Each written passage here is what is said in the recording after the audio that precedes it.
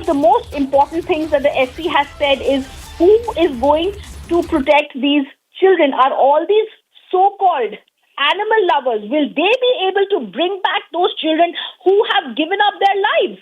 This is the big story that we are breaking right here on Republic TV, because someone needs to be accountable. There are so-called animal lovers who keep trying and moving the Allahabad High Court and the other courts, not realizing that there is a Supreme Court that has taken suo moto action here. We've seen the kind of stories where we've seen children have been hurt, children have been bitten. There are horrifying images, disturbing videos which we've seen where children have been, left without any help when stray dogs have bitten them. And therefore, the Supreme Court in its order says appropriate authorities of Noida, Gurugram, MCD, NDMC are directed to maintain a record of the daily stray dogs that are captured and detained. What is important is without this entire exercise would go futile. Not a single stray dog should be released. And if we know this has happened, we are going to take stern action. They said create a helpline within 1 week. All cases of dog bites and rabies are reported. Action should be taken within 4 hours to pick up a dog after the complaint is received. And any individual, any organization coming in the way, there will be strict action that will be taken against them. I think this is the most important thing, because, we always have these so-called animal lovers who always try and hinder the work of the Supreme Court. The Supreme Court has said we're going to come down very heavily if anyone does this. Absolutely, and this is the biggest remark that has come in from Supreme Court, and this time Supreme Court has said, Rhythm, that it is a time for action and not talk. So Supreme Court is in fact not taking it lightly, and it wants no laxity on behalf of the states as well. The biggest ever remark that has been made by Supreme Court, because we see many such cases come to the fore, and people move the courts, the local courts and the high courts of the state as well. But now this is the biggest remark that has come in from the Supreme Court, that this is a time for action and not talk. Oh yes, absolutely. And the Supreme Court order that has been passed today also clarifies any hindrance by an individual. They have clearly warned here, any individual that will try and come in the way, they will be putting them to action. They will try and ensure, SC warns them that we will put you in contempt if you try and, do not do what we have said because you think you are animal lovers. So this is, I think, the most brilliant order coming from the court. I would say it's much more. This is a court order. The court has given out great details as it warns these people that you cannot get away by simply saying that you are animal lovers. It is time for action. And the reason we've seen the kind of hurt, bitings that children have been getting, that the way they've been mauled by the stray dogs, and this time the Supreme Court has had enough. All these animal lovers who try and come to the Supreme Court and they say that these stray dogs need to be protected, their rights need to be protected. The Supreme Court puts a stop to that. They say this is the time to act. We reject all these intervention applications. It is not the time to when you want to shoot, don't talk. This is what they said. All these so-called, and I want to rephrase that. The Supreme Court said, all these so-called animal lovers, will they be able to bring back those children who have given their lives? The Supreme Court also heard the Solicitor General, who expressed grave concern about the issue in question. Solicitor General Mr. Tushar Mehta was there. He said very stern steps need to be taken at the earliest, or it could be too late. Keeping all this in mind, these orders have been passed by the top court. Absolutely, and every time we see this debate between pro-street dog lovers and those who are against feeding of the stray dogs, that the pro one say that it's our right and the other one say that, you cannot feed them in public. Now that fight has now been done away by the Supreme Court with this massive observation and a big observation that Supreme Court has given as far as this case is concerned, Rhythm. Oh, yes, absolutely. And I also want to make it clear that the Solicitor General of India also appeared before them, and he also said some very stern steps need to be taken at the earliest, otherwise it would be too late in the day. It is not something that the Supreme Court is talking about without listening to all of them who've appeared before them. After listening to everyone, the Supreme Court passes an order after hearing all the sides, they have directed and given directions to the NCT, the National Capital Territory of Delhi, the MCD, the New Delhi Municipal Corporation, also including Gurugram and Noida authorities have been given directions. What are the directions? Make dog shelters. Report about the creation of the infrastructure. Have sufficient personnel for sterilized dogs who should be detained there. Have CCTVs there. Start with 5,000 dogs in the 6 weeks. NCT Delhi, MCD, and NDMC shall at earliest start picking up stray dogs from all localities. Ensure infants and young children not at any cost should fall prey to rabies.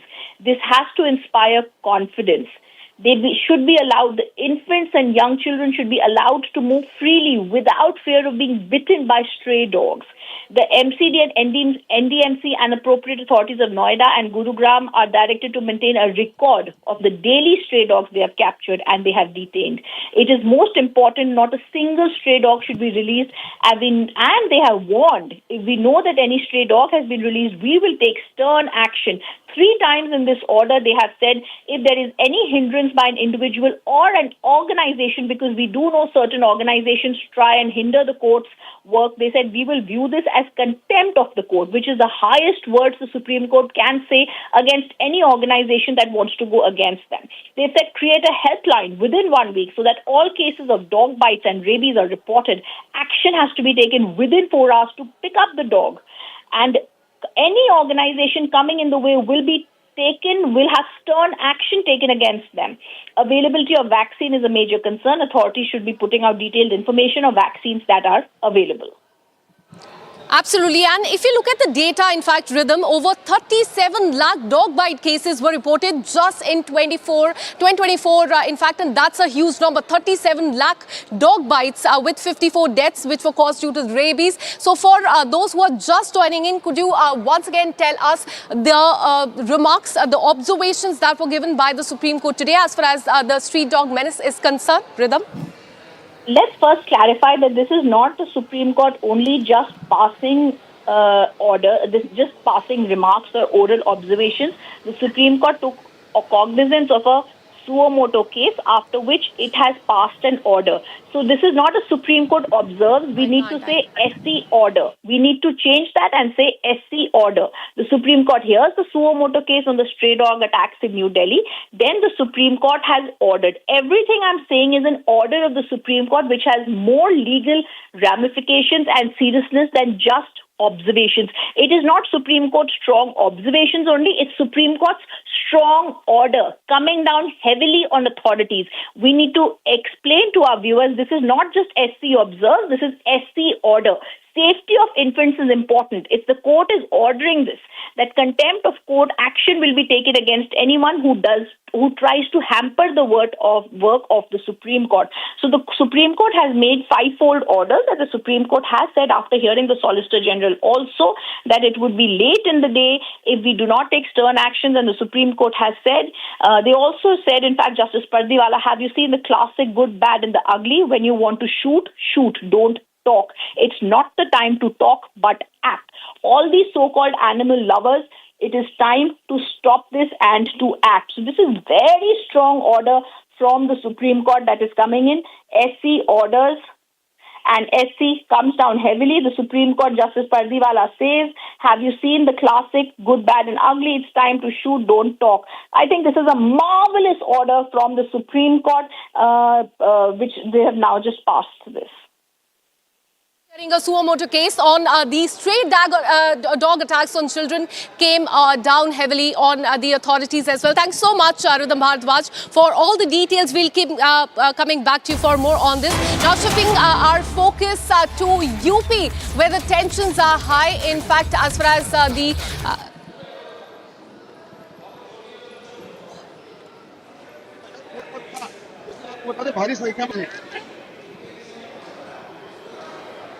All right, so these are the visuals coming in from Fatehpur in Uttar Pradesh, where you can see massive deployment that is there in place, and in the center of this dispute is the structure that you can see on the screen.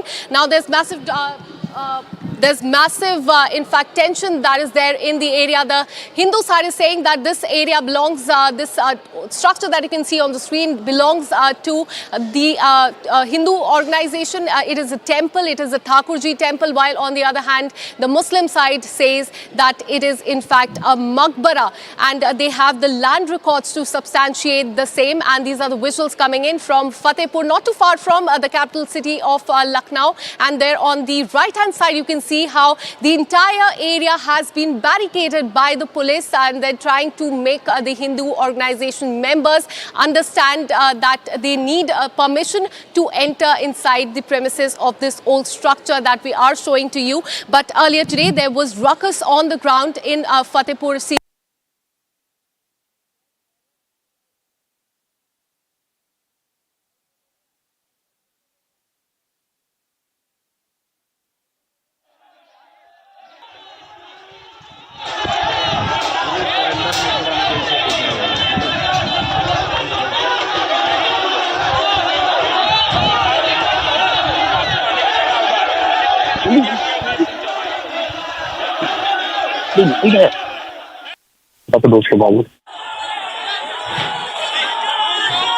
To my colleague Gaurav, who's reporting live from that spot. Gaurav, हमें बताइए अभी ground situation क्या है? हम देख पा रहे हैं कि बैरिकेड कर दिया इस पूरे एरिया को. क्या कुछ टेंशन थी, क्या कुछ क्लेम्स है हिंदू ऑर्गेनाइजेशन के, और अभी क्या सिचुएशन है ग्राउंड पे?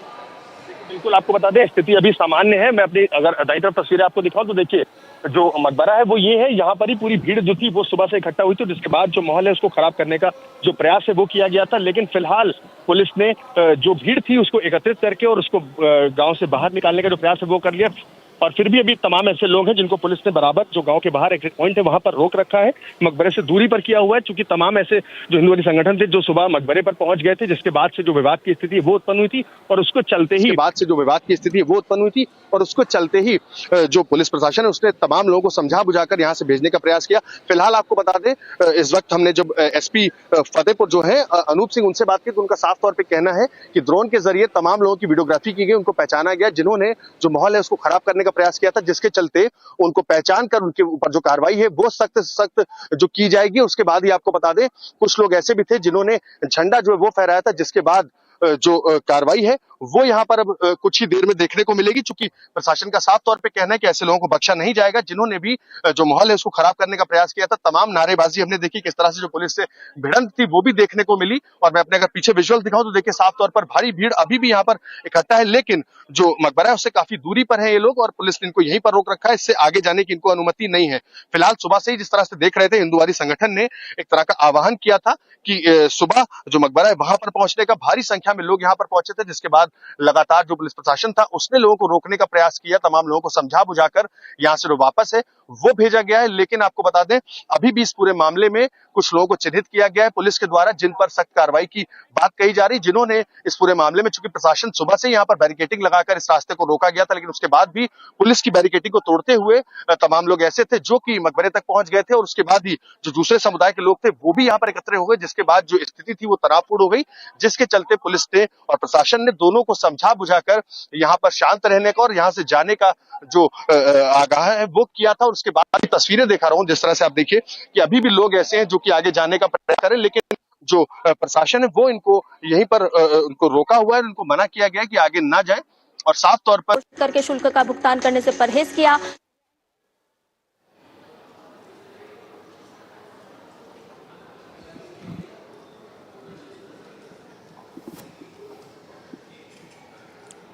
All right, so these are the visuals coming in from UP where the tensions are high. In fact, what we're learning is that the entire area has been barricaded, and there you can see that this is the old structure that is in the center of controversy. Now, the Hindu organizations are saying that this is a Thakurji temple, and there are lotus motifs that are also present inside. Gaurav, my colleague, has been reporting live and exclusive from that spot since morning. Gaurav, हमें बताइए, दो तरह के letter लिखे गए हैं. Hindu organisation का कहना है कि हमें पूजा करने की परमिशन चाहिए. अब मुस्लिम ऑर्गेनाइजेशन का भी कहना है कि वहां पे ये जो स्ट्रक्चर है इसको हटाया ना जाए. इस चीज को लेकर भी डिस्ट्रिक्ट एडमिनिस्ट्रेशन को एक लेटर लिखा गया है. इस सब के बारे में हमें डिटेल्स दीजिए. देखिए बिल्कुल, जिस तरह से इस बारे में हमने जब डीएम से बात करने की कोशिश करी गई तो उनका साफ तौर पे कहना था कि इस पूरे मामले में दोनों तरफ से जो शिकायतें आई हैं उनकी जांच की जा रही है। लेकिन जो आज फिलहाल स्थिति थी, जिस तरह से 2 दिन पहले से यहाँ पर आह्वान किया गया था कि जो मकबरा है उसको लेकर के संगठन का दावा था कि वहां पर 11 अगस्त को सुबह पहुंचकर पूजा अर्चना की जाएगी, जिसके बाद यहाँ पर बैरिकेटिंग लगाई थी, भारी मात्रा में यहाँ पर पुलिस को तैनात किया गया था। लेकिन तमाम बैरिकेटिंग्स को और पुलिस प्रशासन को दरकिनार करते हुए भारी मात्रा में जो भीड़ थी वो कहीं ना कहीं मकबरे तक पहुंच गई। और यहाँ पर उसके बाद जिस तरह से हमने विजुअल्स देखे कैसे जो पुलिस से भिड़ंत थी वो लोगों की देखने को मिली, और उसके बाद ही जो दूसरे समुदाय के लोग थे वो भी यहाँ पर आ गए, और उसके बाद पुलिस लगातार उनको प्रयास करके यहाँ से हटाने की कोशिश करती रही। और फिलहाल जो स्थिति है वो सामान्य देखी जा रही है। लेकिन आपको बता दें, इन दोनों तरफ से जो शिकायतें हैं उसकी जांच खुद जो डिस्ट्रिक्ट मजिस्ट्रेट है वो कर रहे हैं, और खुद जो एसपी हैं उन्नाव के अनूप सिंह, उनका जो फतेहपुर के एसपी हैं अनूप सिंह, उनका साफ तौर पर यह कहना है कि इस पूरे मामले में ड्रोन के जरिए निगरानी की जा रही है, और तमाम ऐसे लोग हैं जिनको चिन्हित किया गया है, जिनके द्वारा जो स्थिति है उसको माहौल को जो खराब करने की कोशिश की थी उन पर सख्त कार्रवाई जो है वो की जाएगी। Back to you. एब्सोल्युटली। सबसे बड़ी बात यहाँ ये बनती है कि अगर कल हिंदू ऑर्गेनाइजेशंस ने ये लेटर लिखा था डिस्ट्रिक्ट एडमिनिस्ट्रेशन को कि वो पूजा करना चाहते हैं शिवलिंग की, वहाँ फिर भी वहाँ एम्पल सिक्योरिटी क्यों नहीं थी, ये क्वेश्चन काफी लोग पूछ रहे हैं। और दूसरा कि अभी क्या इस केस में डिटेंशन हुआ है किसी का, किस पे फिलहाल फोकस है पुलिस का इस पूरे इन्वेस्टिगेशन में? देखिए बिल्कुल, फिलहाल पुलिस ड्रोन के जरिए कुछ लोगों की पहचान की गई है, उनको पहचान कर उनके खिलाफ जो कार्रवाई है उसकी बात कही गई है। और वहीं इस पूरे मामले में कुछ लोगों के पास से जो डंडे हैं और तमाम ऐसी चीजें थी जो बरामद हुई, जो कि पुलिस ने अपने कब्जे में ले ली है, और ऐसे लोगों की पहचान की जा रही है, उनके खिलाफ एक्शन की बात तो पुलिस कह रही है। लेकिन फिलहाल अभी इस पूरे प्रकरण में किसी को भी पुलिस के द्वारा डिटेन नहीं किया गया है। एब्सोल्युटली। बट एक लास्ट क्वेश्चन मैं आपसे पूछना चाहूंगी, जब भी ऐसा कोई केस आता है गौरव, तो लीगली इस चीज को परस्यू किया जाता है। क्या हिंदू ऑर्गेनाइजेशंस क्या अभी कोर्ट जाने की कोशिश करेंगे इस पूरे केस को लेकर? क्योंकि उनका भी दावा है कि अंदर लोटस मोटिव्स पाए गए हैं, ट्राइडेंट के सिंबल्स हैं अंदर, क्या वो कोर्ट जाएंगे?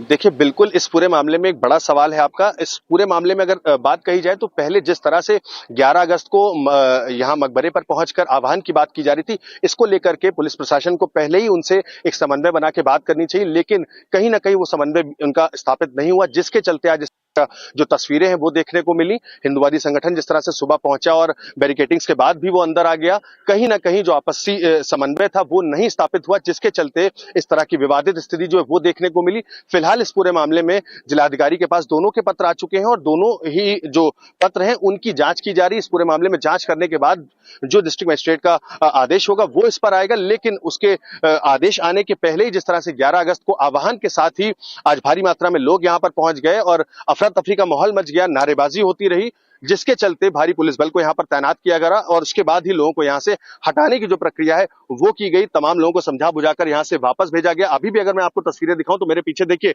साफ तौर पर भारी मात्रा में गांव की जो भीड़ है वो यहाँ पर एकत्रित है। पुलिस द्वारा हालांकि उनको वहां पर रोका गया है, लेकिन अभी भी तमाम लोग ऐसे हैं जो यहाँ पर आने की कोशिश कर रहे हैं। चाहे वो बात की जाए हिंदुवादी संगठन की या दूसरे समुदाय के लोगों की बात की जाए, दोनों ही तरफ के जो लोग हैं वो यहाँ पर आने का प्रयास लगातार कर रहे हैं, लेकिन पुलिस के द्वारा उन दोनों को ही अपनी अपनी जगहों पर रोक दिया गया है।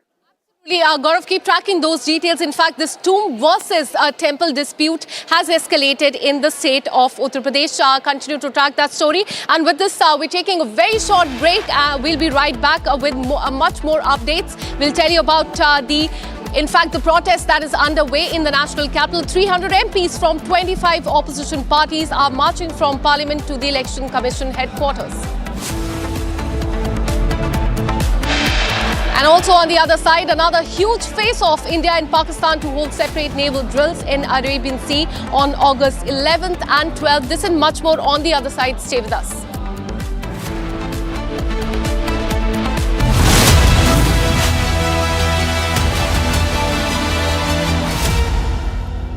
Amity is proud to announce the commencement of its 12th university in India, Amity University, Hyderabad. At the prime location of AeroCity Hyderabad Airport, has a strong focus on high-end research with brilliant students and distinguished faculty who share our mission to change the world together. To apply for this year's session, visit amity.edu/Hyderabad. ये है secret recipe recipe MDH का जीरा sip jal jeera masala. Sip sip jeera sip MDH का jal jeera sip MDH का jal jeera sip. Our pure shahi paneer masala, delicious, healthy every day.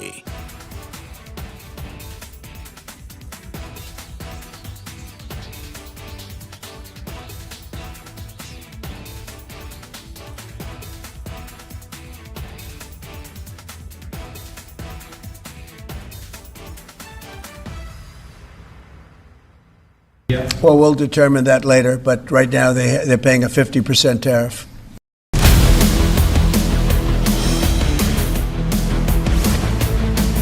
This is Republic Jack Volleyball Studio. Stay tuned for all the breaking news and updates. I'm Akanksha Khajuria. Let's get started.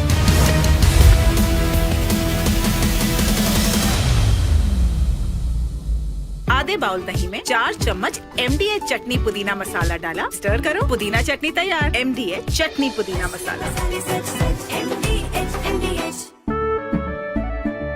केसरिया से मन जोगी हुआ रे, दिल झूमे देखो मतवारा हुआ रे।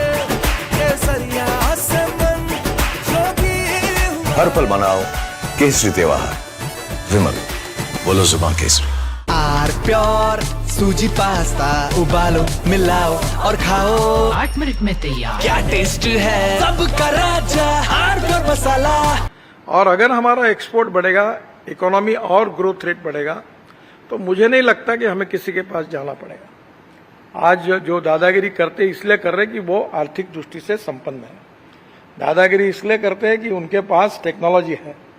अगर उनसे अच्छी टेक्नोलॉजी और रिसोर्सेज हमारे पास आएंगे तो हमें दादागिरी नहीं करनी है। हमारी संस्कृति ये कहती है कि विश्व का कल्याण हो। कुछ लोग हैं जो भारत के का विकास जितनी तेजी के साथ हो रहा है उन्हें रास नहीं आ रहा है, उन्हें अच्छा नहीं लग रहा है। सबके बास तो हम हैं, भारत के। From Asia's largest news headquarters, setting the agenda for Bharat.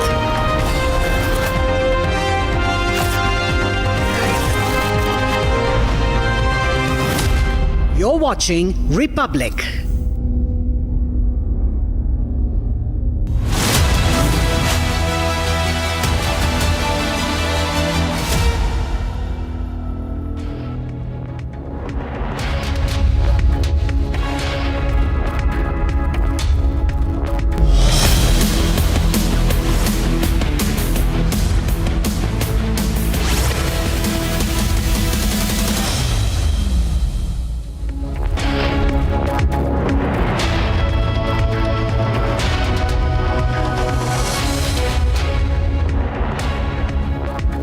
A very good afternoon, viewers. It's 1 p.m. and you're watching Republic TV. I'm Deepak Sureshkumar. There is a latest flashpoint between India and Pakistan, and that is in the Arabian Sea, because India and Pakistan are holding different naval drills. We'll get you all that and much more after a quick check on the headlines.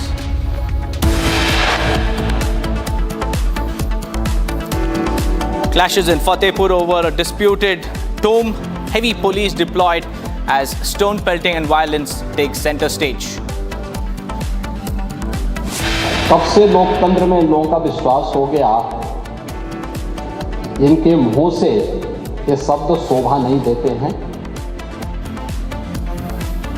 Uttar Pradesh Assembly session begins from today. UP CM Yogi Adityanath fires a scathing attack on Samajwadi Party. Biggest ever remark by Supreme Court on stray dog menace, issues an 8-week ultimatum to Delhi NCR authorities to pick up all the stray dogs.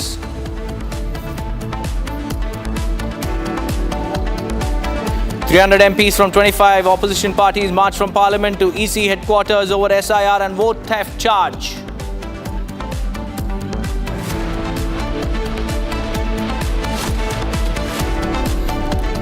Beaten, bite marks on body, horrendous video shows assault on toddler at Noida daycare. Parents file complaint.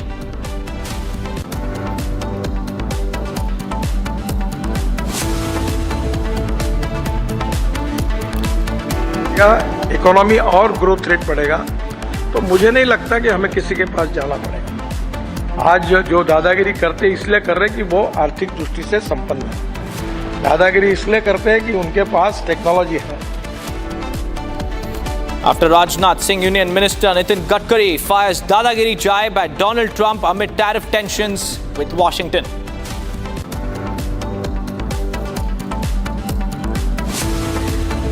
It's another huge face-off between India and Pakistan as they're all set to hold separate naval drills in Arabian Sea.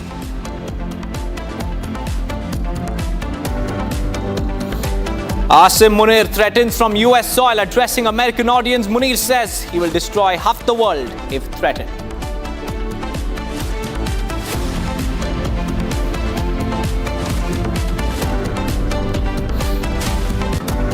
Viewers, we have some big breaking news coming in. The Defence Ministry has approved a UAV procurement deal worth 30,000 crore rupees. And this particular deal has been awarded to two separate firms. The names of these two participating firms have not yet been disclosed yet. Now, what we understand is that the Defence Ministry has approved UAV purchase deal, I beg your pardon, and what we understand is that it's a 30,000 crore deal awarded to two firms. And the names of these two firms are yet to be announced, but this is a big boost to Make in India, and these two firms that have gotten this deal are private firms, and the names of these two firms are yet to be announced, but what we understand is that the deal is worth 30,000 crore rupees. And this is a major step towards Atmanirbharta, and we have Ishan joining us live. Ishan, this is a huge deal that has been announced by the Defence Ministry. 30,000 crore rupees is what we're talking about, and two firms whose names are yet to be announced. Help us understand the nature of this deal and also what this means. This deal has been announced by Ministry of Defence today. This is primarily part of the earlier 87,000 crore MALE drone deal finalized by the Ministry of Defence. This deal has allocated local procurement of drones having capabilities of flying at least 35,000 feet and for 30 hours continuously.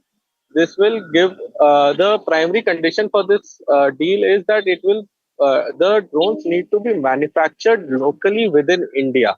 This is a great boost to the defense industry in India, and it will provide great confidence in the defense manufacturing sector.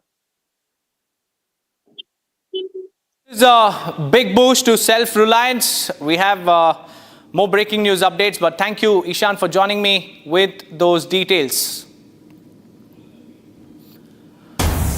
Viewers, we have more breaking news coming in. Republic has accessed another video of the forces blast opening a terror hideout inside a cave. The latest video is from another angle. It is of the same blast that was done earlier in Kishtwar, and we're just putting those visuals on your screens. Well, this is the latest video that we have accessed. There you can see how a terror hideout has been completely blasted open by our forces. That was the cave through which the forces believe the terrorists were operating from. This is a major terror hideout that has been busted. It has been blasted open by our forces using explosives. And this is the same terror den that was blasted open earlier today, but from a different angle, as anti-terror operations have entered day 3. These are the latest pictures that we have accessed from Kishtwar, where our forces have blasted open a terror den. This was a terror hideout that has been blasted open by our forces. Explosives were used in this operation.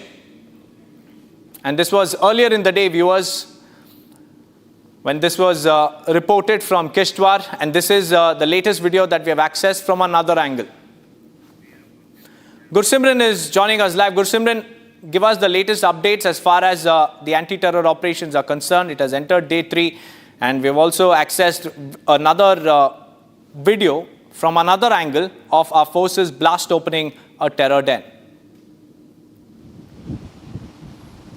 Yes, this was the opening of that very tunnel, that cave which has a tunnel deep inside it. It is believed to be somewhere close to 40 feet or more, because earlier it was believed to be some 20 feet. But now the forces have advanced to that very point, and it is still being said that it is almost half yet to be crossed by the forces. The special forces of the Indian Army have been inducted in the operations, and also what we are picking up that the area of operations has been extended by the security forces, because it was earlier restricted only to that very cave, but now it has been extended to the nearby areas. So forces are not ruling out the possibility of any other opening of this tunnel also. And also the intervention that is being done by the special forces of the Indian Army, it is taking time, because for every feet to be crossed it is taking close to 1 hour, because the forces have to crawl inside this cave, because this is one such operation, one of its kind, that is being carried out inside a cave. So it is altogether a different ball game for the security forces in which they are conducting the operations. But these two terrorists, because they are active for more than half a decade, they are well versed of the area's demography as well as the topography of the area and how they can escape from one route to the other. So that is why the forces are, without taking any collateral damage, without getting into much adventurism, they are carrying out the operation slowly. They know this operation is going to take time, but they want these terrorists to be eliminated at an earliest, and that's why there are blastings that are taking place at the entrance of the tunnel as well as at the midway also.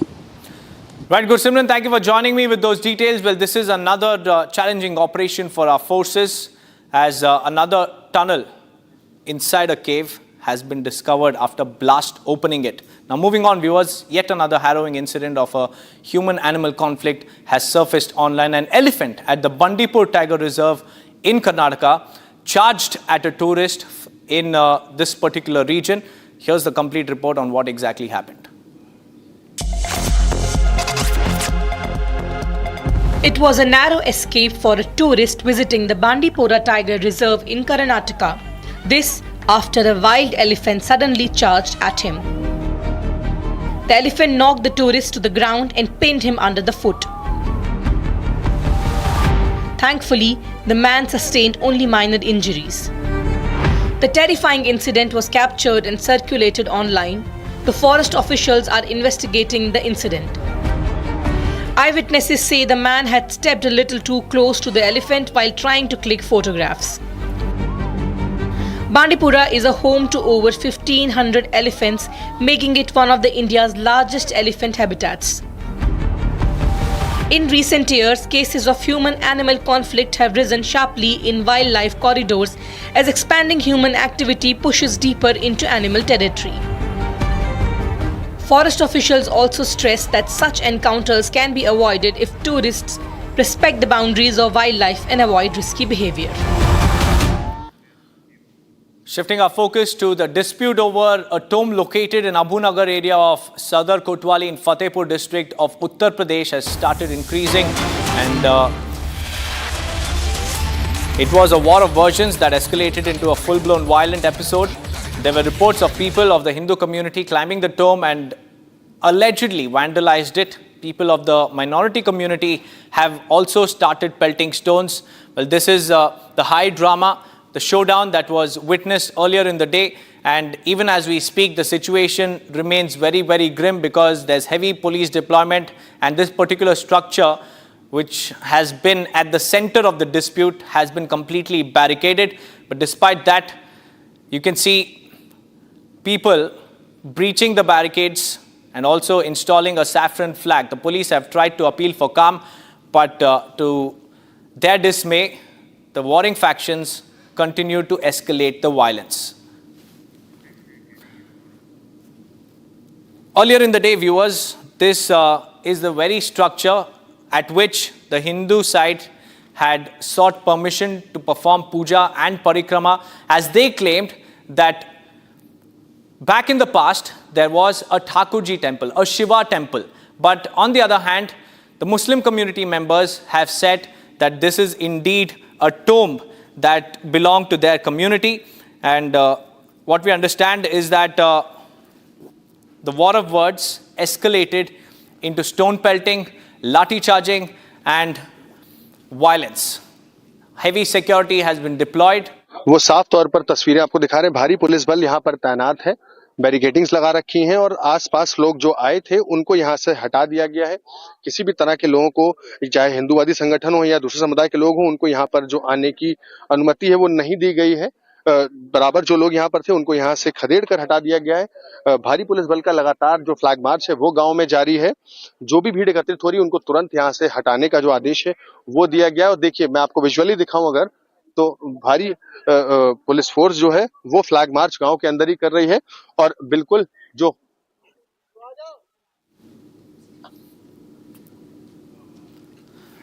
Well, that was our correspondent bringing us the latest updates. What we understand is that the access to this particular structure has been denied, and there's heavy police deployment, like you can see on your screens, and this particular structure has also been barricaded. गया, तमाम लोग नारेबाजी भी करते दिख रहे हैं। देखिए, भारी पुलिस बल यहाँ पर तैनात है। खुद जो डिस्ट्रिक्ट मजिस्ट्रेट है वो यहाँ पर है, एसपी जो अनूप सिंह है वो यहाँ पर मौजूद हैं, और भारी पुलिस बल इस तरह के जो लोग हैं उनको यहाँ से हटाया जा रहा है, जो कि आगे आने का प्रयास कर रहे थे और कहीं ना कहीं विरोध प्रदर्शन में शामिल थे, उनको यहाँ से हटाया जा रहा है। तमाम ऐसे लोग हैं जिनको ड्रोन के जरिए चिन्हित किया गया है, जिन्होंने पत्थर भी चलाए हैं, और कई लोग ऐसे थे जो डंडे लेकर के इस पूरे विरोध प्रदर्शन में आए थे, उनको चिन्हित किया गया और उनके खिलाफ सख्त कार्रवाई की जो बात है पुलिस के द्वारा वो कही गई है। मैं अगर विजुअली आपको दिखाऊं तो देखिए, जो भी एंट्री एग्जिट पॉइंट्स हैं इस मकबरे के पास के, वहां पर भारी मात्रा में लोग इकट्ठा हैं और उनको ही पुलिस प्रयास करके यहां से हटाने की कोशिश कर रही है। भारी पुलिस बल को गांव के चारों तरफ लगा दिया गया है ताकि कोई भी इसके आसपास ना आ सके। जिस तरह से सुबह तस्वीरों में देखा कि कैसे जो माहौल है उसको खराब करने की कोशिश की गई थी, उसके बाद से ही लगातार पुलिस के द्वारा इन लोगों को यहाँ से खदेड़ा गया। और इनकी जो पहचान है वो कि देखिए, नारेबाजी हो रही है। पुलिस से जो भिड़ंत के विजुअल्स हैं वो आपको दिखा सकते हैं, कैसे सामने भारी मात्रा में जो भीड़ है उसको यहाँ से हटाने के लिए पुलिस प्रशासन आगे बढ़ा है, और उसके बाद ही जो पुलिस के खिलाफ नारेबाजी है वो देखने को मिल रही है। ये तस्वीरें फतेहपुर से गांव की हैं, जहां पर मकबरे के पास जाने को लेकर के सैकड़ों की तादाद में लोग इकट्ठा हो गए हैं, और देखिए हाथों में झंडे भी हैं और भीड़ बढ़ती जा रही है। लगातार ताली और प्रदर्शन देखने को मिल रहा है, नारेबाजी पुलिस के खिलाफ यहाँ पर हो रही है। और ये तस्वीरें आपको फतेहपुर से दिखा रहे हैं, जहां पर देखिए मकबरे के करीब जाने को लेकर के प्रशासन के द्वारा लोगों को रोका गया था, और उसके साथ ही जो भीड़ है वो एकत्रित हो गई है और पुलिस के खिलाफ जो नारेबाजी है वो लगातार जारी है। हाथों में झंडे भी हैं, किसी पॉलिटिकल पार्टी का तो नहीं कह सकते, लेकिन हाथ में एक झंडा दिखाई दे रहा है, और लाउडस्पीकर के द्वारा पुलिस इनको समझाने का प्रयास कर रही है, लेकिन भीड़ है वो बढ़ती ही जा रही है। और ऐसी कुछ तस्वीरें थी पहले, इस तरह से वीडियो जारी हुए हैं पुलिस के द्वारा भी देखे गए कि कई लोग ऐसे थे जिन्होंने भीड़ में पत्थर चलाने का काम किया था, उनको भी पहचान किया जा रहा है। जिसके बाद देखिए पुलिस के द्वारा इनको पीछे किया जा रहा है, जो प्रयास होने के लिए लगातार लाउडस्पीकर के जरिए बोला जा रहा है कि ऐसा करने से कुछ भी हासिल नहीं होगा, यहाँ पर फीडबैक ऐसा करें, और यहाँ से इनको पीछे करने का प्रयास किया जा रहा है। लेकिन ये देखिए लोग हैं जो पुलिस उनको पीछे कर रही है, लेकिन तमाम लोग जो भीड़ है वो यहाँ पर लगातार इकट्ठा हो रही है। इससे पहले भी पुलिस इनको कई बार पीछे हटा चुकी, लेकिन दोबारा फिर ये लोग जो भीड़ के साथ में आगे आ जाते हैं, उसके साथ ही लगातार जो पुलिस है इनसे लाउडस्पीकर के जरिए इनको मैसेज दे रही है कि यहाँ पर भीड़ ना लगाएं, अनावश्यक यहाँ पर ना खड़े हो, माहौल को खराब ना करें। लेकिन ये देखिए भीड़ है वो भारी मात्रा में यहाँ पर इकट्ठा हो गई है, और लगातार जो पुलिस के खिलाफ नारेबाजी थी वो भी इनके द्वारा की जा रही थी, जिसके चलते अब इनको यहाँ से खदेड़ा गया है। देखिए तस्वीरों में देखिए जो झंडा उनको लेकर के यहाँ पर पुलिस लगातार उनसे झंडा हटाने की और यहाँ से हटने की जो मांग है वो कर रही है। लगातार उनको समझाकर पीछे करने का जो प्रयास है वो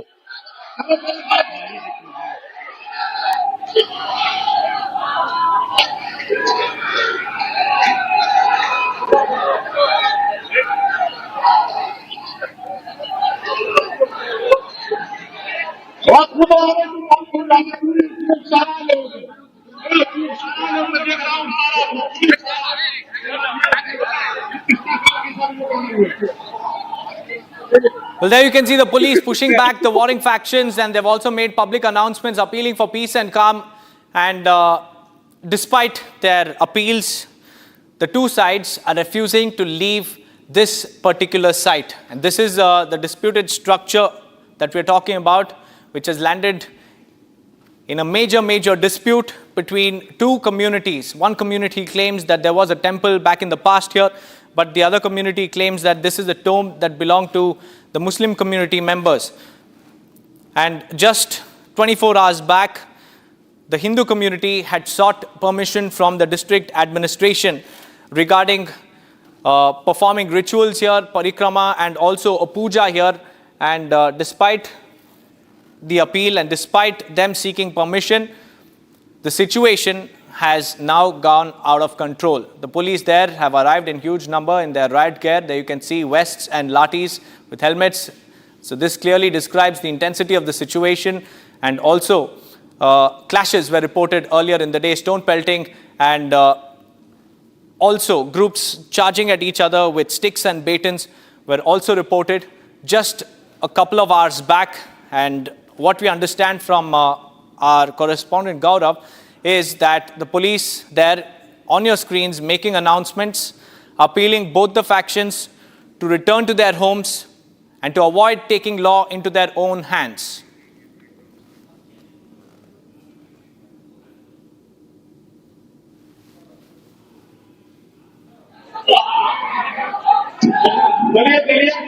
आप अपने घर जाओ, हम यहाँ रोज का दोबारा दिखाई दिए ना।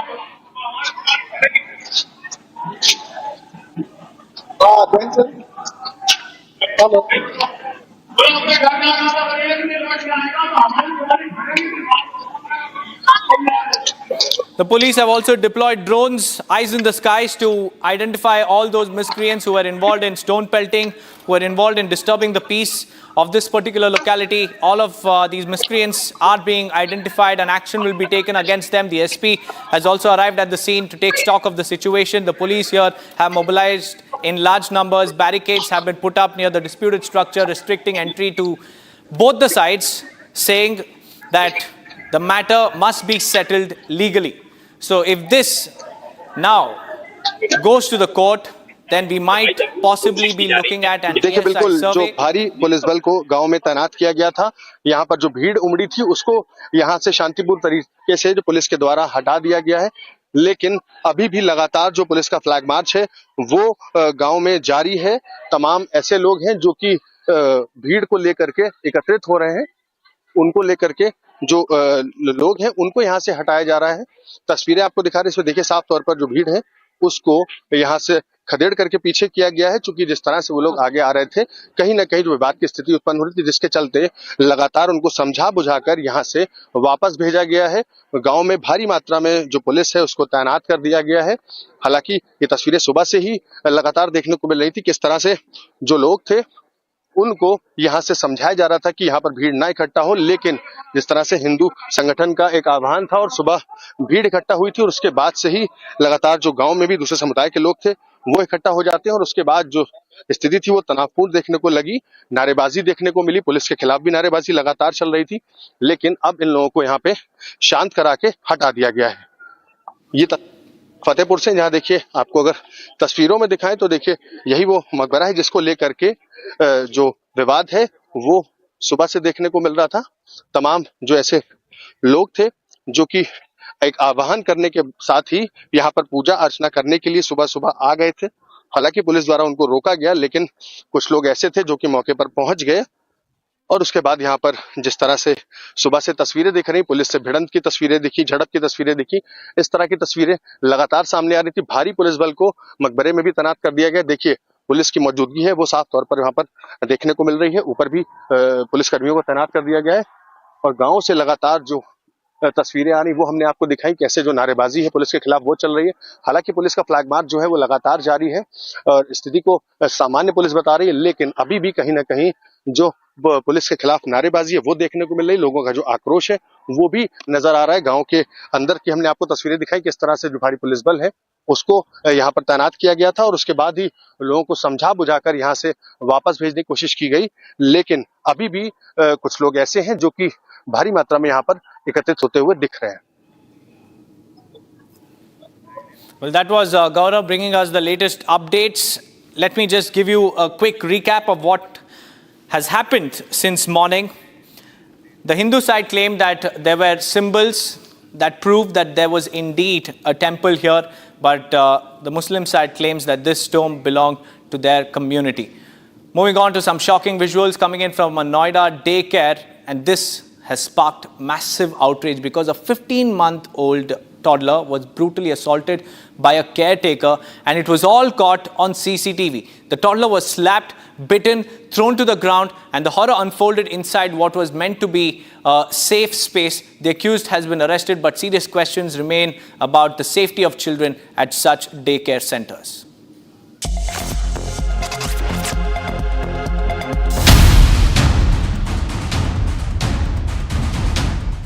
Abuse caught on camera. A toddler slapped, dropped, bitten and beaten by the very woman entrusted with her care. The CCTV footage is chilling. The pain visible on the baby's face. Bite marks, bruises and trauma. The child is just 15 months old. But it doesn't end there. The caregiver, frustrated with the baby's cries, throws her to the floor again. The horror unfolded inside a daycare located in a residential complex in Noida, Sector 137. A place meant to nurture is now a site of unimaginable cruelty. The incident came to light when the child's mother found bite marks on both the thighs and rushed her to the doctor. What she thought was a skin infection turned out to be human bites, confirmed by the medical examiner.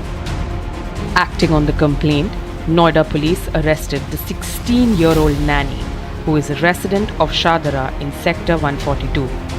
The daycare head is also under investigation, and police are verifying if the center was even licensed to operate. The CCTV reveals not just the abuse, but a complete betrayal of trust. The cries were unheard, her wounds now a symbol of system that failed her. Police say investigations are underway, but the big question is the silence of these daycare walls. Who's protecting them, and the ones who cannot speak for themselves? Viewers, Uttar Pradesh Chief Minister Yogi Adityanath delivered a pointed attack in the assembly, drawing a stark contrast between the Samajwadi Party and democracy. He likened the two entities to being on different sides of a river, questioning the party's commitment to democratic principles. Listen in.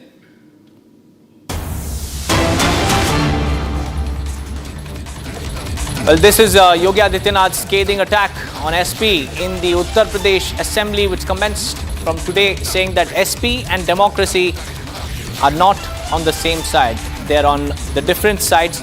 Let's listen in to Uttar Pradesh Chief Minister's pointed attack against the opposition.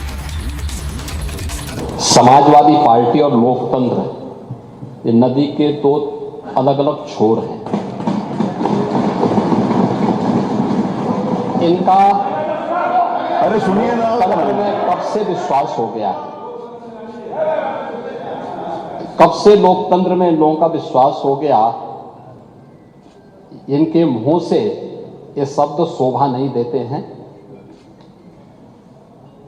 स्वाभाविक रूप से संभल में जो नग्न तांडव इन्होंने Samajwadi party सरकार के समय किया था, आज जब वहां पर उसका शुद्धिकरण का अभियान चल रहा है, तो अगर आपको हवन डालना है तब तो ठीक बात है, लेकिन अनावश्यक रूप से हर एक जगह न्यूसेंस क्रिएट करना, अपनी नकारात्मकता से उस क्षेत्र के विकास को अवरुद्ध करना, संभल हो, बहराइच हो या गोरखपुर, ये समाजवादी पार्टी हर जगह यही करती है। Now, moving beyond the traditional military drills, India and Australia military ties are all set to gain momentum, with the Chief of Australian Army, Lieutenant General Simon Stewart, who's on a 5-day visit to India. His visit in a very, very crucial time has come in order to enhance the bilateral military cooperation, focusing on humanitarian assistance and disaster relief. In fact, his discussions with the Indian officials will be reviewing existing partnerships and also explore further ways to improve the operational coordination in the Indo-Pacific region. Here's a quick report.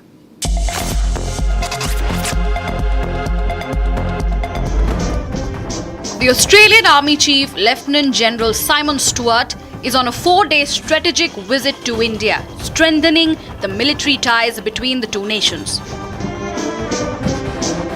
Today, Lieutenant General Simon Stewart received a guard of honor at the South Block lawns in New Delhi. Lieutenant General Stewart, along with Indian Army Chief General Upendra Dwivedi, were seen reuniting after a decade during the Guard of Honor ceremony. The Australian Army Chief also laid a wreath at the National War Memorial today, honouring the fallen Indian soldiers. This visit by the Australian Army Chief reflects the Indian Army's rising profile as a credible partner in the Indo-Pacific. It's time for a quick break, viewers. On the other side, another huge face-off, India and Pakistan to hold separate naval drills in the Arabian Sea today and tomorrow. Along with that, we'll also tell you about Munir's threat from US soil addressing American audience. Munir says that he will destroy half the world if threatened. Stay tuned.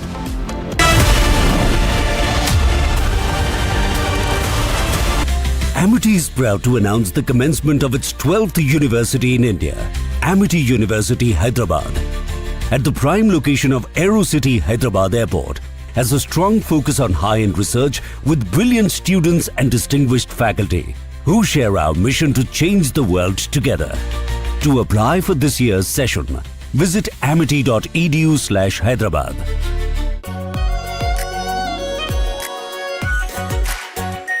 Our pure Shahi Paneer Masala. Delicious, healthy, every day. केसरिया से मन जोगी हुआ रे दिल झूमे देखो मतवारा हुआ रे केसरिया से मन जोगी हुआ हर पल मनाओ केसरी त्योहार विमल बोलो जुबान केसरी दादी के हाथों का जादू और खुशबू से महकता घर, माँ की मुस्कुराहट और खाने की सुगंध, MDH गरम मसाला, क्योंकि हर रिश्ता है स्वाद से जुड़ा।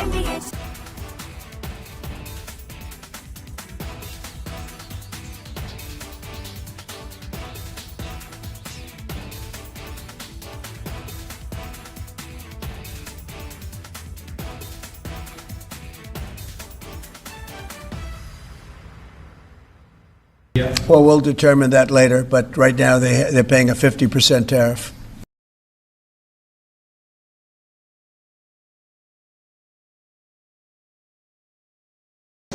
Our collective desire is to see a fair and representative global order, not one dominated by a few.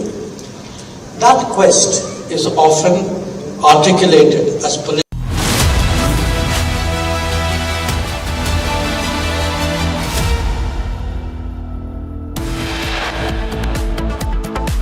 Clashes reported in Fatehpur over a disputed tomb.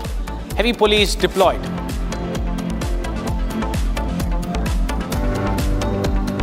कब से लोकतंत्र में लोगों का विश्वास हो गया,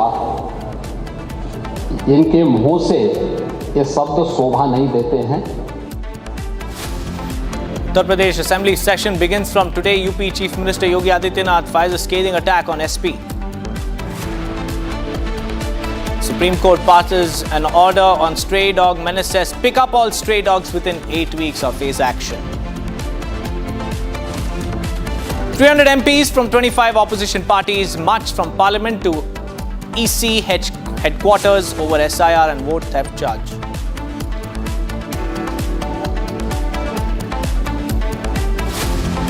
Beaten, bite marks on body. Horrendous video shows assault on toddler at Noida daycare. Parents have filed a complaint. अगर हमारा एक्सपोर्ट बढ़ेगा, इकोनॉमी और ग्रोथ रेट बढ़ेगा, तो मुझे नहीं लगता कि हमें किसी के पास जाना पड़ेगा। आज जो दादागिरी करते इसलिए कर रहे हैं कि वो आर्थिक दृष्टि से संपन्न है। दादागिरी इसलिए करते हैं कि उनके पास टेक्नोलॉजी है। After Rajnath Singh, Union Minister Nitin Gadkari fires Dadagiri jibe at Donald Trump amid tariff tensions with US.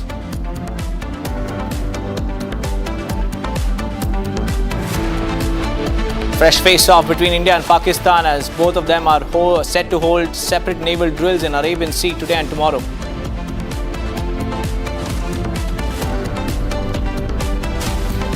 Munir threatens from US soil. Addressing Americans, he says he will wipe out half the world if threatened.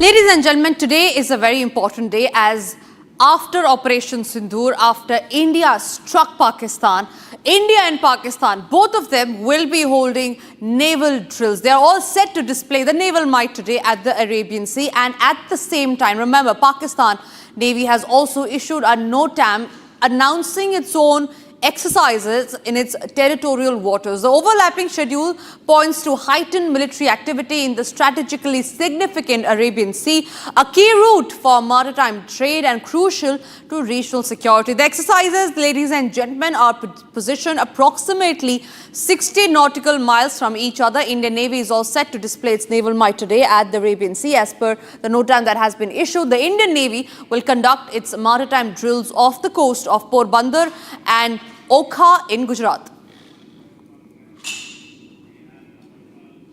Joining us on the broadcast is Major General Samarpal Tu, Defence Expert General. Very good morning, very good afternoon to you.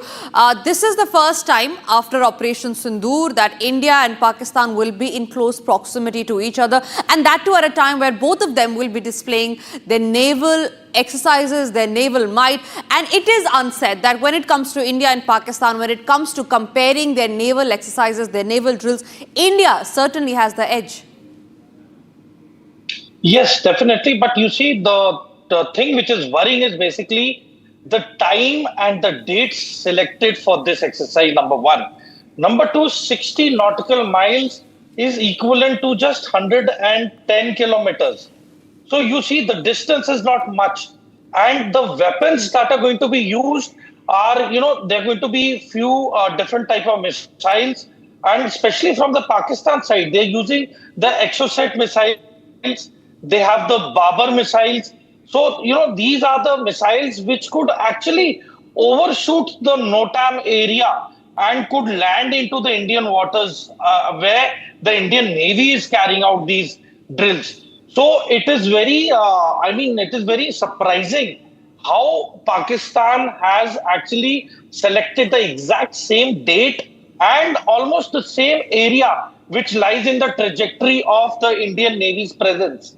So that is what is a bit intriguing. It is a very fragile and a very tense situation right now, because you see, even if the missile overshoots the target during a drill, it might result in some accidental fire, which might be provocative. So number one is that. Number two, the reason during Op Sindoor that the Indian Navy, despite its carrier group being deployed, were not able to be maneuverable very much is because of this type of placement, tactical placement by the Pakistan naval ships.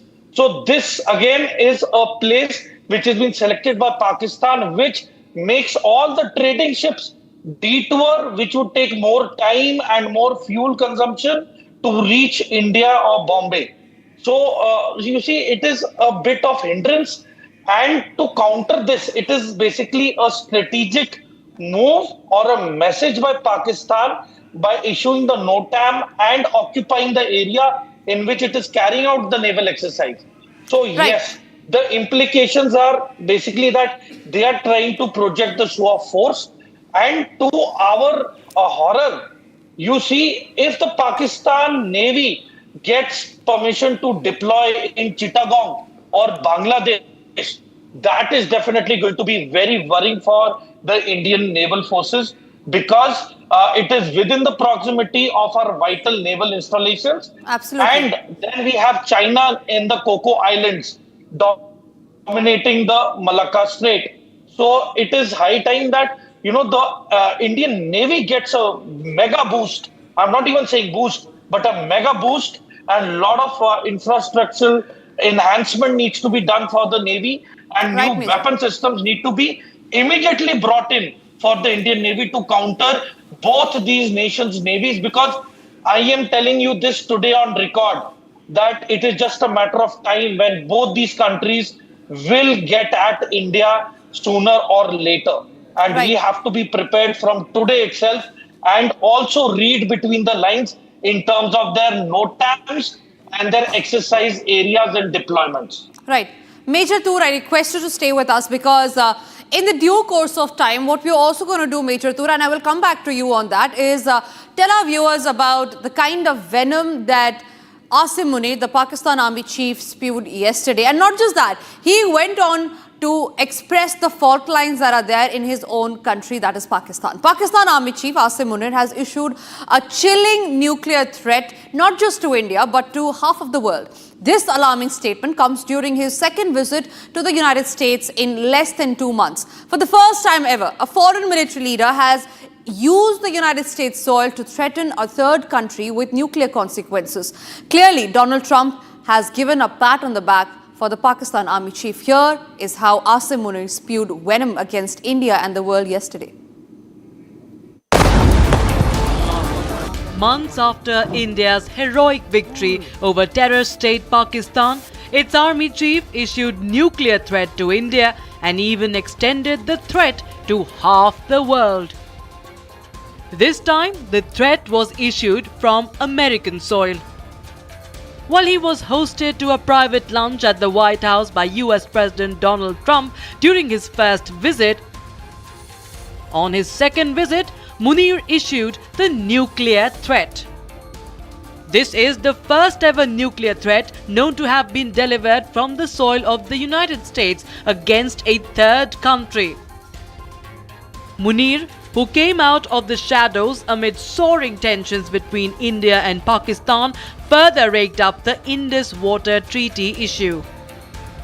Munir said that we will wait for India to build a dam on Indus, and when it does, we will destroy the dams. Our stance, government stance on Kashmir is absolutely clear. It was our jugular vein. It is our jugular vein. We will not forget it. And we will not leave our Kashmiri brethren in their heroic struggle, what they are waging against the Indian occupation. Ziaul Haq gave form to this particular doctrine of 1,000 years war. And someone added that you should add this 1,000 cut into it. And similar kind of venom was spewed by General Asim Munir against India and Hindus. Speech just few days or weeks before what happened in Pahalgam. The man behind Pahalgam attack, man who spewed venom against India, the man who is issuing nuclear threat not just to India but to half of the world. But Trump gave him a clean chit and praised him. In your meeting today with the Chief of Staff of the Pakistani Army, did you talk about Iran? Did that come up as something you can share from that meeting? Well, they know Iran very well, better than most. And they're not happy about anything. It's not that they're bad with Israel. They know them both, actually, but they probably, maybe they know Iran better. But they see what's going on, and he agreed with me. The reason I had him here, I wanted to thank him for not going into the war, just, ending the war. But in India, we set the record straight on how our forces decimated Pakistan's terror bases and air bases. I'm talking about fighter aircraft from S-400. We have at least 5 fighters confirmed killed and 1 large aircraft, which could be either an Elint aircraft or an AWNC aircraft, which was taken on at a distance of about 300 kilometers. This is the actually largest ever recorded surface-to-air kill. This time, I think that is Pahalgam 25. It was wide and deep where we hit the heartland. This was the first time we hit the heartland. And of course, our target was the nursery and the masters. And like I told you, and this has never been done, and even Pakistan was not expecting that the heartland will be hit. And that's what came as a shocker to them. India's Chief of Army Staff General Upendra Dwivedi went a step further to troll Asim Munir's promotion. If you ask to a Pakistani whether you lost or won, you say, my chief has become field marshal, we must have won only, that's why he's become field marshal. Pakistan's economy has been in shambles for the past decade and is sustaining on global loans. And yet, US administration struck a deal with Pakistan in which Washington will work with Islamabad in developing the South Asian nation's oil reserves. Trump announced 50% tariffs on India, and not only this, Trump took a dead economy jibe on India. But setting the record straight, Prime Minister Modi gave a strong counter. आज भारत दुनिया की fastest growing major economy है। पिछले 11 years में हमारी economy 10वें number से top 5 में पहुंच गई। हम बहुत तेजी से टॉप 3 इकोनॉमी बनने की ओर आगे बढ़ रहे हैं। Defense Minister Rajnath Singh took pot shots at Trump in a veiled attack. कुछ लोग हैं जो भारत के का विकास जितनी तेजी के साथ हो रहा है उन्हें रास नहीं आ रहा है, उन्हें अच्छा नहीं लग रहा है। सबके बास तो हम हैं, भारत कैसे इतनी तेजी के साथ बढ़ रहा है। Trump's vendetta with India is becoming personal, and his obsession with Nobel is getting real. Blinded by his zeal to match Obama's Nobel Peace Prize, Trump is hitting a wrecking ball at the India-US relationship. Will Trump's free hand to Munir for Peace Prize put half of the world's peace at stake? It's very astonishing, Major Tur, how Asim Munir is giving out the fault lines, is telling the fault lines and the vast difference between India and Pakistan on his own. He goes on to say in the same speech that he addressed from the US soil how Pakistan is a dump trash and how India is like Mercedes. And what is more shocking is here, Major Tur, is that Asim Munir, the Pakistani army chief, has been making these statements, threatening the world from the United States. So do you think it is a pat on the back of Asim Munir by Donald Trump clearly? You see, firstly, the position and post of a high-ranking general is supposed to be mature. It is supposed to be very, it's a position of responsibility. But the way he has been behaving, wearing a black suit and a tie, but he's behaving like a rogue politician. There is no, there is no sign of him being a refined general who's leading an army. He looks like a thug who has been ranting out these threats openly on foreign soil. I don't know the desperation, what it is. Maybe it is the humiliation. Maybe it is the calling out of the bluff and the lies of the Pakistan narrative, which has actually triggered him to pass on such statements by saying that, if Pakistan is threatened, then, it is going to nuke India and is going to get half of the world down with him. So, you see, these are the exact telltale signs of Saddam Hussein. Saddam Hussein as a dictator used to behave like this, that Absolutely. If he's going down, then nobody survives. Everybody goes down. Right. So this is the exact mindset of Asim Munir.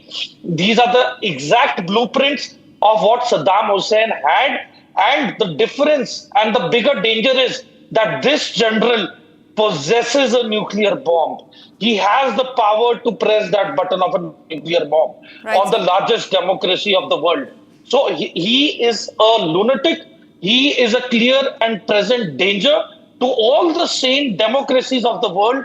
All responsible nations of the world have to take notice of this nuclear ranting by a sitting general in position. I do not even consider him a field marshal. I would consider him as a general. The reason why he was made the field marshal was to toe the narrative that the Sindoor operation was dominated and taken over by Pakistan. That is why he was promoted to a field marshal, which defies all logic. So it is sooner or later the people of Pakistan will know his bluff, and it is matter of time that either the Pakistani public will get him down, or else he will get Pakistan down and into ruins by his nuclear rant, which is a threat to a democratic world, a free world, and America has to take serious note of it. And the biggest political blunder by America will be that they do not condemn his statement and they keep quiet about it. That will show the true intent of the US political diaspora. So now is the time for US to behave in a mature manner and handle this thug and this rogue general now before it is too late. And then you see snakes in the backyard. This is American snake in its own backyard. Pakistan is going to get at Americans also very soon. It already has, by giving refuge to Osama bin Laden. Pakistan is a nation which has the blood of American soldiers, the NATO soldiers, the British soldiers on its hands. So I really fail to understand that why is the public of America, Britain, Canada, and other European countries not raising their voice against this rogue nation with a dictator? Because you see, none of the political top brass of Pakistan is being invited anywhere. It is only he, Asif Munir, who's been visiting these top offices. Absolutely, so sir. Major Tour, yes, this also comes at a time, exactly. This is yesterday when Munir had made that statement. Today they're conducting naval drills, at that too at just 60 nautical miles away from India. Clearly, it is an attempt to provoke India. But what is also under question is Donald Trump's stance on whether will he support or condemn what Asif Munir has said from his own country's soil. We're tracking that, and that also stays as our top story at 9 p.m. But we'll also go across to some breaking news that's coming in, and this is in regard with KN Rajana making a statement on... हंगामा करके election commission में जा करके फिर वहाँ भी हंगामा करके अब इलेक्शन कमीशन को अटैक कर रहे हैं. बुलाया, खुद आया नहीं है, फिर इलेक्शन कमीशन को गाली देते रहते हैं दिन भर. ऐसा मत कीजिए. आप इलेक्टेड लोग हैं, चुने हुए प्रतिनिधि हैं. थोड़ा अपना रेस्पॉन्सिबिलिटी को समझिए. देश के प्रति सब जवाबदेही है हम लोग. देश ने जब हमको पार्लियामेंट मेंबर चुन के भेजा है तो फिर व्यवहार भी तो करना पड़ेगा. हम जिम्मेदार लोग हैं. ऐसा गैर जिम्मेदारी करने वाला विपक्ष मैंने आज तक नहीं देखा है. मैं बहुत दुखी हूं, लेकिन फिर भी हम तो संसद का कामकाज करेंगे. हम पूरा जो इम्पोर्टेंट बिल है हम पारित करेंगे आज दोनों सदन में. क्या सर संसद का कार्यकाल समय सीमा से पहले खत्म हो सकता है? वो तो देखते हैं. अब विपक्ष तो पार्लियामेंट चलाने में उसका कोई रुचि नहीं है. उनका तो सिर्फ हेडलाइन बनाने के लिए बहुत ही नीचे स्तर का जो शब्द यूज करते हैं मैं कहना नहीं चाहता हूं. और इनका पार्लियामेंट संस्थाएं हैं, संवैधानिक संस्थाएं हैं, किसी में विश्वास नहीं. राहुल गांधी जी मैं बहुत देख लिया है, ये सुधर नहीं सकते हैं. सर, अभी कितने बिल पेंडिंग है जो पास होने हैं और आज कितने बिल पास हो जाएंगे? नहीं, आज तो इम्पोर्टेंट बिल्स हम इनकम टैक्स बिल्स है, स्पोर्ट्स बिल्स है, और मणिपुर का जीएसटी और डिमांड्स फॉर ग्रांट्स बिल्स है, और शिपिंग मर्चेंट शिपिंग बिल्स है. गोवा में शेड्यूल्ड ट्राइब्स को रिजर्वेशन देने का बिल है. काफ़ी बिल इम्पोर्टेंट बिल्स आज लगे हुए हैं. हम अब बर्दाश्त नहीं कर सकते हैं. देश का जो हम लोगों के ऊपर जिम्मेदारी दिया है, हम लोग जिम्मेदारी निभाएंगे. सर, टीएमसी सांसद हैं सुष्मिता देव, वो ये कह रही हैं इलेक्शन कमीशन को लेकर लातों से भूत बातों से नहीं मानते. ये लोग संविधान को ही नहीं मानते हैं. संविधान को किताब पकड़ते हैं, संविधान को नहीं मानते हैं. एक पार्टी, एक फैमिली और एक व्यक्ति का मनमानी जो करता है वो संवैधानिक हो ही नहीं सकते. वो डेमोक्रेसी में वो लोग संविधान में विश्वास नहीं करते हैं. हम लोग तो लोकतंत्र पार्टी वाले हैं. हमारे यहाँ तो नेता कर्म से नेता बनते हैं, वहाँ तो पैदाइश नेता होते हैं. वो लोकतंत्र को कहाँ विश्वास करेंगे? जो एक परिवार ही सब कुछ होता है वो लोकतांत्रिक हो ही नहीं सकता है. इसलिए मूलभूत उनके सोच में डेमोक्रेसी का बारे में कोई विश्वास ही नहीं है। ये लोग, एक आदमी पैदा से ही वो मालिक सोचते हैं अपने आप को, देश और पार्टी को पूरा ठोपता है वो। ऐसा कोई हो सकता है कि आप पार्लियामेंट्री डेमोक्रेसी में आपका बोलचाल, आपका काम, आपका ओवरऑल जो आपका विश्वसनीय जो आप प्राप्त कर सकते हैं, तभी आप नेता बनना चाहिए। पैदा होते ही वो नेता समझते हैं अपने आप को और देश का मालिक समझते हैं, वो कहाँ डेमोक्रेसी और कहाँ संस्थाएं को वो वैल्यू करेंगे।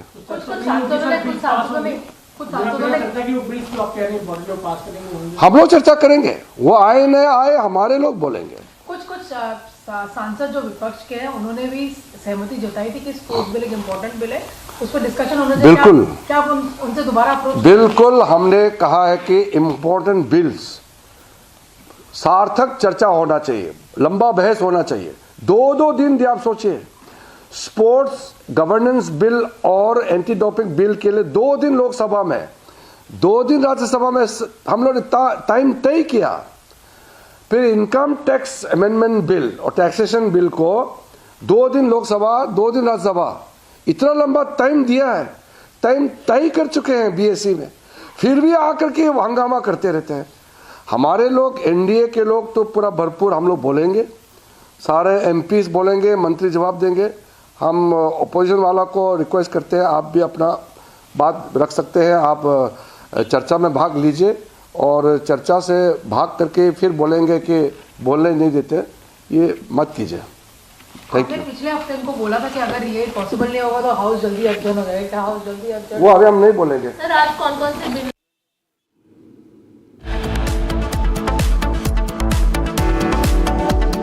Time for us to now slip into a short break. After the break, we'll get to the live press conference of Union Minister Kiran Rijiju hitting out at the opposition over their protest against the Election Commission.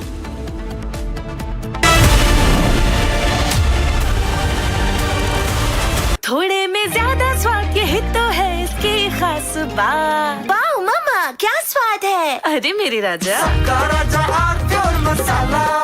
इसको घर पे लगाओगे तो शादी का तो पता नहीं, पर घर पक्का नहीं टूटेगा। रुंगटा नहीं तो घर स्ट्रॉन्ग नहीं। रुंगटा स्टील TMT बार एकदम सॉलिड। पहाड़ों में एक हाइकिंग शिप भी बन सकती है।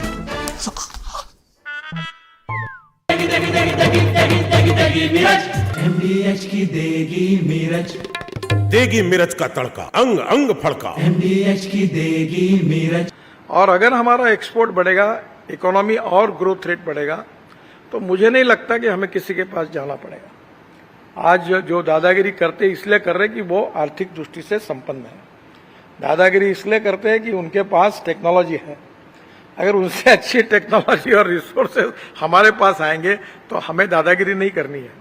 हमारी संस्कृति तो ये कहती है कि विश्व का कल्याण हो। कुछ लोग हैं जो भारत के का विकास जितनी तेजी के साथ हो रहा है उन्हें रास नहीं आ रहा है, उन्हें अच्छा नहीं लग रहा है। सबके बास तो हम हैं, भारत कैसे इतनी तेजी के साथ बढ़ रहा है। लेकिन बहनों भाइयों, भारत जितनी तेजी के साथ आगे बढ़ रहा है, मैं पूरे विश्वास के साथ कहता हूं कि भारत को अब दुनिया की कोई ताकत विश्व की एक बड़ी शक्ति बनने से रोक नहीं सकती है। राष्ट्र सर्वोपरि है और अभी तो देश में जिन जिन विषयों पर चर्चा हो रही उसका नाम न लेते हुए विश्व में हम अनेक प्रकार की समस्याओं का सामना भी कर रहे हैं और इन सब समस्या का उपाय एक ही है, वो है साइंस एंड टेक्नोलॉजी, नॉलेज। अगर इस क्षेत्र में नॉलेज जो पावर है उसका उपयोग हम करेंगे और कर रहे हैं तो मुझे लगता है दुनिया झुकती है, झुकाने वाला चाहिए, ये हमारी।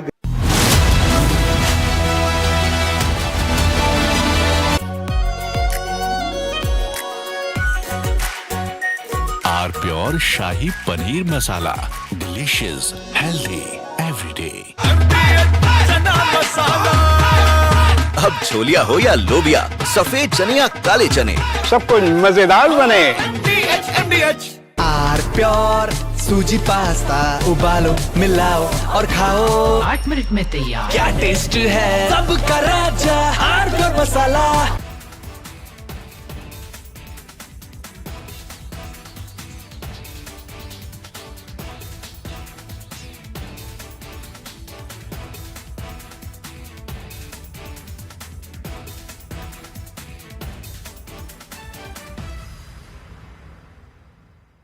Well, we'll determine that later, but right now they're paying a 50% tariff.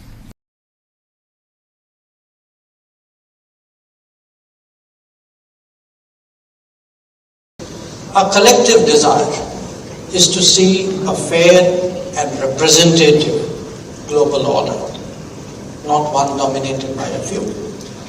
That quest is often articulated as political or economic rebalancing. But I want to say this to you: obtaining respect and ensuring dignity for societies can also be achieved through cultural prowess, especially through cultural prowess. अपने किसानों के, पशुपालकों के और मछुआरे भाई बहनों के हितों के साथ कभी भी समझौता नहीं करेगा। व्यक्तिगत रूप से मुझे बहुत बड़ी कीमत चुकानी पड़ेगी, लेकिन मैं इसके लिए तैयार हूं। मेरे देश के किसानों के लिए, मेरे देश के मछुआरों के लिए, मेरे देश के पशुपालकों के लिए आज भारत तैयार है। कुछ लोग हैं जो भारत का विकास जितनी तेजी के साथ हो रहा है उन्हें रास नहीं आ रहा है, उन्हें अच्छा नहीं लग रहा है। सबके बास तो हम हैं, भारत कैसे इतनी तेजी के साथ बढ़ रहा है। और बहुतों के द्वारा यह कोशिश की जा रही है कुछ ऐसा किया जाए ताकि भारत में भारतवासियों के हाथों से जो चीजें तैयार होती हैं वह दुनिया के देशों में जाएं तो उन देशों में बनने वाली चीजों से वह महंगी हो जाएं, ताकि भारत की धरती पर भारतवासियों के हाथों से बनी हुई चीजें जब महंगी हो जाएंगी तो दुनिया के दोस्त को लोग उसे नहीं खरीदेंगे। यह कोशिश की जा रही है। लेकिन बहनों भाइयों, भारत जितनी तेजी के साथ आगे बढ़ रहा है, मैं पूरे विश्वास के साथ कहता हूं कि भारत को अब दुनिया की कोई ताकत विश्व की एक बड़ी शक्ति बनने से रोक नहीं सकती है। तो उनको इस बात का एहसास होना चाहिए कि उनका आईटी सेक्टर जो है वो भारत की बदौलत चलता है। आप चाहे फेसबुक की बात करिए, यूट्यूब की बात करिए, मेटा की बात करिए, ये तमाम जो सर्विसेज ये कंपनीज प्रोवाइड कर रही हैं, इनका सारा का सारा जो प्रॉफिट है वो यूएस में जाता है। लेकिन बिलियन से ज्यादा यूजर्स आज के दिन इंडिया में है। चाइना में तो बैंड है सब कुछ। You can't use Facebook in China, nor YouTube या कोई भी ऐसी चीज नहीं कर सकते यूज। तो सबसे बड़ा इनकी आईटी इंडस्ट्री को बूस्ट अगर किसी ने दिया है, क्योंकि अमेरिका की तो पॉपुलेशन ही 150 मिलियन है, 180 मिलियन के आसपास होगी। We are 1.3 billion people who are using their services without any problems and also paying for those services.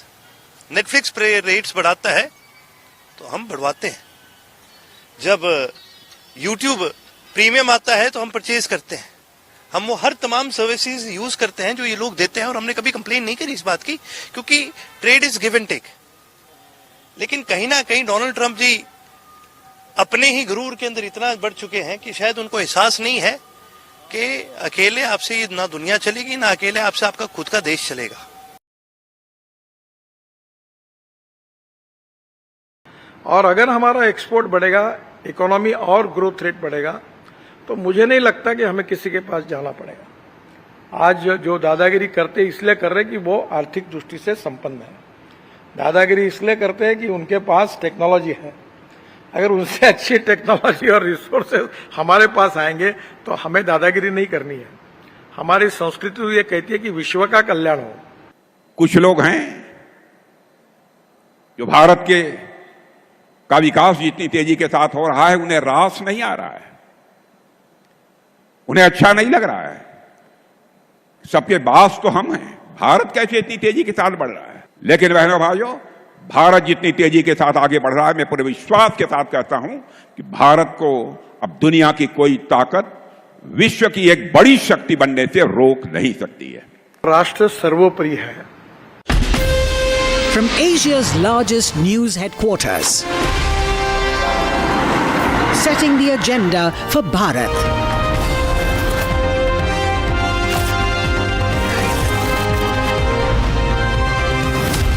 You're watching Republic.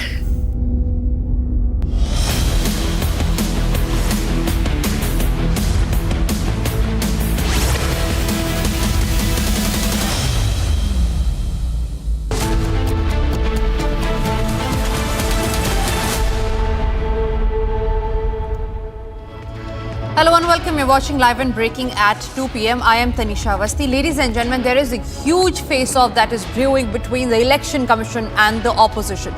300 MPs from 25 opposition parties have come together. They're marching towards the Election Commission offices. There is a huge drama that is being witnessed in the national capital, and all of this over one claim of the Congress MP Rahul Gandhi, where he says there has been vote theft in the Lok Sabha elections. We're getting that and a lot more for you on this edition. But first, a quick check of the headlines.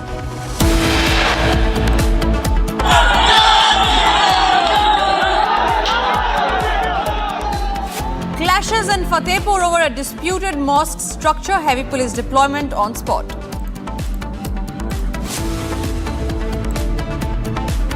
कब से लोकतंत्र में लोगों का विश्वास हो गया, इनके मुंह से ये शब्द शोभा नहीं देते हैं. And 4-day Uttar Pradesh Assembly session begins from today. Uttar Pradesh Chief Minister Yogi Adityanath fires a scathing attack on the Samajwadi Party. Supreme Court passes an order on stray dog menace, says pick up all the stray dogs within 8 weeks. 300 MPs from 25 opposition parties march from Parliament to Election Commission headquarters over SIR and vote theft charge. Beaten, bite marks on body, horrendous video shows assault on toddler at Noida daycare. Parents file complaint. अगर हमारा export बढ़ेगा, economy और growth rate बढ़ेगा, तो मुझे नहीं लगता कि हमें किसी के पास जाना पड़ेगा। आज जो दादागिरी करते इसलिए कर रहे हैं कि वो आर्थिक दृष्टि से संपन्न है। दादागिरी इसलिए करते हैं कि उनके पास टेक्नोलॉजी है। After Rajnath Singh, Union Minister Nitin Gadkari fires Dadagiri jibe on Donald Trump amid tariff tensions with the United States. Another huge face-off, India and Pakistan to hold separate naval drills in Arabian Sea today and tomorrow. Munir threatens from the United States soil addressing American audience. Munir says will destroy half of the world if threatened.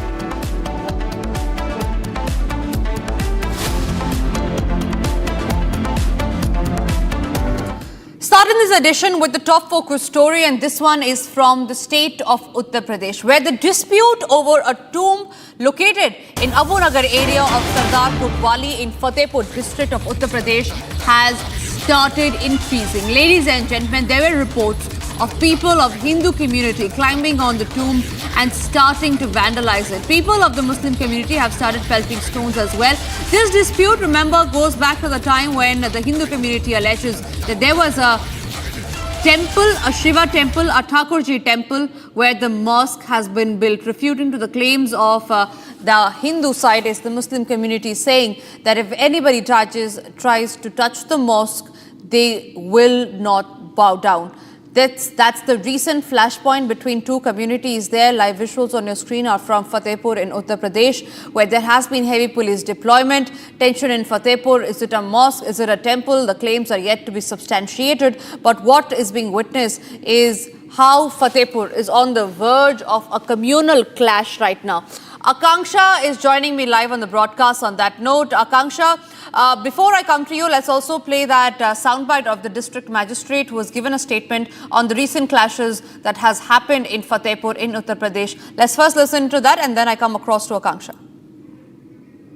यहाँ पर अभी अलग अलग समुदाय से काफ़ी लोग आए थे, लेकिन करके मुझसे सबसे बात की गई, उनको आश्वासन दिया गया कि किसी प्रकार से कानून व्यवस्था को प्रतिकूल रूप से प्रभावित नहीं दिया जाए।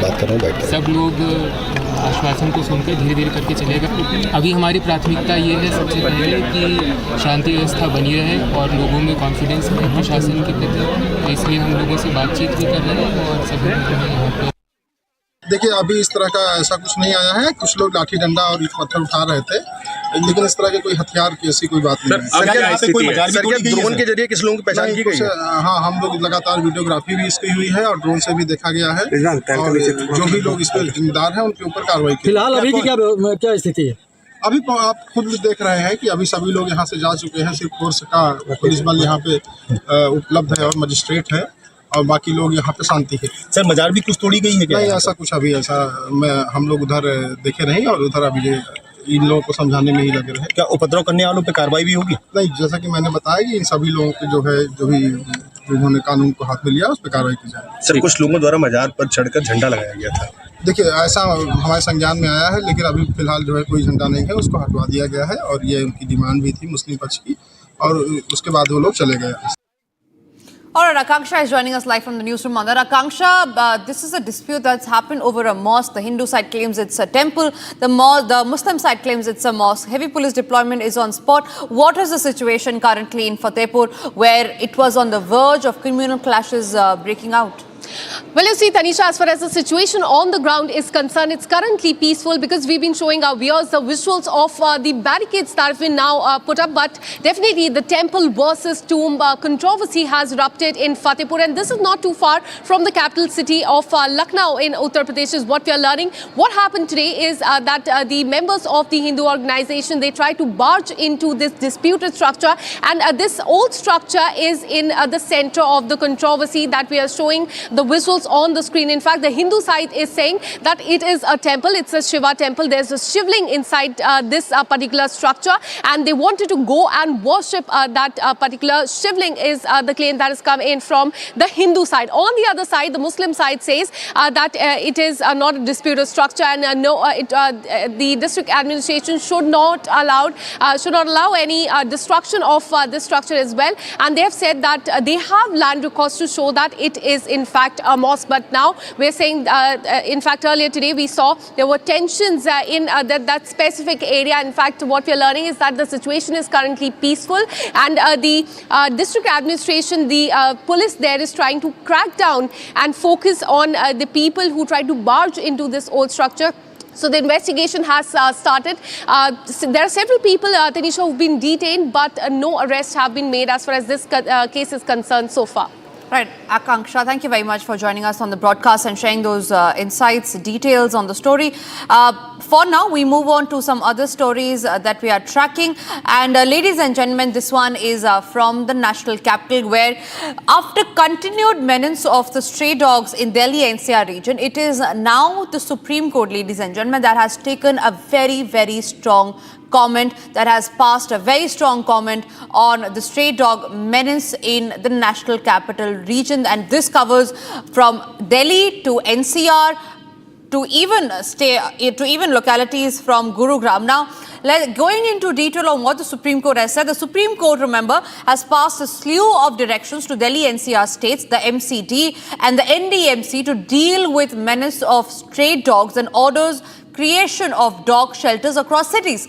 The Supreme Court has in fact also ordered authorities to pick up all stray dogs in Delhi NCR from all the localities within 8 weeks and to put them in dog shelters, and no stray dog will be released back. That's the stern action that the Supreme Court has taken. This is by far the biggest remark of the Supreme Court as far as the stray menace is Delhi NCR is concerned. Remember, just today we got you visuals as well of how there was a street dog attack on a toddler in the state of Bengaluru. However, this order that has been released from the Supreme Court has only been for Delhi NCR region. The Supreme Court says, and I quote, "Will these animal lovers bring back those children who have given their lives?"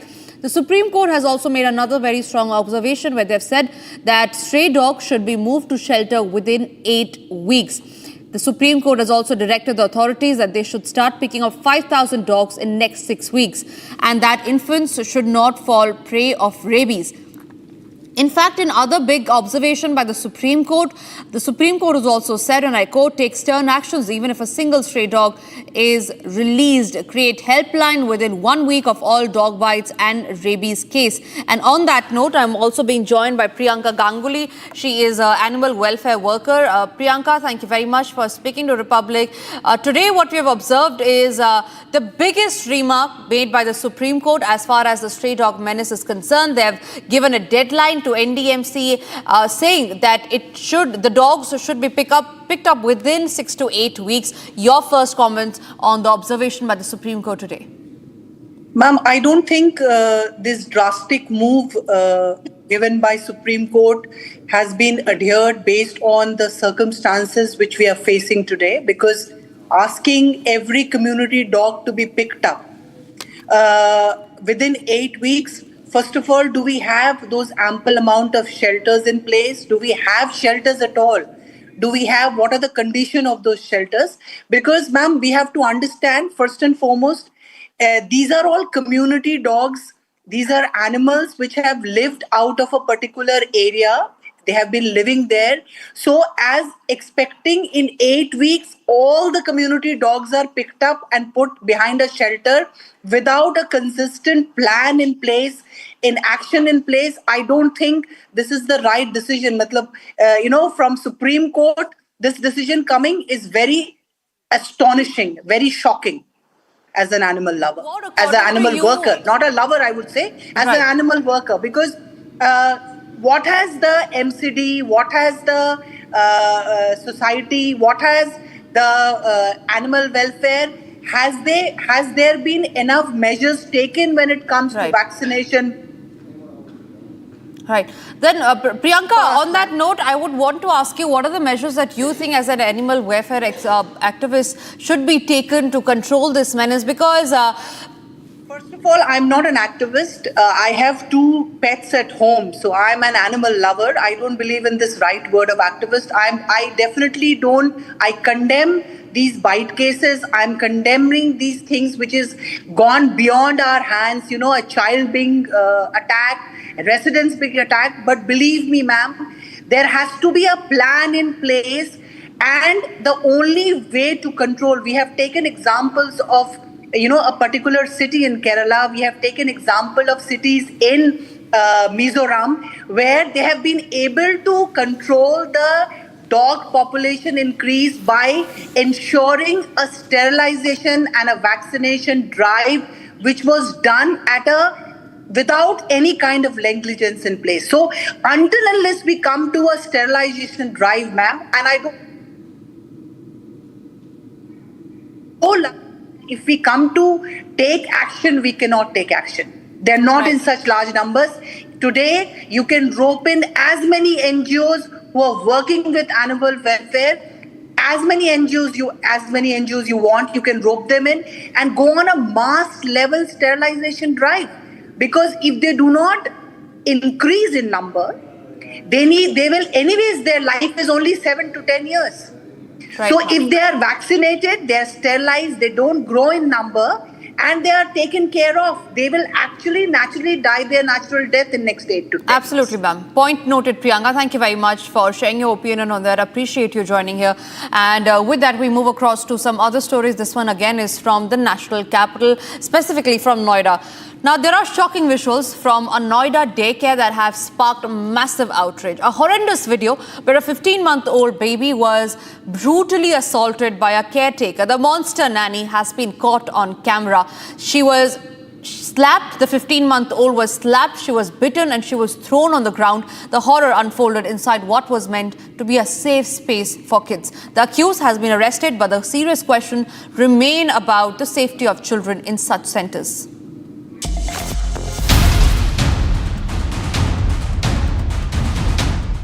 Abuse caught on camera. A toddler slapped, dropped, bitten and beaten by the very woman entrusted with her care.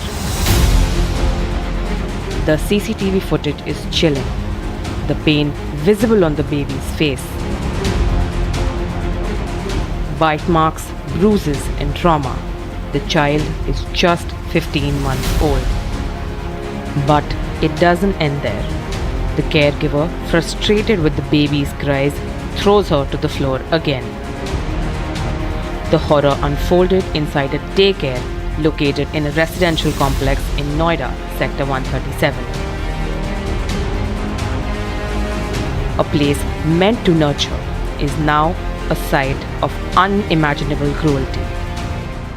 The incident came to light when the child's mother found bite marks on both the thighs and rushed her to the doctor. What she thought was a skin infection turned out to be human bites, confirmed by the medical examiner. Acting on the complaint, Noida police arrested the 16-year-old nanny, who is a resident of Shadara in Sector 142. The daycare head is also under investigation and police are verifying if the center was even licensed to operate.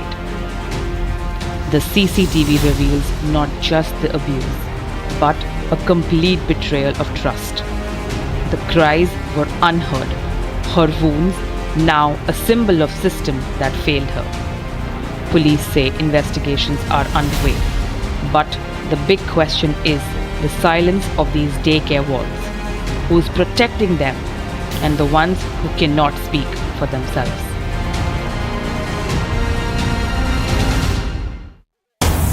We have some big breaking news that's coming in. Government sources have now responded to Pakistan Army Chief Asim Munir's rant on the United States soil, where the government sources have said that there is real danger of nuclear weapons falling in the hands of non-state across actors in Pakistan, is what government sources on Pakistan Army Chief's comments have said.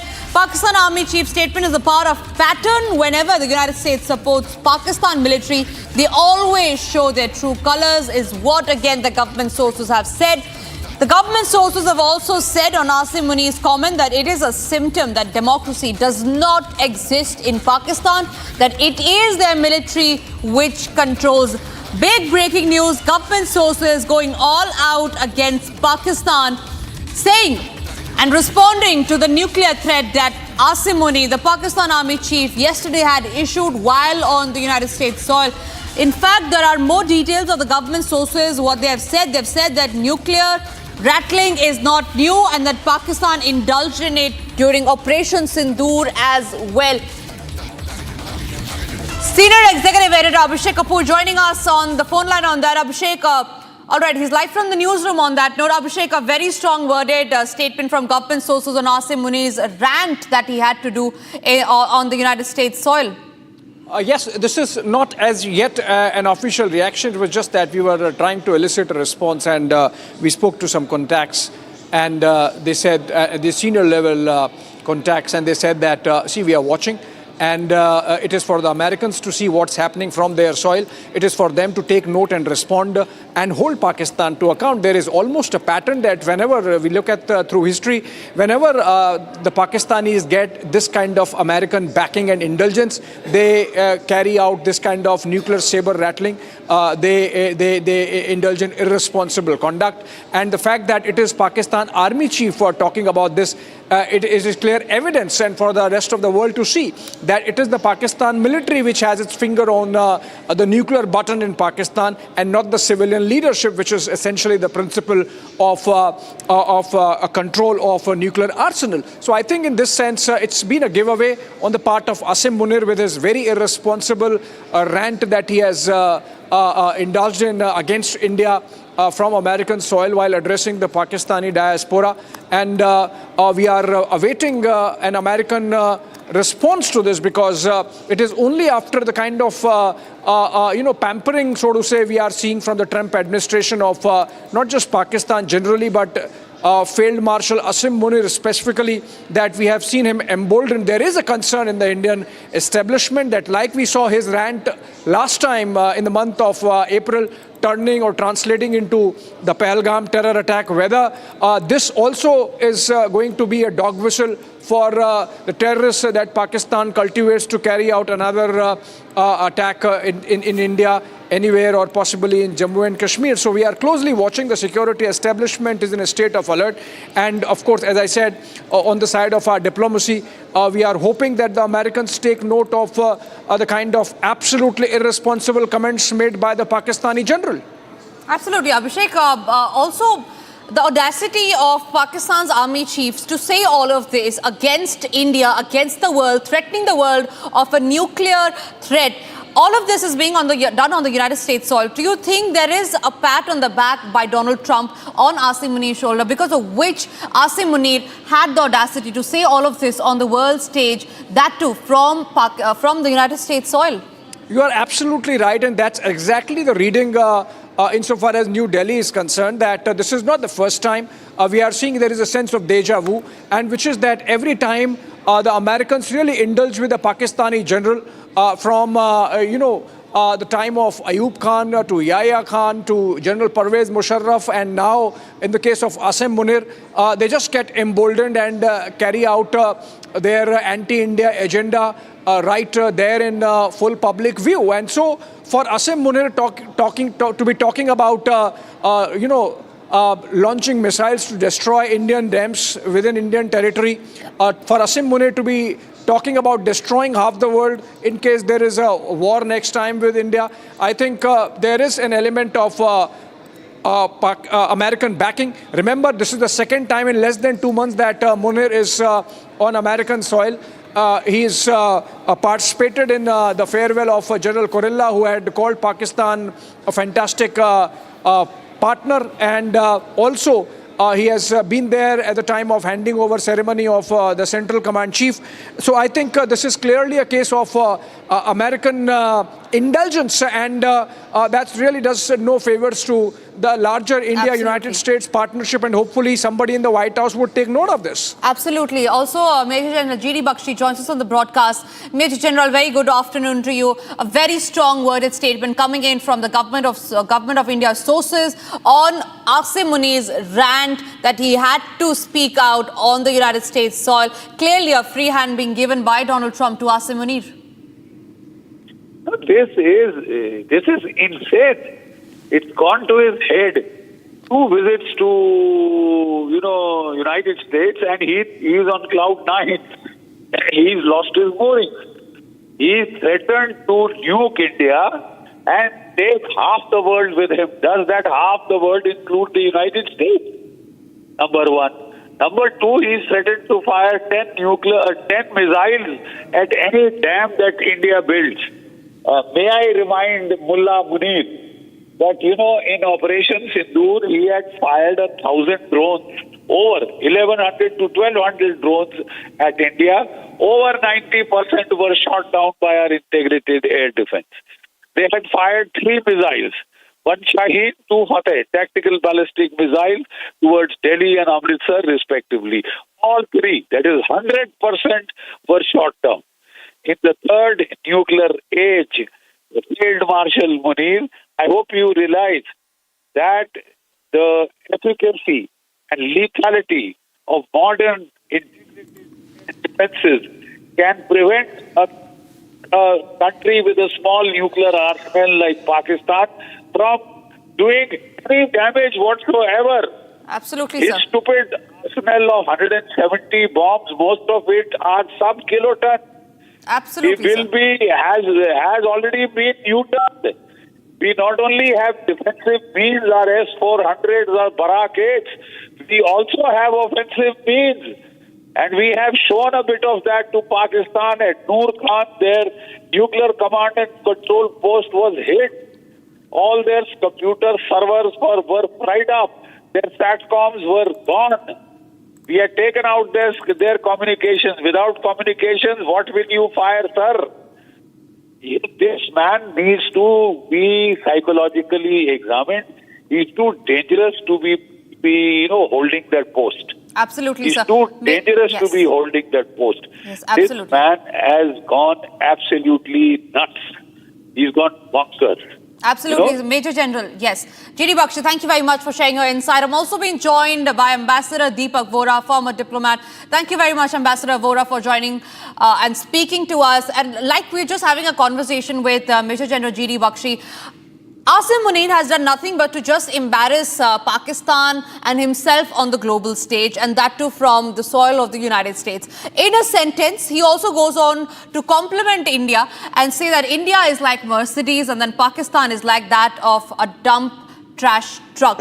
And he's just gone ahead to expose the vast difference between India and Pakistan. It is, and this is none other than Pakistan's own army chief, Asim Munir.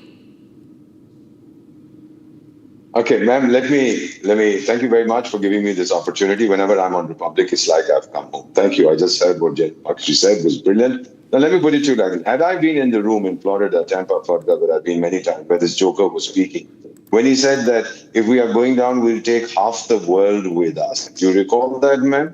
we'll take half the world with us. Had I been in the room, I would have asked him, you buffoon, which half? If you're looking west of Pakistan, you're going to take down Europe, Arabia, and the United States. If you're looking east of Pakistan, you're going to take down, apart from India, you will take down Russia, China, Japan, South Korea.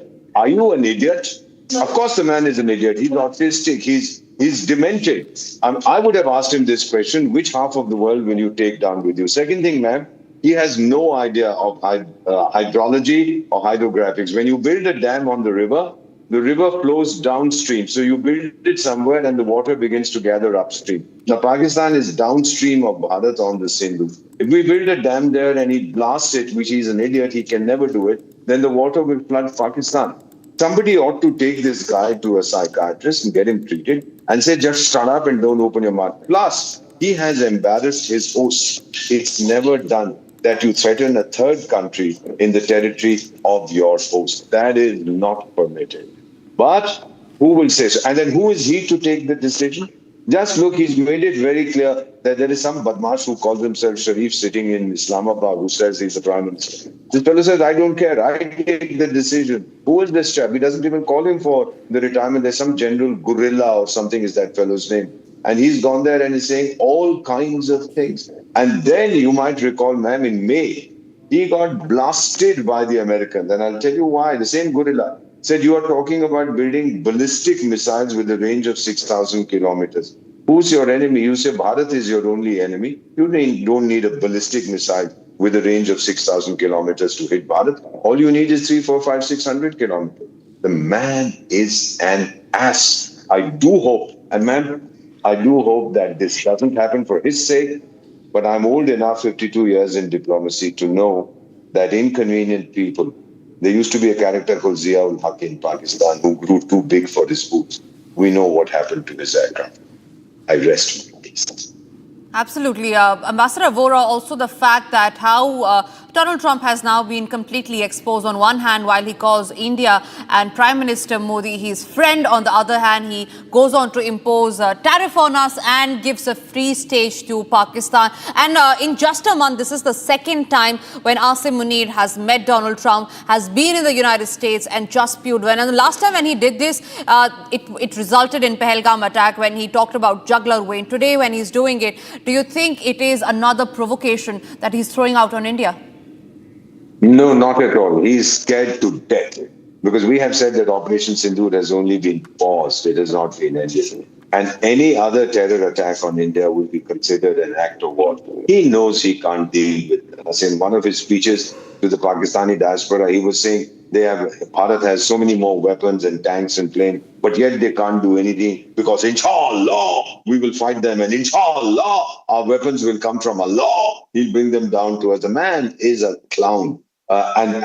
Did I hear you saying that he has met Donald Trump this time on this visit? I was not aware. I thought he had gone to the White House where he was given some leftover food and given a dressing down while the Home Minister was made to wait outside like a chowkidar, Pakistan's Home Minister. I don't know if he has met the President again the second time. If he has, well, Donald Trump is again playing the buffoon to the clown that this fellow. They get along very well together. I don't think they have the courage to do anything to us because if they try and mess with us, diplomatically they're isolated, monetarily they are shattered, and if they try, our military has already proved it to them. If they try once more, ma'am, I'm afraid that Pakistan will be pushed back several dozen years. Not that they care. When we tell them that, don't you want friendship with us? We can help you in several sectors of your economy. No, Allah will help us. Well, then good. Depend on Allah. We have no problem. Absolutely, and it shows how rattled he is by the statement that is coming from the Indian Air Force Chief and then by the Army Chief, the Prime Minister, and a Defence Minister also spoke about this, giving numbers that 6 fighter jets, in fact, they were destroyed. They have no answer. Pakistan has no answer whatsoever. They're just rattled, and this is in fact the nuclear threat that he has given this time. Another provocation, would you agree?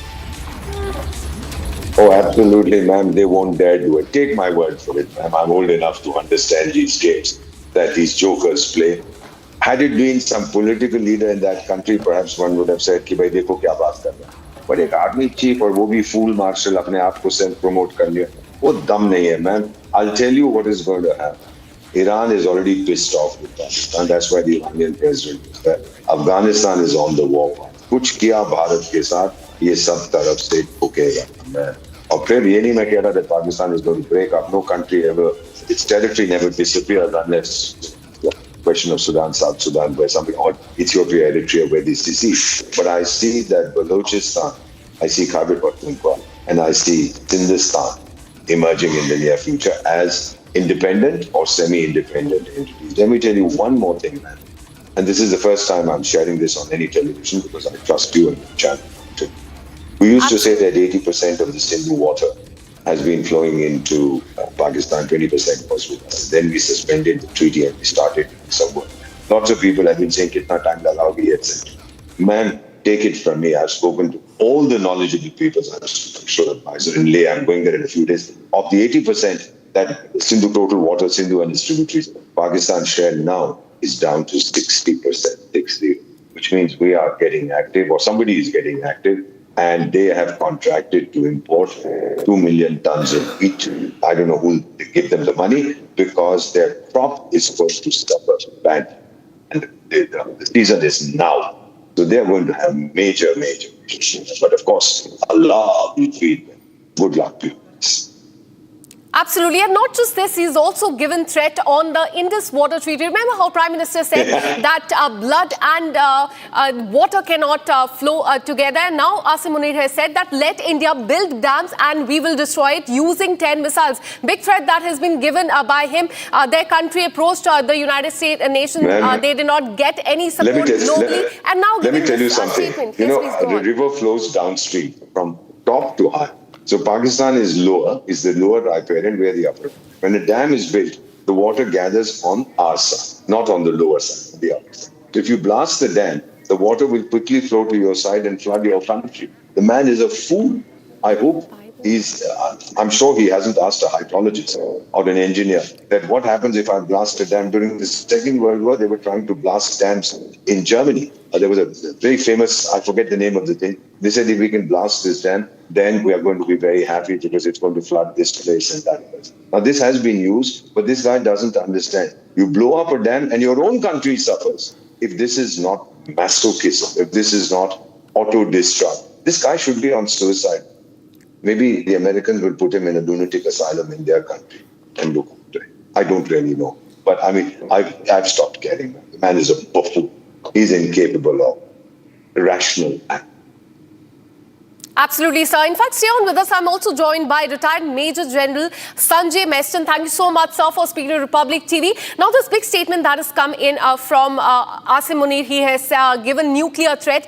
India has retorted back saying that this is a very irresponsible statement. But this is not just about Pakistan, because this statement has been made from the United States soil. And they are as much responsible for this as Pakistan is, given how the relationship with Trump has been over the past few weeks. Your first reaction to this?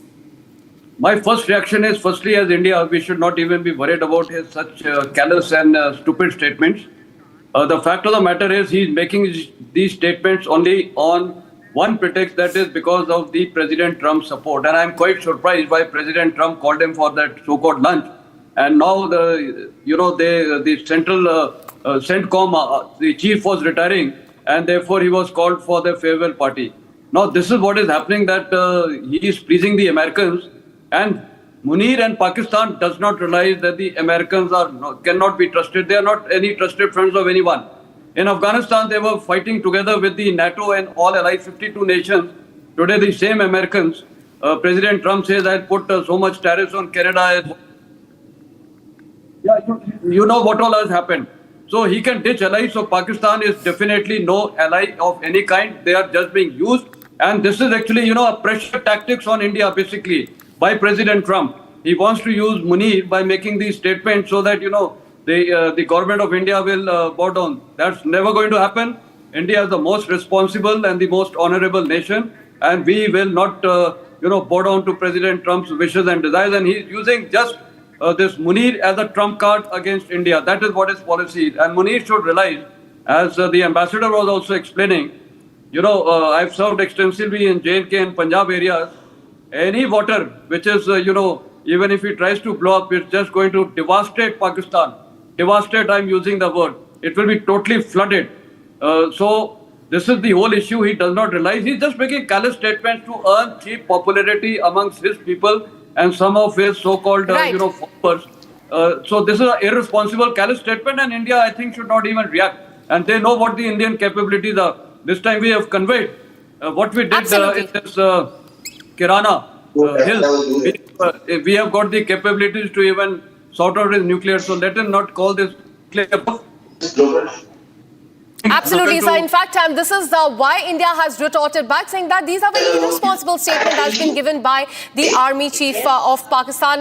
In fact, I request both of our guests to stay on with us. We have another breaking update that we are getting. Amid the India-Pakistan Asia Cup row, the Asim Munir threats from the United States soil, there's a fresh outrage over India versus Pakistan women's team World Cup clash in Sri Lanka. What we're learning so far is that the schedule is out for India versus Pakistan match, and according to the dates, October 6th is when Indian women team will take on Pakistan women's team. And as usual, BCCI continues to maintain a haunting silence on this as well. First, let's listen into what Asim Munir's nuclear threat was.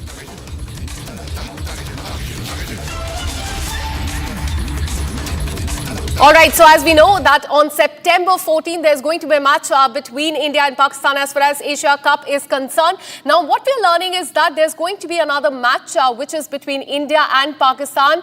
Women's team World Cup clash in Sri Lanka, which will take place, in fact, on October 6th.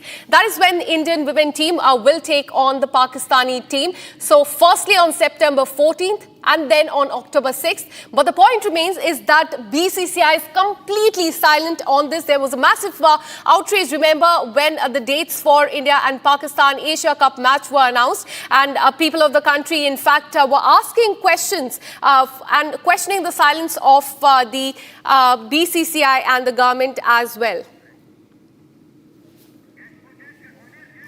Now, let me go across once back again to Major General Sanjay Mesen. How do you see this? Because there's a lot of uproar now over the statement that is coming from Asim Munir as well. Now, this match that is going to take place between India and Pakistan women team on October 6th.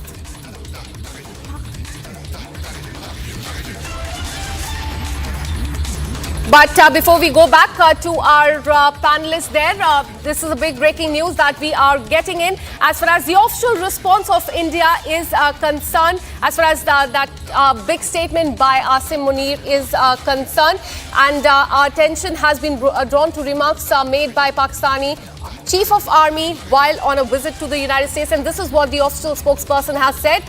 Nuclear saber rattling is Pakistan's stock in trade. The international community can draw its own conclusion on the irresponsibility inherent in such remarks, which also reinforces the well-held doubts about the integrity of the nuclear command and control in the state where the military is hand in glove with the terrorist group. So this is a big statement that has been given by India after the nuclear threat was made by Asim Munir. It goes on to state, and I quote, "It is regrettable that these remarks should have been made from the soil of a friendly third country." And by this, they are alluding to the United States. India has made it clear that it will not give in to the nuclear blackmail. We will continue to take all the necessary safeguard to safeguard our national security, is the statement that is once again, in fact, come in from India as far as the Asim Munir comment is concerned, that we will not give in to the nuclear blackmail. Let me once again go back to Major General Sanjay Mesen. Thank you so much for your perspective on this. Now, official statement that has come in from India is that we will not give in to this nuclear blackmail after the statement that has come in from Army Chief Asim Munir, not just related to the nuclear threat, but also saying that let India build dam, we will destroy those dams with 10 missiles. Yeah, as I mentioned, India is, India is very, very clear. We are going to sort them out. Let them try anything. I think the next attack, if Pakistan tries, he's forgotten the might of the Indian armed forces. Our Indian Navy was not used at all. So this time, if he tries any kind of an act, any terrorist act, the whole problem is, see, his tenure gets over on 29th November, and till date his extension has not been announced. So I think he's doing more of this, to put pressure on his government over there, so that he gets the extension immediately, and then he will try a coup, basically to become a president and dislodge Zardari. So this is his game plan. He's basically getting pumped up in the American soil, and I think India has made a correct statement. From a friendly country is making such a noise, and that too he threatened that he'll wipe off half of the world. I think the international community should take up this issue very, very serious. This kind of clownish, unprofessional statements by an army chief is uncalled for, unprofessional, and I think this should be raised up at the highest levels of the United Nations Security Council. That means he's just trying to show that, nuclear bogey can be played, and therefore he can resort to terrorism. And that is what he has been doing. So this time India has hit hard, very, very hard. We have hit Pakistan, Punjab like hell. We have hit targets up to 300 kilometers in depth. So I told you, Navy was not utilized.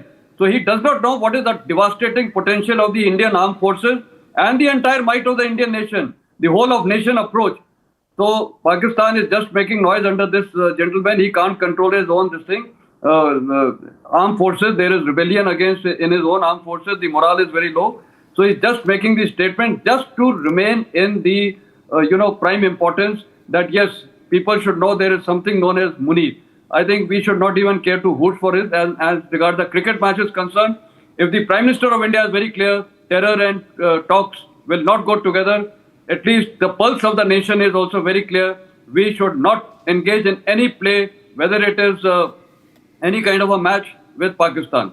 Thank you. Absolutely. Let me once again bring in our former diplomat, Deepak Vora. Thank you so much, sir, for staying on with us. Now, in the official statement, India has said that Pakistani army is hand in glove with the terrorist group. Now, the whole world knows about this. And in fact, Pakistan, in many years, has not been able to counter this. Once again, India has said that they are hand in glove with the terrorists. Your first reaction to this official statement by the Indian government? Ma'am, it's very clear that the Pakistani army chief, this Munir fellow is not the army chief. He's only a low-level havildar. The chief is that Manus Nazar, not Manus Nazar. What is his name? Masood Azhar. He controls the Pakistani army. He orders them around. Because this guy only sits at the door and does Allah, Allah, Allah all the time. My own feeling is the Indian government saying about saber rattling. Prime Minister Narendra Modi has made it very clear this doesn't impress us. Because if you have 2.5 nuclear weapons and you try using them, then you know what we are capable of. Our doctrine has now been revised after the attack in Pahalgam. Earlier we used to talk about no first use. Now it's pretty clear.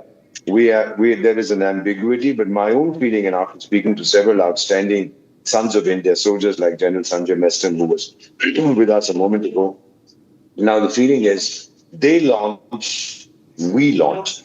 It will take him several minutes before one of his things can hit my capital. It will take me less than 8 minutes to obliterate his major cities. I don't think Munir understands all this. The fellow he's gone completely. I don't even think we should be wasting time discussing this. He went to a black tie dinner. I don't know if he was wearing his pool marshal's uniform or what he was doing. But it's just crazy and it's just unbelievable.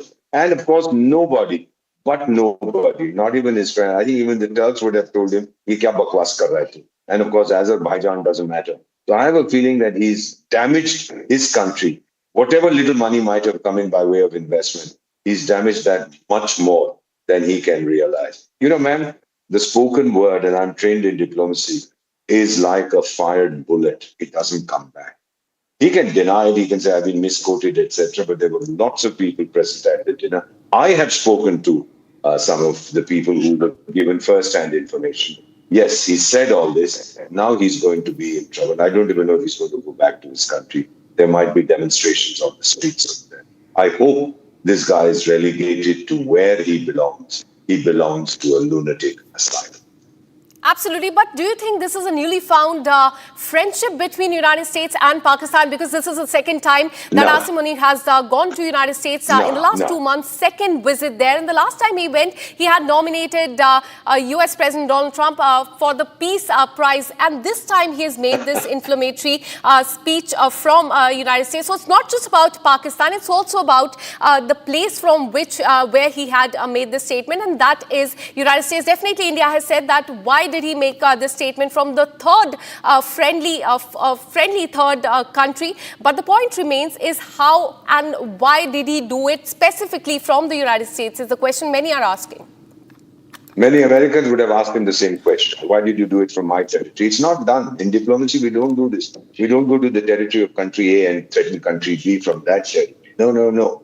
I hope somebody in the State Department tells Donald Trump that this man is an ass. He has embarrassed you. I'm sure the American ambassador will be coming in to meet whoever is his controlling person in New Delhi. Or we would go to Washington and talk to them and say, what's going on? And they would have a tough time. They'd probably turn around as they've done in the past when I was posted it. Bhai, hum kya kare? Ye to pagal aadmi hai. Now that's going to be their excuse. If he's a pagal aadmi, why does General Gurilla, or whatever that fellow's name is, why does he invite him? I think it's going to embarrass Washington also. Many people are watching. And I do know that at this point of time, ma'am, I don't know if you've seen the news, but Canada, which had 25% tariffs, has now hit back on America's lifeline, Alaska's lifeline, the road that goes from mainland America to Alaska, passes through Canada. The Canadians have imposed additional toll of 25%. It's going to hurt the Americans a lot. President Donald Trump, wake up. This isn't an era, a bygone era. This is 2025. We don't talk of unipolar, bipolar, whatever. This is a non-polar world. Countries need dignity and respect. And the way you are behaving, sir, I love America. I've served there. It used to be the dream for all of us to go there. Not anymore. You are damaging your own country's reputation, particularly by letting clowns like me land on you.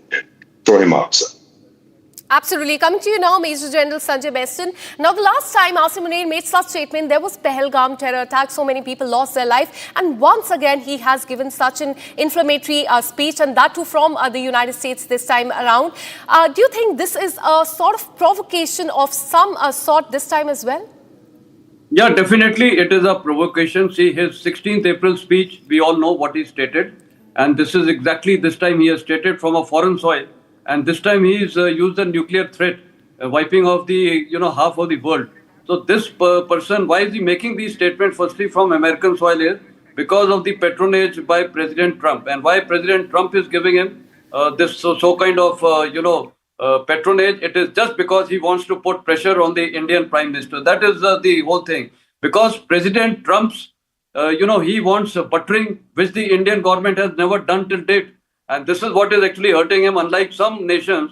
See, nations have got three approaches. One is retaliate, one is talks, which we were doing. And the third is, of course, remain neutral and whatever he says, keep taking it. India was doing the second approach, the talks. And suddenly he took a twist. These two things. One is he announced this 25% additional penalty since we are importing oil from Russia. And of course, the most important thing is because he had called Munir. And now again, if he's been invited by the CENTCOM chief farewell, obviously it has the clearance of the White House. There is no doubt on that. So President Trump is trying to pressurize India, and he is wanting, that we also should start recommending him for the Nobel Peace Prize and, just do mollycoddling of this fellow. India is not going to fall in this trap, and as I mentioned earlier, Pakistan is being used by America. America is not a trusted friend for anyone. That the entire world has realized. And therefore, yes, your remark, his statements, yes, we have to take them with caution, because this man, he is a restless fellow. He is a jihadi. So I would not be surprised he plans another terrorist attack, but he knows the consequences. And this time he's thinking India will be constrained and restrained. Absolutely. Because of the American pressure, no, it will not happen. India will not be restrained and constrained. Forget the escalatory ladder. Now we will go full, I would say we would go full throttle. The Navy's might will also be leased upon in Karachi and everything, and including Gwadar, what the Chinese are boasting. So I think India is now very, very clear. Right. Till what time and till when can we keep accepting this nonsense from Pakistan? Pakistan should cease to exist. Either Munir ceases to exist or Pakistan ceases to exist. Absolutely, and that is why India has retorted, saying that we will not give in to your nuclear blackmail. A big message that has been sent to Munir. Thanks so much to Ambassador Deepak Vora and Major General Sanjay Meston for giving your perspective. Now we're shifting our focus. KIIT achieved its biggest win at the 2025 World University Games by winning historic 6 medals, 3 silver and 3 bronze, making the highest medaling university in the event's history and contributing significantly to India's record-breaking medal tally of 12 medals. Watch this.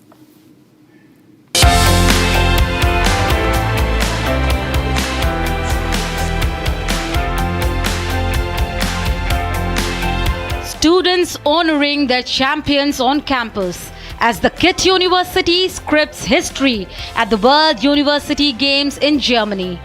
Known as the Olympics for university athletes aged 17 to 25, which saw participation from over 300 Indian student athletes selected through trials that drew entries from more than 400 universities nationwide.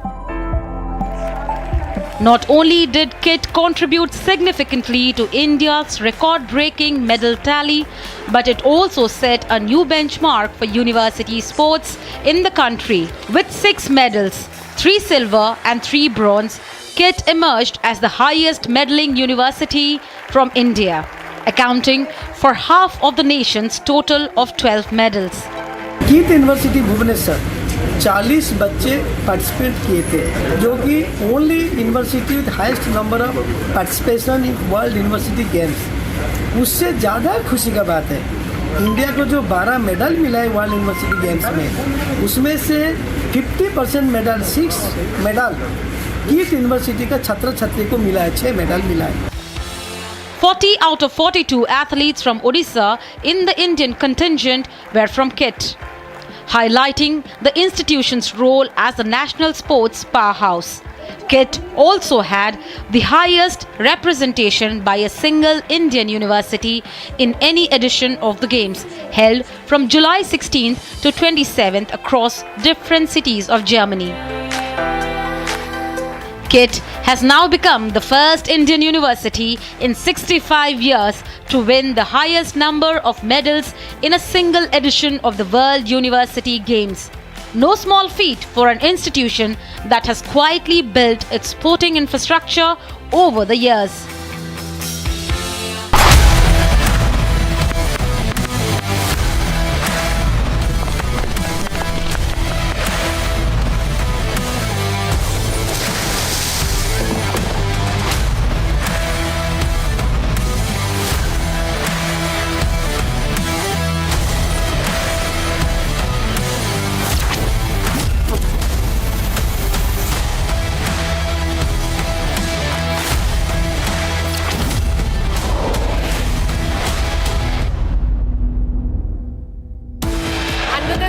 A very short break. Coming up on the other side, we'll tell you about the massive order by the Supreme Court on the stray dog menace. Says pick up all the stray dogs within 8 weeks. And also on the other side, 300 MPs from 25 opposition parties marched from Parliament to Election Commission headquarters in the national capital over the Bihar survey and the vote theft charge. Many of them have been detained. This and much more on the other side. Stay with us. थोड़े में ज्यादा स्वाद, यही तो है इसकी खास बात। वाओ मामा, क्या स्वाद है? अरे मेरे राजा, सबका राजा और मसाला। केसरिया से मन जोगी हुआ रे, दिल झूमे देखो, मतवारा हुआ रे। केसरिया से मन जोगी हुआ। हर पल मनाओ केसरी त्योहार। विमल, बोलो जुबान केसरी। ये है सीक्रेट रेसिपी MDH का जीरा sip jal jeera masala. Sip sip jeera sip MDH का जल जीरा सिप MDH का जल जीरा सिप। और अगर हमारा एक्सपोर्ट बढ़ेगा, इकोनॉमी और ग्रोथ रेट बढ़ेगा, तो मुझे नहीं लगता कि हमें किसी के पास जाना पड़ेगा। आज जो दादागिरी करते इसलिए कर रहे कि वो आर्थिक दृष्टि से संपन्न है। दादागिरी इसलिए करते हैं कि उनके पास टेक्नोलॉजी है। अगर उनसे अच्छी टेक्नोलॉजी और रिसोर्सेज हमारे पास आएंगे।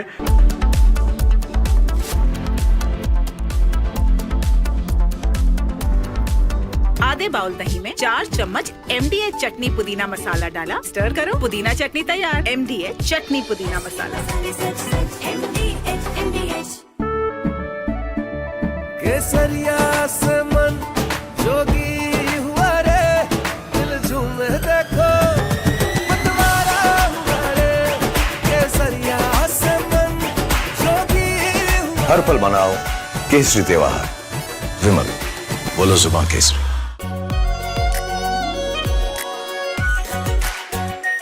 Are pure shahi paneer masala, delicious, healthy every day.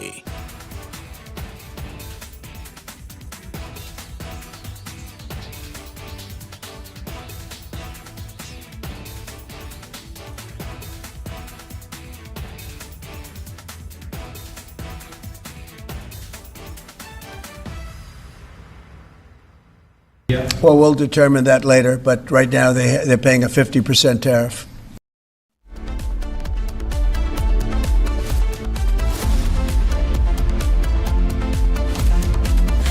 Amity is proud to announce the commencement of its 12th university in India, Amity University, Hyderabad.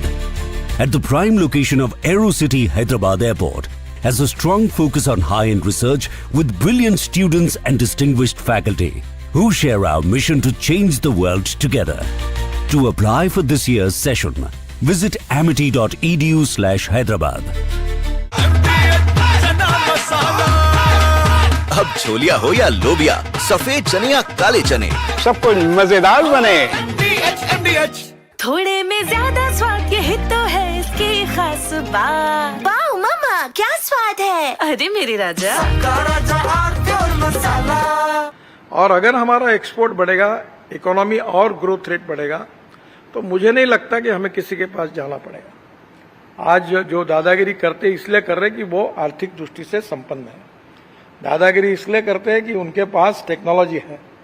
अगर उनसे अच्छी टेक्नोलॉजी और रिसोर्सेज हमारे पास आएंगे तो हमें दादागिरी नहीं करनी है। हमारी संस्कृति तो ये कहती है कि विश्व का कल्याण हो। कुछ लोग हैं जो भारत के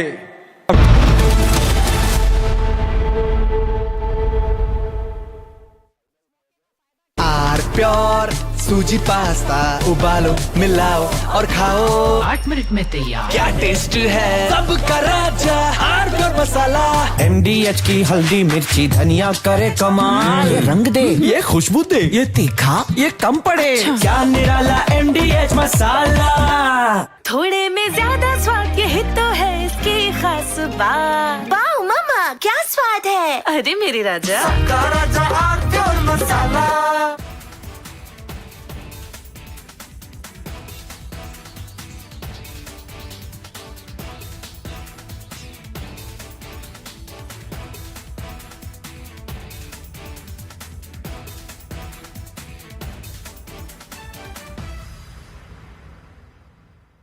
Well, we'll determine that later, but right now they're paying a 50% tariff.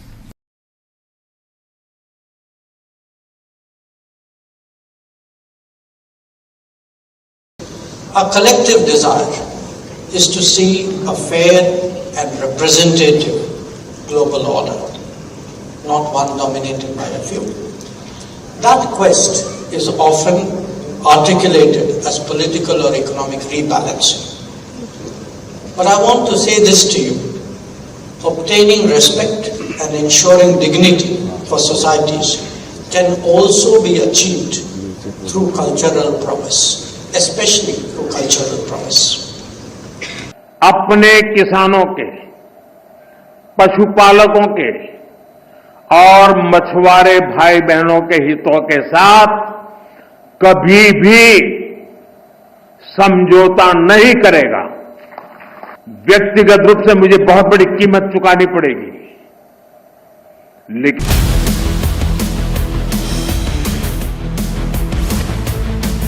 This is Republic Jack Olivall Studio. Stay tuned for all the breaking news and updates. I'm Akanksha Khajuria. Let's get started.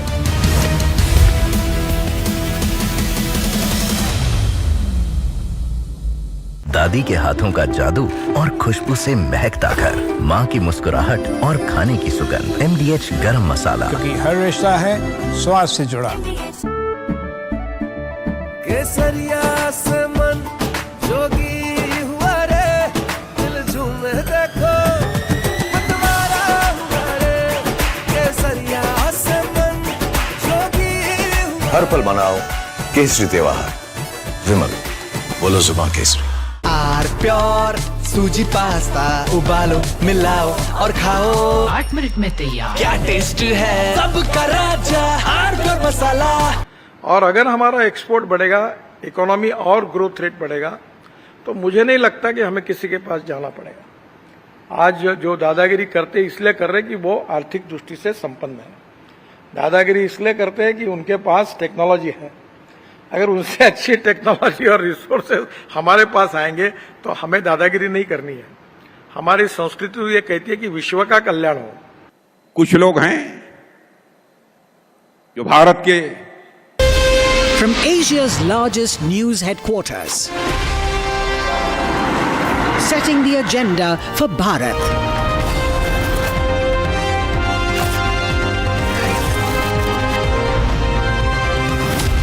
You're watching Republic.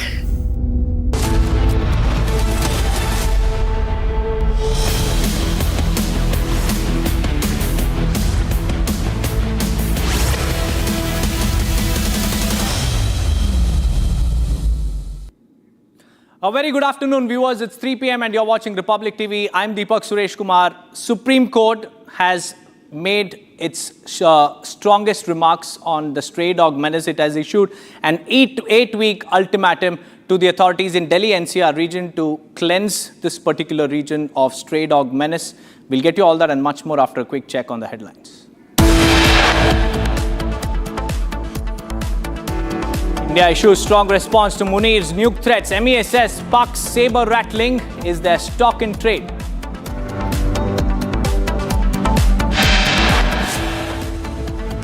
Dispute over tomb in Fatehpur. Two groups face off. Hindu groups claim Shiva temple demolished and tomb was built.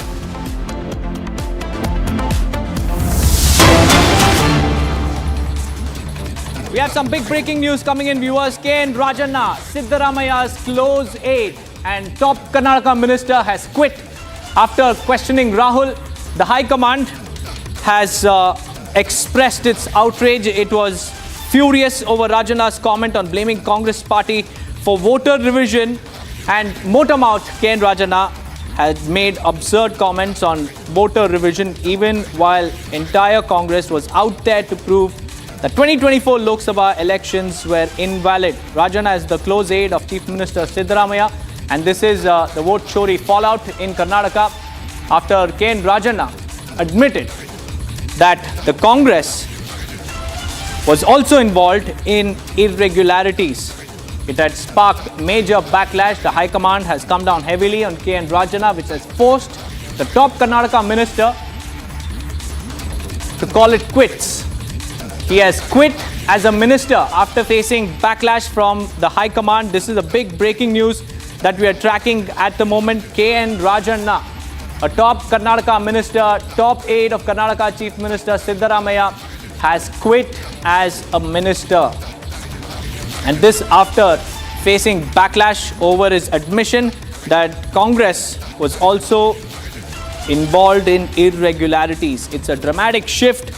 Rajana acknowledged that voter list irregularities during the Congress regime in Karnataka, and he admitted to this, pointing out that the party leaders sat quietly with their eyes closed instead of flagging concerns at the draft stage. And after these remarks went public, KN Rajana was pulled up by the Congress High Command, and this is what we are understanding from our highly placed sources. He has quit as the Karnataka minister for questioning Rahul Gandhi and the silence of the Congress party, his own party. Now we have Deputy Chief Minister DK Shivkumar's response. Let's listen in. Minister KN Rajana is totally false. He doesn't know. My Chief Minister will reply to it, and my party high command. And your party leader has also written a letter to Randeep Surjewala to take disciplinary action against him. My party see Delhi and the Chief Minister will react to it. Minister KN Rajana is totally false. He doesn't know. My Chief Minister will reply to it and my party high command. And your party leader has also written a letter to Randeep Surjewala to take disciplinary action against him, sir. My party, see Delhi and the Chief Minister will react to it. Well, at the tone at which DK Shivkumar was seen responding, it clearly shows how outraged the entire Congress party is. And DK Shivkumar there clearly stating that KN Rajana's statements are false because KN Rajana had highlighted specific anomalies, like one individual being registered at 3 different addresses and cases where 60 names were added in localities with only 10 to 15 residents lacking essential details such as proper addresses or even their parental names. And after the statement, the High Command has cracked its whip. It has forced KN Rajana to quit as a minister. He is a very, very close aide of the Karnataka Chief Minister Siddaramaiah, and DK Shivkumar there coming out and responding to this development, saying that KN Rajana has embarrassed the party by making false statements and that's why he was forced to quit. This is the big breaking news that we're tracking from Karnataka. Karnataka Congress was left embarrassed, was left red-faced after KN Rajana admitted to voter list irregularities by the Congress party. He said there were several anomalies that were reported during the draft stage itself, and the Congress did nothing but sit silent. We have Abhishek joining us live from Bengaluru. Abhishek, this is a major embarrassment for the Karnataka Congress unit because KN Rajana, top minister, top aide of Siddaramaiah, has stepped down, has quit as a minister after he was pulled up by the Congress High Command. Tell us more, Abhishek. Well, Deepak, the preliminary report or the information says that Minister KN Rajana, who just KN Rajana, who was, it is informed that KN Rajana resigned from his position as the minister after the Congress High Command had a conversation with the Chief Minister of Karnataka, Siddaramaiah. Abhishek, kindly hold your thoughts. Abhishek, we have a first response also coming in from BJP. We have Bharat Shetty, a BJP MLA, joining us live on the phone line. Bharat Shetty, a very good afternoon to you and thank you for joining us on Republic TV. How do you look at the situation? The Karnataka Congress unit is completely embarrassed because its own minister has been forced to quit after he raised several anomalies when the Congress party sat quiet during the voter draft stage. Yeah, the scene is like if somebody or anybody speaks the truth, they are thrown out of the Congress party. And Mr. Rajana has come out with the truth, and he has asked about the few doubts he has. And the High Command immediately talks to the CM and asks him to take a resignation from this minister. This is a state of affairs in Karnataka. No one can speak their mind out. No one can speak the truth. If somebody speaks the truth, may it be a minister, MLA, or anybody from the Congress party, they are asked to resign. He has pointed out many anomalies in the questions which Mr. Rahul Gandhi has been raising. So we have come to know, everyone comes to know that now Rahul Gandhi has been shooting from his hip and he's been lying about all this accusation he has been making about the voter list problem he has raised in the parliament, what's happening in Karnataka. So we met Rajana also. Rajana is in the assembly. We are in the assembly. We are just the assembly. The afternoon session of the assembly has not started. Rajana is sitting inside. He has been asked to resign. Last time there was this attempt on honey trap attempt on the same person, and now this has happened. This is the state of affairs of Congress in Karnataka. Right, Mr. Shetty, thank you for joining us with your opinions. We also have Shehzad Poonawalla joining us on the phone line. Shehzad, the Karnataka Congress and the Congress High Command has gone against its own for telling the truth because that's what the BJP claims. Will the BJP pick up these anomalies that were revealed by KN Rajana? Look, Mr. Rajana has paid the ultimate price for speaking the truth and fact-checking Rahul Gandhi, the Prince Pinocchio, who lies every time and whose atom bomb turned out to be a Sutali bomb. Now, the fact is that 2023 onwards, there's a Karnataka state government of Congress. if there's any fault in the electoral roll of 2024, the administration, the local people, the BLA, BLOs, etc., all the state government people. And that's what Mr. Rajana flagged. Why didn't we highlight it then? Why were we quiet then? Why did we allow this manipulation then? So he has been sacked or he has been removed because Rahul Gandhi can't handle the truth. Now your channel also has done many fact checks of Rahul Gandhi's atom bomb claims. Whether it is Aditya Srivastava's claim, whether it is Shivkumar's claim, or the other claims that he has made, all of them are false, and that's why he is not giving it in writing or on oath. And therefore, Rahul Gandhi, he only has one agenda: to insult the election commission, to threaten them, and anybody who busts his lies, they have to be facing the emergency mindset of Rahul Gandhi's family, which is that they have sacked him and they have sacked Mr. Rajana and taken Badla. That's right, Shehzad. Thank you for joining us live. In fact, we also have Mohan Krishna of the Karnataka BJP, a former advisor to the former Chief Minister of Karnataka. Mohan Krishna ji, KN Rajana showed the mirror to his party, to Rahul Gandhi, and now he is facing action. He has been forced to quit as a minister. How do you look at this situation? Because the Karnataka Congress is in a complete state of disarray. Very good afternoon. It's evident that now the bickering of the Karnataka Congress has started.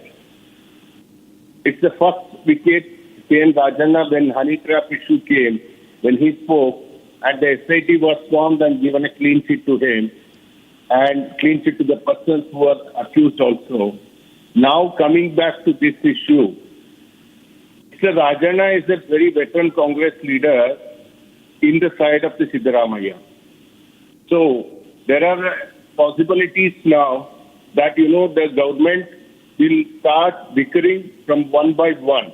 You can expect a lot of developments. What they were talking November can come to October also. Before Ayudh Puja, Vijayadashmi, I think this government will face a lot of problems. And BJP is nowhere concerned for this. We know it very well. When they get 136 seats, it has happened when Virendra Patil was the Chief Minister of Karnataka with 172 seats. And this kind of bickering happened, and Congress melted down to 64 seats then. Now it is the time for the Congress. People are watching every day. Their guarantees have been failed. Their governance is utterly failure. And law and order is totally out of control. It is all derogatory remarks on the Hindus and Sanatan. And Mr. Siddaramaiah, as the Chief Minister of Karnataka, is only doing one thing by ensuring that the minorities get the major share. And each and every cabinet, you can see one thing, that minorities in Karnataka, especially Muslims, will get special quotas and special things for them to get covered by the Congress and Siddaramaiah government. This is nothing but the worst governance we have seen in the last 75 years in Karnataka. Right, Mohan Krishna ji, thank you for joining us. In fact, it's not just KN Rajana, viewers. In the latest, what we understand is that Congress MLA R.V. Deshpande has also said that Rajana may not be wrong and stressed that every voter must be counted, not just those linked to a party or leader. He urged the Election Commission to act carefully and ensure transparency. Deshpande said that the Election Commission must make sure every family's vote is included. Now, this is another Congress MLA now standing behind KN Rajana. He has expressed solidarity, saying that Rajana may not be wrong. Even as Rahul Gandhi continues to question the Election Commission, Abhishek, we have MLA Deshpande also saying that Rajana may not be wrong because the Congress party sat silent when the voter list anomalies were reported.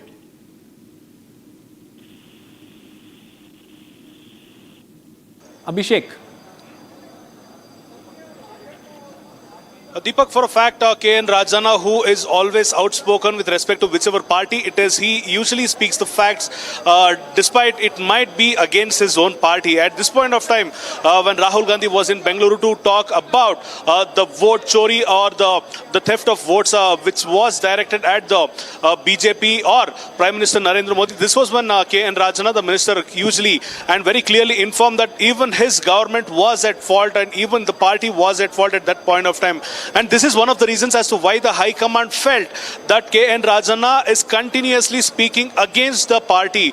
He has also been informed in various other incidents not to talk against the party. However, when KN Rajana made the statement at the Freedom Park, it was very clear that the Congress person or one of the members of the Congress complained to the Karnataka Pradesh Congress and the AICC, mentioning that the Congress High Command should take an action against KN Rajana. And at this point of time, we have been told that the High Command had a conversation with the Chief Minister of Karnataka, CM Siddaramaiah, to make sure that there is an action taken on KN Rajana. It should either be from himself or from the AICC.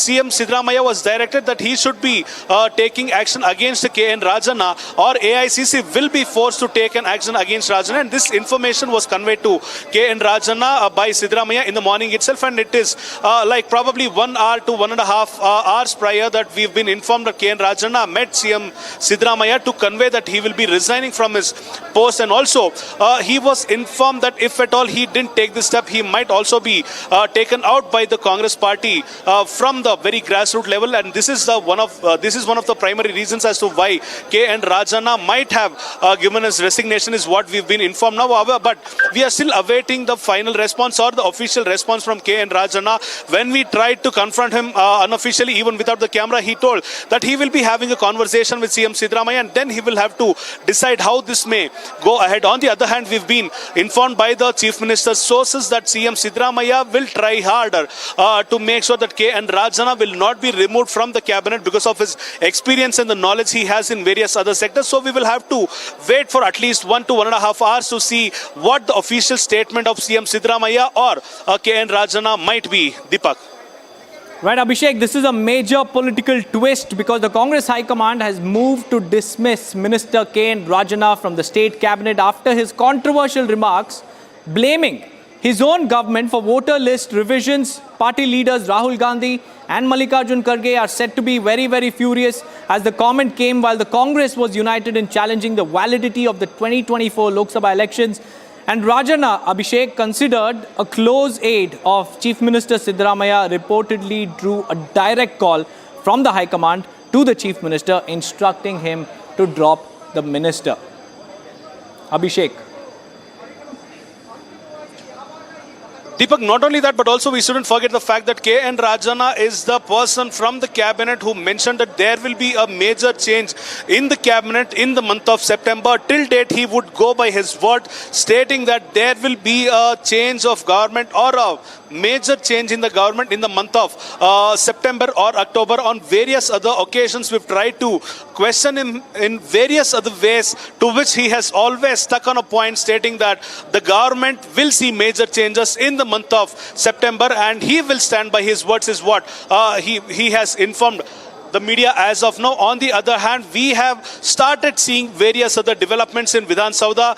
People from BJP and people from Congress are reacting on KN Rajana's decision. We've also tried to confront CM Siddaramaiah, and that is when he kept silence and he didn't want to talk about that issue until there is a legal resignation or a written resignation which is received from KN Rajana. And this is the same person who obviously mentioned in the assembly, stating that the ministers are being honey trapped, and also the ministers should be having eyes all over this body. So in various other occasions and incidents, KN Rajana has always spoken fact. So despite knowing that he speaks the truth, a Congress government didn't want him to go against his own government or the Congress High Command. And this might be one of the primary reasons as to why he had been right, Abhishek. demanded it's a big to twist, a big development in Karnataka politics. Close aide of Karnataka Chief Minister Siddaramaiah, and he's also a top minister, because he has been forced to resign. KN Rajana has quit after the controversy over his remarks on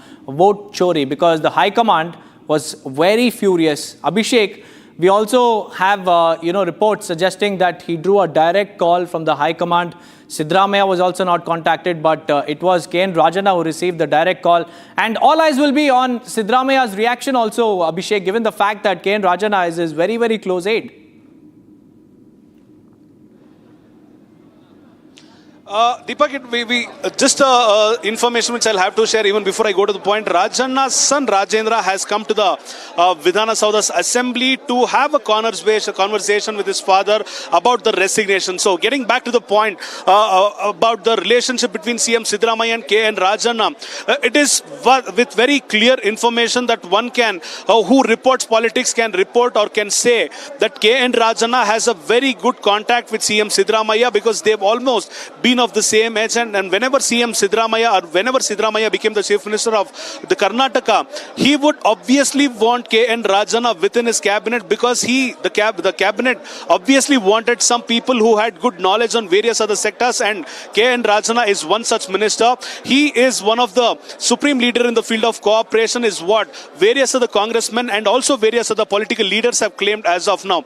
On the other hand, we've questioned KN Rajana several other times about why he goes against his party himself, and he very clearly mentions every single time that he wishes to speak only the facts, despite even though he is ready to lose his position, he is ready to give up on his ministerial post, he is ready to give up on anything, but he is not ready to give up on the facts that he obviously believes is what he has previously mentioned in various other occasions. This might be a hard fact to CM Siddaramaiah because Rajanna being a very close Abhishek, and all eyes will be on how Siddaramaiah will respond. Thank you for Abhishek for joining me with those details. Uttar Pradesh Chief Minister, meanwhile, viewers, has strongly rebuked the Samajwadi Party during the inaugural session of the Uttar Pradesh Assembly's monsoon session. Taking a tough stand, Yogi accused the SP of promoting anarchy and questioned their commitment to democracy. Here's a quick report on that.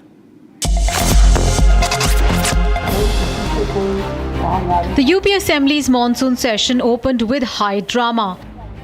Samajwadi Party MLAs staged a noisy protest against the Yogi government, accusing it of falling on law and order. दोनों विषय जब आज संबंधित नहीं है, मेरा आपसे निवेदन है कि आप चलो। जो मुख्यमंत्री जी ने कहा कि वो व्यापारी थे जिनके उसने गए तो उन्होंने विरोध किया।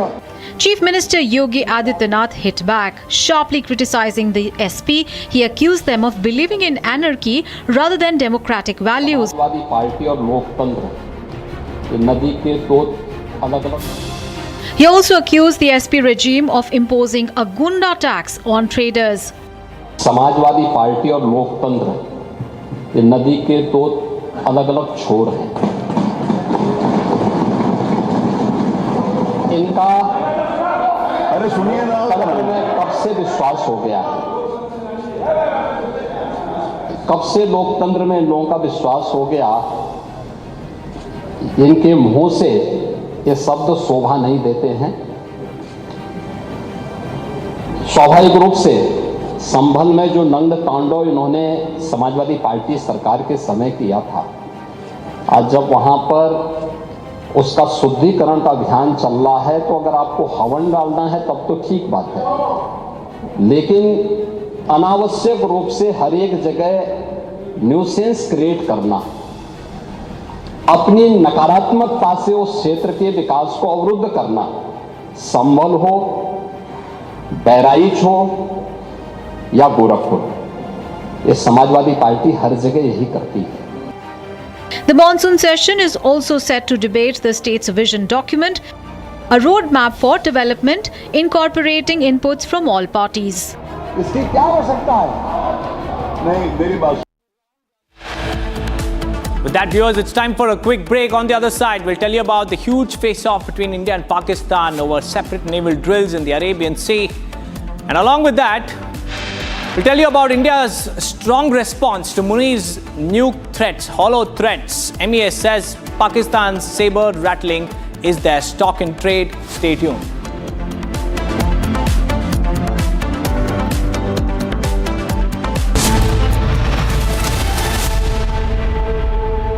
Amity is proud to announce the commencement of its 12th university in India, Amity University, Hyderabad. At the prime location of AeroCity Hyderabad Airport, has a strong focus on high-end research with brilliant students and distinguished faculty who share our mission to change the world together. To apply for this year's session, visit amity.edu/Hyderabad.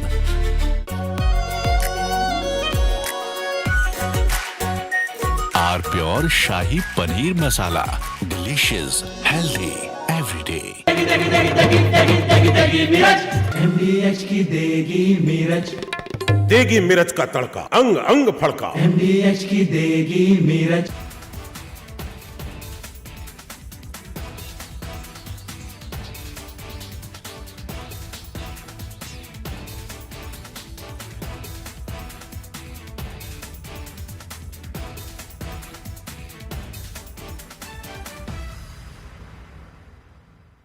Well, we'll determine that later, but right now they're paying a 50% tariff.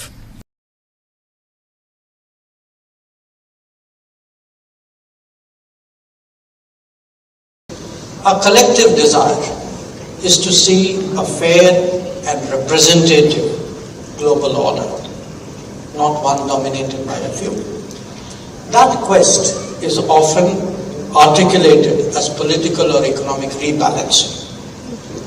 But I want to say this to you: obtaining respect and ensuring dignity for societies can also be achieved through cultural prowess, especially through cultural prowess. अपने किसानों के, पशुपालकों के और मछुआरे भाई बहनों के हितों के साथ कभी भी समझौता नहीं करेगा।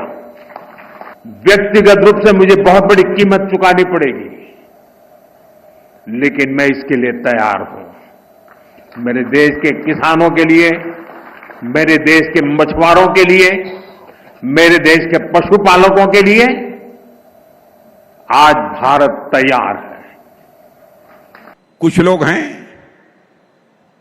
जो भारत का विकास जितनी तेजी के साथ हो रहा है उन्हें रास नहीं आ रहा है,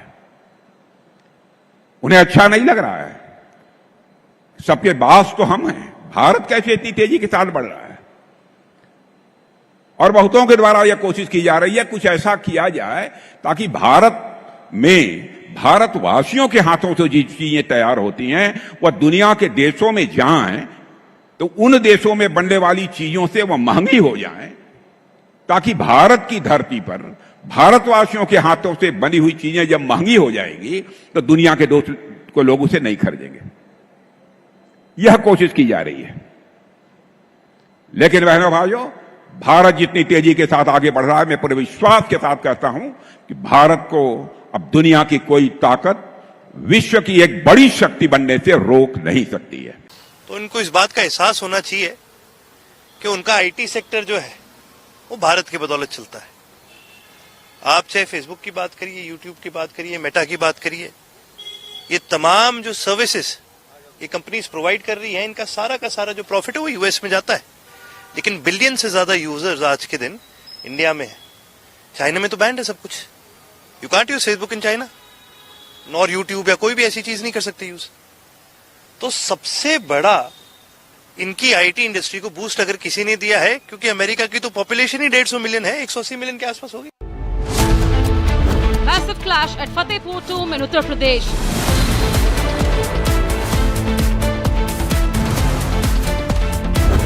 Hindu groups allege tomb is built on a temple. Hindu groups demand prayer rights. Tension remains high, debating tonight at 8 p.m.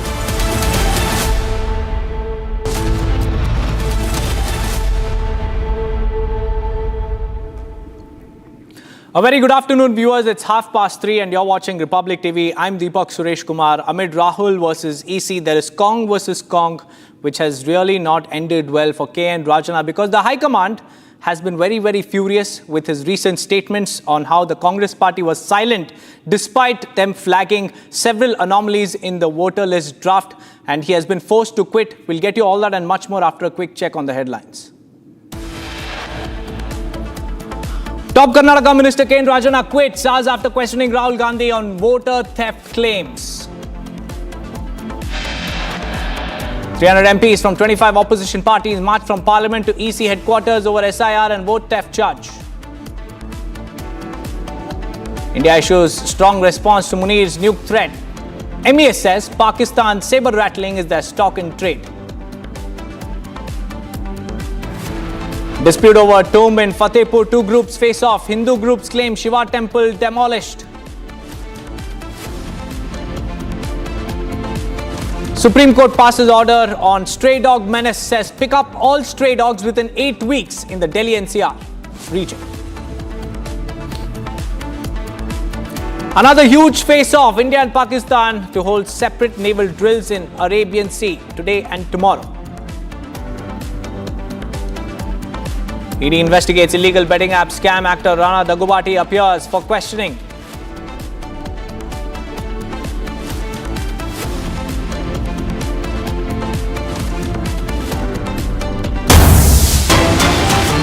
Big breaking news, viewers, from Karnataka, and a major political twist. The Congress High Command has moved to dismiss Minister KN Rajana from the state cabinet after his controversial remarks blaming the Congress government, his own government, for voter list revisions. Party leaders Rahul Gandhi and Mallikarjun Kharge are said to have been very furious at KN Rajana's statements.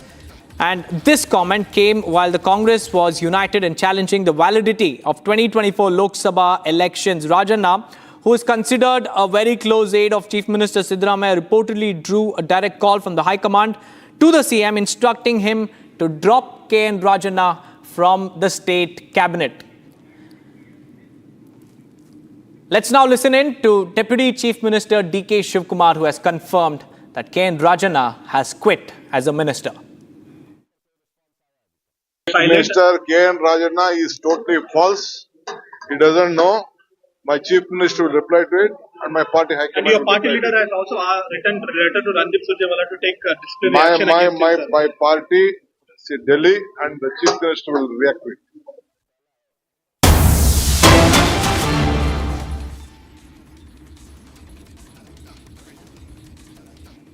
ಬಡಿಯುತ್ತಿದ್ದಾರೆ ಸಿದ್ದರಾಮಯ್ಯನವರು ಅನ್ನುವ ವಿಚಾರಕ್ಕೆ ಚರ್ಚೆ ಆಗ್ತಾ ಇದೆ. ನೋಡೋಣ, ನಾವು ಕೂಡ ಸದನದಲ್ಲಿ ಇದ್ರ ಬಗ್ಗೆ ಚರ್ಚೆನ ಮಾಡ್ತೇವೆ. Take up this issue in the Karnataka Assembly. That's B.Y. Vijendra, who's speaking on KN Rajana's resignation as a minister. ಹೇಳಿದ್ನಲ್ಲ, ಕಾಂಗ್ರೆಸ್ ಪಕ್ಷಕ್ಕೆ ರಾಹುಲ್ ಗಾಂಧಿಗೆ ಸತ್ಯವನ್ನ ಕೇಳ್ತಕ್ಕಂತ ಒಂದು ಧೈರ್ಯ ಇಲ್ಲ ಅವರಿಗೆ. The Congress party and Rahul cannot accept the truth. ಇದ್ದಾಗಲೇ ಇವೆಲ್ಲವೂ ಕೂಡ ಮತ ಪರಿಷ್ಕರಣೆ ಆಗಿರ್ತಕ್ಕಂಥದ್ದು, ವೋಟರ್ ಲಿಸ್ಟ್ ಸೇರಿಸೋದು, ಡಿಲೀಷನ್ ಅಡಿಷನ್ ಎಲ್ಲವೂ ಕೂಡ ಅವ್ರ ಸರ್ಕಾರ ಅವಧಿಯಲ್ಲೇ ಆಗಿರುವಂತದ್ದು. The voter list revision happened ತಮ್ಮ ಸರ್ಕಾರವೇ during their regime. ಅದನ್ನ ಅರಗಿಸ್ಕೊಳ್ಳಕ್ಕೆ ಸಾಧ್ಯ ಆಗದೇನೆ they can't digest the fact that their own minister has showed the mirror to them. ತೆಗೆದುಕೊಳ್ಳಬೇಕು ಅಂತ ಹೇಳಿ ಒತ್ತಡ ಹಾಕಿದಂತೆ ಕಾಣ್ತಾ ಇದೆ. ಹಾಗಾಗಿ ಮುಖ್ಯಮಂತ್ರಿಗಳು and there was pressure to take action against KN Rajana. ಸದನದಲ್ಲಿ ನಾವು ಕೂಡ ಚರ್ಚೆ ಮಾಡ್ತಾ ಇದ್ರು. And we will also debate this in the Karnataka Assembly.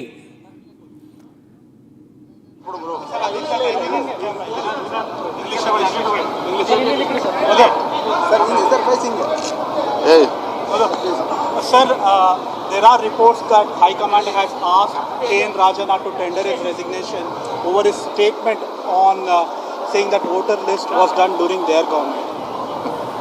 Well, that was B.Y. Vijendra, who has said that they will pick up this matter in the Karnataka Assembly. And it seems like the High Command cracking down on KN Rajana has given fresh ammunition for the Karnataka BJP, because B.Y. Vijendra has said that this will be a matter that they will raise in the Karnataka Assembly.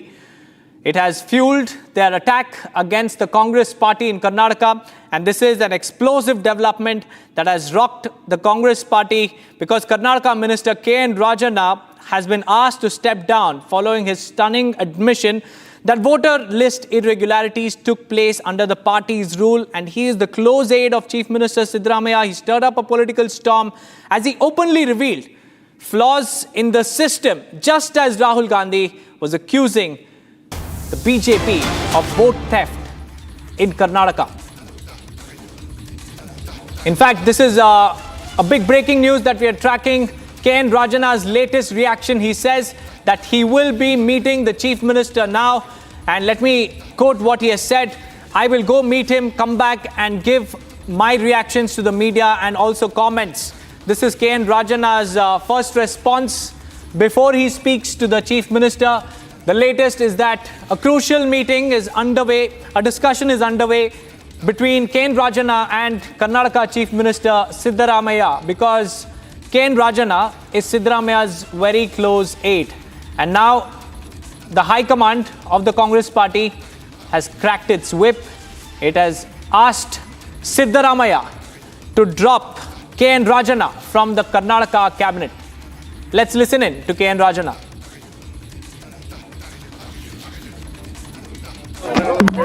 ಬಂದು ಆಮೇಲೆ ನಾನು reaction ಮುಖ್ಯಮಂತ್ರಿಗಳು ಬಂದು ಆಮೇಲೆ ನಾನು reaction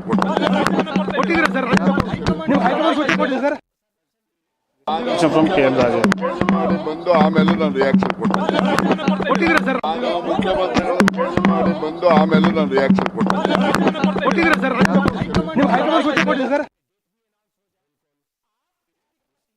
KN Rajana. See, High Command has not had any resignation from KN Rajana. So now I am going to meet CM. And also I will talk to my father regarding about this. Whether any kind of instructions has come from Chief Minister's office or No, nothing has gone. Thank you.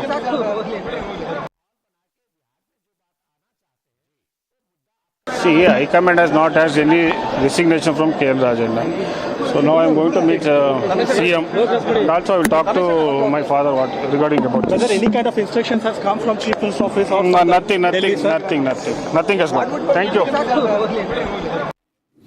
Well, that was KN Rajana's son, who was also stating that he will meet the Chief Minister. Father and son duo are holding talks with the Chief Minister as we speak. And on the other hand, the BJP is strategizing to take this matter up in the Karnataka Assembly, because KN Rajana just a few hours back showed the mirror to Congress, saying that voter list irregularities took place during Congress rule as well. But the Congress party, including Rahul Gandhi, didn't do anything about it.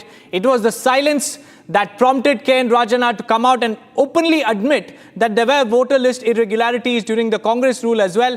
And this has enraged Rahul Gandhi and Mallikarjun Kharge, who are furious, and they called Siddaramaiah, asked him to immediately drop KN Rajana from the Karnataka state cabinet. And this amid viewers Rahul Gandhi questioning the election commission and the BJP over vote theft. Complete setback for Rahul Gandhi's narrative. Let's listen in to BJP. Face the real facts. Discrepancy has taken place during Congress tenure only. During this tenure only, when Siddaramaiah, under his leadership only, all this malpractices has taken place. Voter list has been added and deleted. So now it's the responsibility of Rahul Gandhi as well as Siddaramaiah and DK Shivkumar to give the response. But without doing this, since Rajana has spoken truth, since Rajana, the senior minister, has exposed the ruling Congress party, High Command has put pressure on Siddaramaiah to take resignation of Minister Rajana. We'll discuss on the floor of the House also. Thank you. But how do you see this move of the High Command of Congress? Like Congress High Command or Rahul Gandhi, when Election Commission has sought explanation, they're running away from giving the explanation. When Election Commission has sought explanation through affidavit, even though Rahul Gandhi was in Bangalore, was supposed to meet Election Commission, instead of meeting Election Commission, it was only hit and run case. He escaped and left to Delhi.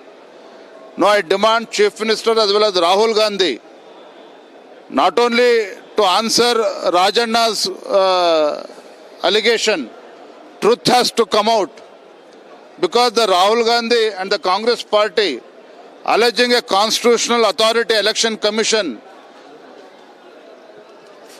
spreading false propaganda on election commission. It's really unfair. It's very unfair and very dangerous to the democracy. So rather than taking resignation of Rajana, now since the truth has come out, proper explanation should be given by Rahul Gandhi himself and by the ruling party here in Karnataka. Well, that was B.Y. Vijendra seeking an explanation from Rahul Gandhi. On one hand, the Election Commission has demanded Rahul Gandhi's affidavit with his allegations on it. And on the other hand, the BJP is demanding an explanation on Congress's silence when there was a voter list scandal that took place during their own rule. Abhishek is joining us live on this broadcast. Abhishek, for our viewers who are joining us right now, help us understand what was that statement, that admission of KN Rajana that has forced the High Command to ask the Chief Minister to drop him from the cabinet.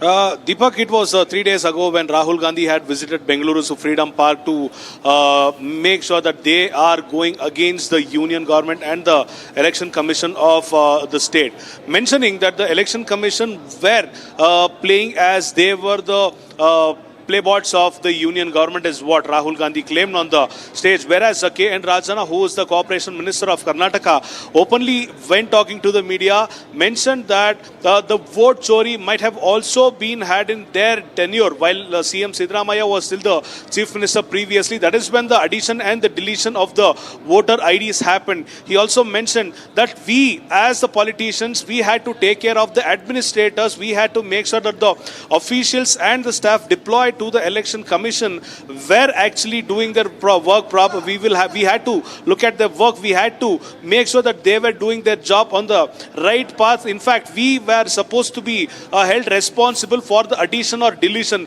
It is not only the Union government, it is not only the BJP, it is not only the JDS, whereas even Congress party have a hold in this issue where the voters were illegally added or deleted, is what KN Rajana very briefly spoke to the media even before entering the Freedom Park, where Rahul Gandhi addressed thousands of people who were against the Election Commission. So this is one such statement as to why the High Command of Congress party are unhappy on KN Rajana. This comes as an addition because KN Rajana in the last couple of years, even in the previous government, he is known for speaking the fact. He is known for speaking whatever it is upfront. He is known for going against the party if it is going right. Abhishek, I'm sorry to interrupt you. We have Ashok Gowda, BJP spokesperson from Karnataka, joining us on the phone line. Ashok Gowda, this is a major fallout, a Congress free fall after KN Rajana admitted to voter list scandal during their rule. The Congress High Command has asked him to quit, has asked Siddaramaiah to drop him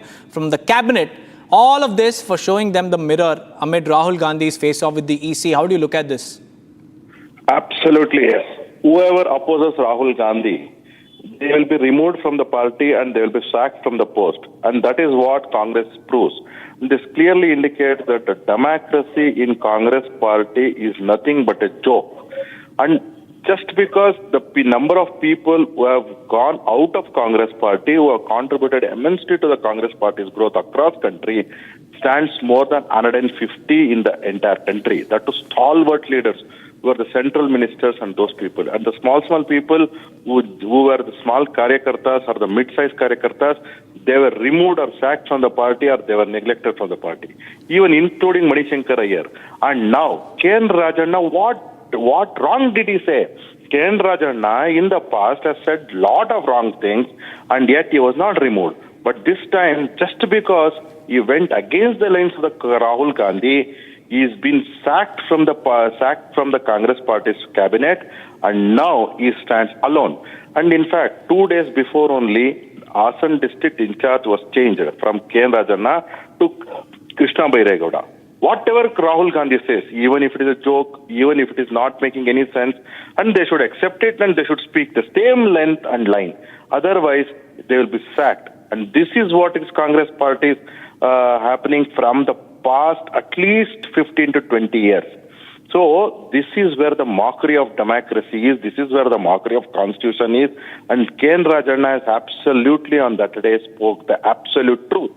And when Congress party was in power and this voter list was made and when they were sent to the party office, what was the Congress party leadership doing? And when Congress party leadership did not act there, now how can they say that? Now BJP has benefited from it, part one. Part two. And who said, even if there are fake voters, who said all of them had voted for BJP only? They could have voted for whatever their choice was. And as party which has ruled India. Mr. Gowda, firstly, the Congress cannot fathom the truth. And secondly, do you think that, in the larger context to the CM tussle, one part of the Congress party, certain faction of the Congress party was waiting for KN Rajana's route? Absolutely, yes. In fact, yesterday when Modi ji came to Bangalore to inaugurate the Yellow Line, we saw the tussle between D.K. Shivkumar and Siddaramaiah was clearly seen on the dais itself. Because when Siddaramaiah went for a speech, D.K. Shivkumar came right next to the Prime Minister and spoke whatever he wants.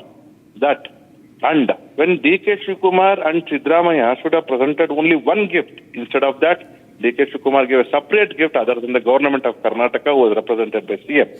So meaning to say, the KN Rajana's outcasting also clearly shows that the path for the new Chief Minister in Karnataka, the power tussle, has just started and the foundation. And surprisingly so, Mr. Gowda, it was D.K. Shivkumar to first come and react to this, and this clearly shows the internal rift in the Congress party as well. Thank you, Mr. Ashok Gowda, for joining us on the phone line. We have Abhishek, who continues to stay on with us. Abhishek, has the Chief Minister received the resignation of KN Rajana? Also tell us about the talks that are currently underway between KN Rajana, the Chief Minister, and KN Rajana's son is also set to meet the Karnataka CM.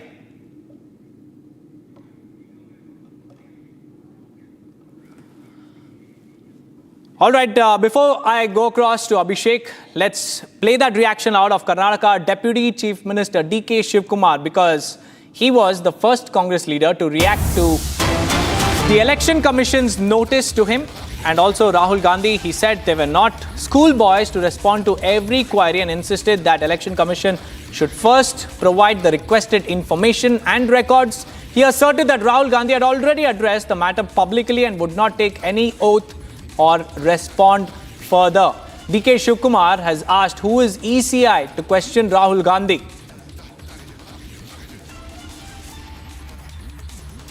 Whatever documents Election Commission is asking, we are not a school boys to reply whatever they ask. They are supposed to give to us. It is their responsibility. We have exhibited, my leader has exhibited in the public. He has given a presentation. They have already got it. They are already making a research of it. They know whatever is wrong. We have asked for some information. We have asked for some record. First, let them give that record. Officially, we have asked. I myself have gone to the Election Commission and we have asked. Let them give that record. No point of time my leader will take oath or answer to it. He has answered it already in the public. Well, the political developments in Karnataka, viewers, has derailed Rahul Gandhi's campaign against the Election Commission of India because KN Rajana, who questioned his own party, was sacked. And meanwhile, the fight continues in the national capital. We are also getting in responses from the parliament on the opposition's protest march to the Election Commission of India. Let's listen in. I think these people have gone all the way much ahead and wasting everybody's time, wasting taxpayers' money and wasting our energy. But at the same time, I would definitely like to say with all emphasis that today's protest march towards the Election Commission is meaningless, keeping in view the fact that the Election Commission has already given them time. Election Commission is a constitutional body. Still, it has come out and it has offered to discuss with them. I mean, this is quite interesting. And they would be meeting at 12 o'clock. So what's the meaning of this march? It's absolutely baseless. They want to remain relevant in the system, and that's why all this creation of a ruckus. आप देश के सबसे बड़े पंचायत के विपक्ष लोकसभा के opposition leader पे तोहमत लगा रहे हैं। पहले आप मांगते हैं सबूत, जब सबूत दिया जाता है तो उल्टा उनको बोलते हैं शपथ पत्र देने के लिए। ये तानाशाही है और ये निश्चित तौर से ये चुनाव आयोग नहीं कह रहा है, ये भाजपा की रणनीति है जो पूरा देश नहीं सहेगा। और निश्चित तौर से ये प्रोटेस्ट तब तक चलेगा जब हमारा जो वोटिंग राइट है, जिसका आपने घोटाला कर करके सीटें जीती हैं, आज पूरा देश दे चुका है, इसको पूरा देश सहने वाला नहीं है।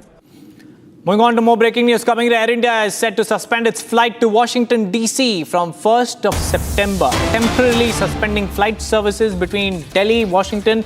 The flight suspension is due to a combination of operational factors, and we'll get more details on these so-called operational factors that Air India has cited while announcing that no Air India flight will arrive in Washington, D.C.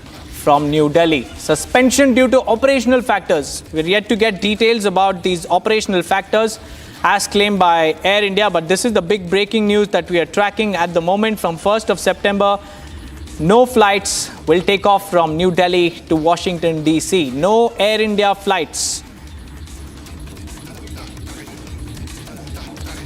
We'll also get our aviation team on our screens in just a few seconds from now, but let's stick to this breaking news that we're tracking at the moment. Viewers, Air India is set to suspend all its flights from Delhi to Washington, D.C. from 1st of September. Operational issues is what Air India has cited so far for the reason for the suspension of flight operations from Delhi to Washington, D.C.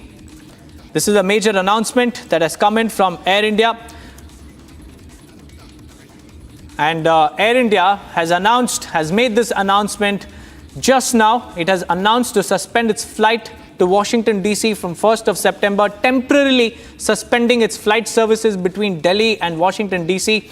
And when questioned and when asked about the reason, Air India said it is due to a combination of operational factors.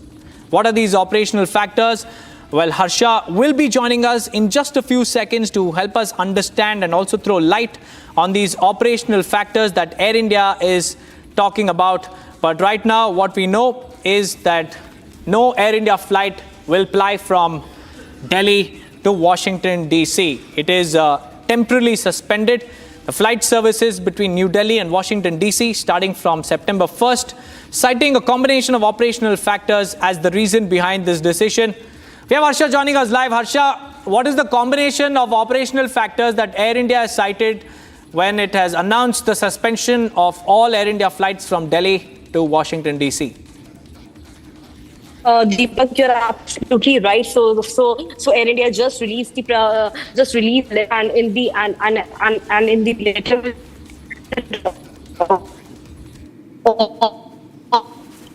the Air India flight from Delhi to Washington has been suspended from September 4, and it is some sort of business technical flag. And also multiple airlines of Air India, which were earlier flying to Washington, have already been grounded, and they now have a minimum flights to Washington, and that's the reason the ones which are operating, they have faced multiple flags, and the issue in the aircraft, and that.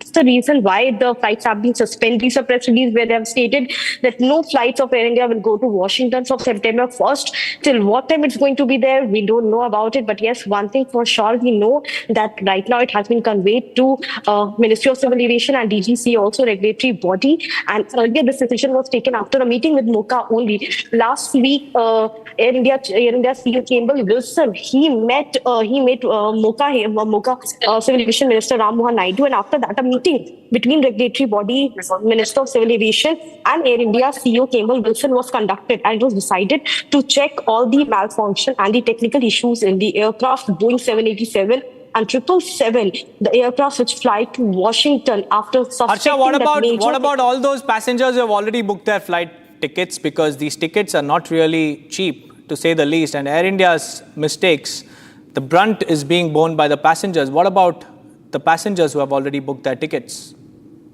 So, Deepak, they will be refunded. It has been stated that the passengers who had booked their flights to Washington, and their money will be given back. So they will be refunded. They will be asked that after a certain period of time, if you want to use it after 2 to 3 months when the operation will start, either they can use it that time, or either they can just cancel it and they will be refunded their money. So this has been stated to the passengers. We have the entire release which has been shared by the Air India to the media persons, and shortly will share those release as well. Because right now, as I'm speaking to you, I have gotten the release from Air India itself, where they have mentioned each and everything in detail, very briefly about what is going to happen and how passengers will be accommodated.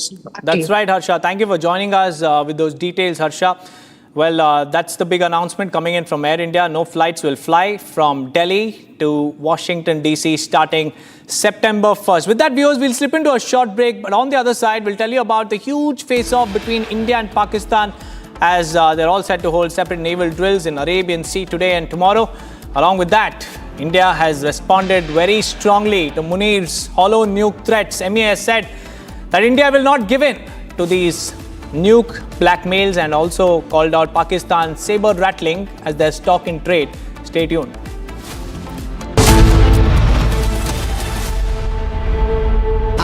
Pure सूजी pasta उबालो मिलाओ और खाओ 8 minute में तैयार। क्या taste है सबका राजा hardcore मसाला। केसरिया से मन जोगी हुआ रे, दिल झूमे देखो मतवारा हुआ रे।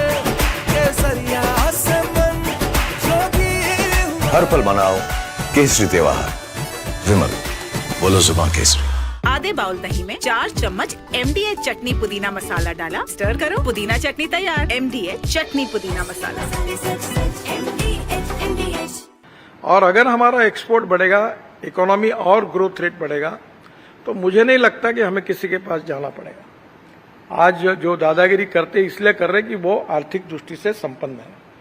दादागिरी इसलिए करते हैं कि उनके पास टेक्नोलॉजी है।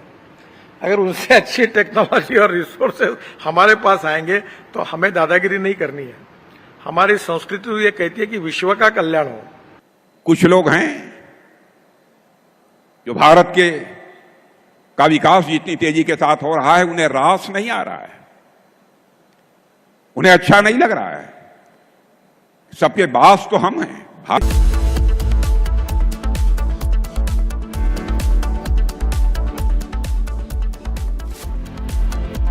थोड़े में ज्यादा स्वाद, यही तो है इसकी खास बात। वाओ मामा, क्या स्वाद है। अरे मेरे राजा, मसाला। ये है सीक्रेट रेसिपी MDH का जीरा sip jal jeera masala. Sip sip jeera SIP jeera sip MDH का jal jeera SIP jeera sip MDH का jal jeera sip. Our pure shahi paneer masala, delicious, healthy every day.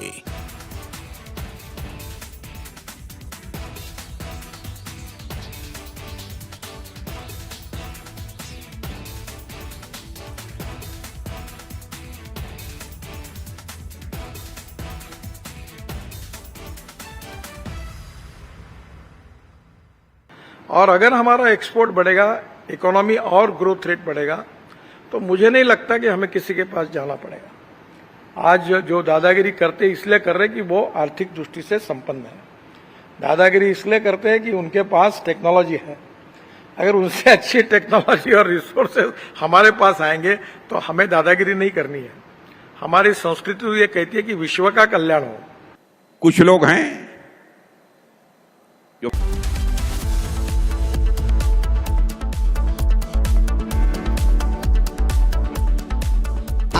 Pure सूजी पास्ता उबालो मिलाओ और खाओ 8 मिनट में तैयार। क्या टेस्ट है सबका राजा हार्डकोर मसाला। MDH की हल्दी मिर्ची धनिया करे कमाल। ये रंग दे, ये खुशबू दे, ये तीखा, ये कम पड़े। क्या निराला MDH मसाला। और अगर हमारा एक्सपोर्ट बढ़ेगा, इकोनॉमी और ग्रोथ रेट बढ़ेगा, तो मुझे नहीं लगता कि हमें किसी के पास जाना पड़ेगा। आज जो दादागिरी करते इसलिए कर रहे कि वो आर्थिक दृष्टि से संपन्न है। दादागिरी इसलिए करते हैं कि उनके पास टेक्नोलॉजी है। अगर उनसे अच्छी टेक्नोलॉजी और रिसोर्सेज हमारे पास आएंगे तो हमें दादागिरी नहीं करनी है। हमारी संस्कृति ये कहती है कि विश्व का कल्याण हो। कुछ लोग हैं जो भारत के का विकास जितनी तेजी के साथ हो रहा है उन्हें रास नहीं आ रहा है, उन्हें अच्छा नहीं लग रहा है। सबके बास तो हम हैं। भारत कैसे इतनी तेजी के साथ बढ़ रहा है। लेकिन बहनों भाइयों, भारत जितनी तेजी के साथ आगे बढ़ रहा है, मैं पूरे विश्वास के साथ कहता हूं कि भारत को अब दुनिया की कोई ताकत विश्व की एक बड़ी शक्ति बनने से रोक नहीं सकती है। राष्ट्र सर्वोपरि है और अभी तो देश में जिन जिन विषयों पर चर्चा हो रही उसका नाम न लेते हुए विश्व में हम अनेक प्रकार की समस्याओं का सामना भी कर रहे हैं और इन सब समस्या का उपाय एक ही है, वो है साइंस एंड टेक्नोलॉजी, नॉलेज। अगर इस क्षेत्र में नॉलेज जो पावर है उसका उपयोग हम करेंगे और कर रहे हैं तो मुझे लगता है दुनिया झुकती है, झुकाने वाला चाहिए ये हमारे देश। From Asia's largest news headquarters, setting the agenda for Bharat.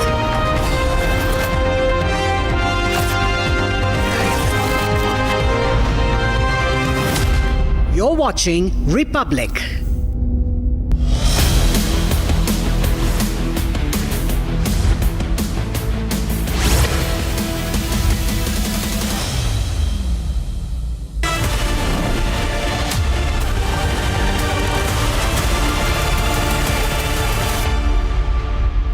Hello and welcome. You're watching Republic TV with me, Akanksha Khajuria. Top of the hour, we'll get you details how India responded to Asim Munir's nuclear threat, saying that you're a responsible state and we will not give in to the nuclear blackmail. We'll get you more details on this. First, as always, the headlines.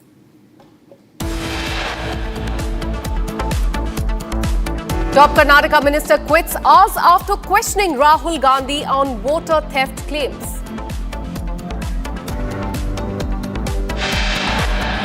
Congress party, they don't have guts to face the reality. Since Rajana, the senior minister, has exposed the ruling Congress party, High Command has put pressure on Sidramaya to take resignation of Minister Rajana. After Karnataka Chief Minister's close aide questions Rahul Gandhi on vote theft claims, Bharatiya Janata Party has bagged KN Rajana. India has issued a strong response to Asim Munir's nuclear threat. MEA has said that Pakistan's saber rattling is their stock in trade.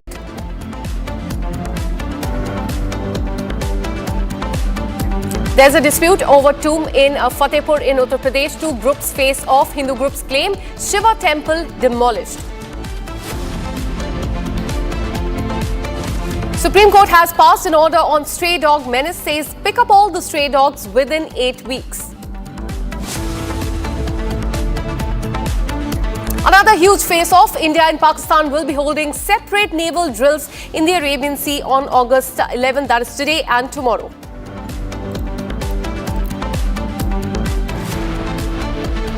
ED investigates illegal betting app scam. Actor Rana Daggubati appears for questioning.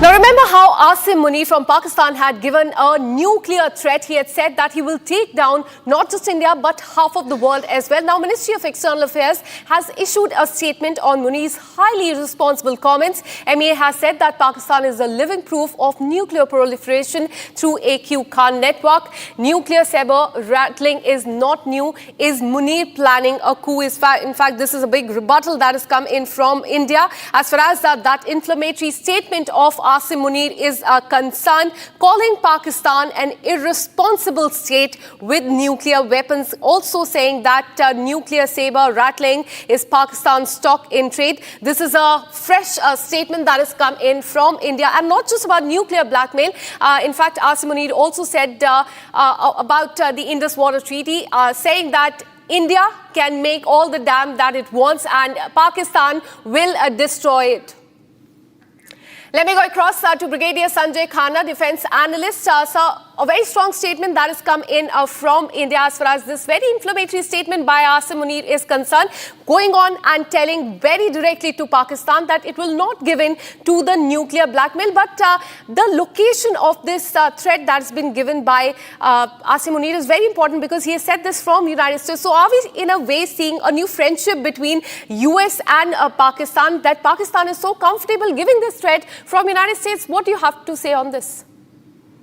Kancha, I would say that this is one of the most irresponsible statements given by their field marshal, whom I call Mullah Munir, and henceforth in your program also I will call him Mullah Munir only. He had gone to US first.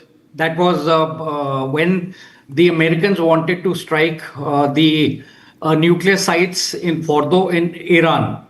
And that was the time that the Americans saw that the location of Pakistan was very strategic. And Trump wanted to use the air bases as well as other bases of the Pakistani Air Force to deploy its weapon systems. Second is that they wanted Pakistan to get them human from Iran. Because we are aware that there have been a lot of tensions between Iran as well as Pakistan. And if you recall, there were airstrikes also carried out by the Iranian Air Force on the terrorist site in Pakistan. So all this, then, the Americans were looking at Pakistan to kind of leverage against India. And there were a lot of other things which went into it. However, now that the second time that he has gone there, I would like to highlight one thing, that he has not visited America. In the first instance also, he was called to America. Even now, he was called to America. That we must understand that Trump, if he has called him, he will have his pound of flesh. And in addition to the defense, economy, rest of the things, Trump is very interested in his cryptocurrency, which his family is launching in America. So by going there for the second time, Mullah Munir has become overconfident. Despite the bashing that he got at the hands of the Indian Armed Forces during Operation Sindoor. Now he feels that he's a bum chum of President Trump, which we know how reliable or unreliable President Trump is. I needn't say that. So this is his foolhardiness. Second is by making these statements, he is, kind of addressing his domestic population and his country, because we are aware that there is almost an anarchy-like situation in Pakistan. And second is their economic situation is not hidden from the world. They are, it is come to beg, borrow, steal, I would say, for the Pakistanis. So he wants to digress the attention of the population in Pakistan, as well as, get, by doing this, he feels that by the saber rattling, he feels that he can shake up India. Now, there's one thing very clear in his mind, that India will launch attack to capture POK. And that is what is bothering him. Because if that happens, Pakistan is almost finished, because alongside Balochistan will also get independent. So to avoid all this, he is ensuring that, I've got missiles and I will strike them. I finish off half of the world. What do you mean? If you have nuclear missiles, so does India have. Why do you forget that? And our air defense system is much, much better to thwart such like attacks. Yes, in case of nuclear strikes or misunderstanding, miscalculation between the two countries, it can be very, very damaging. We are aware of what happened in Hiroshima and Nagasaki. Absolutely. And in fact, India has maintained that these are the hollow threats given by Pakistan after their defeat in Operation Sindoor, saying that we will not give in to such nuclear blackmailing that Pakistan has been doing again and again. Thanks so much, sir, for speaking to Republic TV and giving your perspective on this. Now, shifting our focus, and this is a big breaking news coming in from Karnataka. We're learning that Chief Minister has accepted Minister KN Rajana's resignation letter, and it has been sent to Chief Secretary and will reach the Governor next. Now, remember, Karnataka Corporation Minister KN Rajana had tendered his resignation after Congress High Command had sought action against him for criticizing Rahul Gandhi's vote theft charge. Remember, Rahul Gandhi has in the last 1 week been raising this issue of the vote theft in Karnataka, Maharashtra and also Uttar Pradesh. And Karnataka Corporation Minister KN Rajana had raised this issue. In fact, speaking to reporters earlier today, he had said, and I quote, "One should remember that voter lists were revised when our own government, that is the Congress government, was at the helm." And he said, "Why did our party turn a blind eye then? It is true that there are irregularities, but it is insulting for us that it happened right under our nose." A big statement that he had given to the reporters. After that, the Congress High Command was really irked with this statement of KN Rajana. They had sought clarification from him, action against him for criticizing Rahul Gandhi's voter theft charge, in a way diluting this campaign that has been launched by the Congress party. And now what we are learning is that the Chief Minister has accepted his resignation, and it has been sent to the Chief Secretary and will then reach the Governor as far as this entire saga in Karnataka is concerned. But one thing remains very clear, that the fresh cracks have now emerged within the governing Congress party in Karnataka, as the senior functionaries have openly expressed dissent over former, as far as Rahul Gandhi's recent comments on vote theft is concerned, and one victim is KN Rajana. He has tendered his resignation. Now that resignation has also been accepted, and all this happened within just few hours of him commenting on the Rahul Gandhi's voter theft charge. He had said, as I pointed out, that all these irregularities did happen, but it is insulting that it happened right under our nose. He said one should remember that voter lists were revised when our own government, the Congress government in Karnataka, was at the top. Why did our party turn a blind eye then? It is true that there are irregularities, but it is insulting that it happened right under our nose. And the Congress High Command here in the national capital, they were really irked by this statement, and within hours now he had to tender his resignation. He was also irked that the top command sought action against him, and now he's tendered his resignation, and that has been accepted by the Karnataka Chief Minister. Now it will be sent to the Chief Secretary and then to the Governor.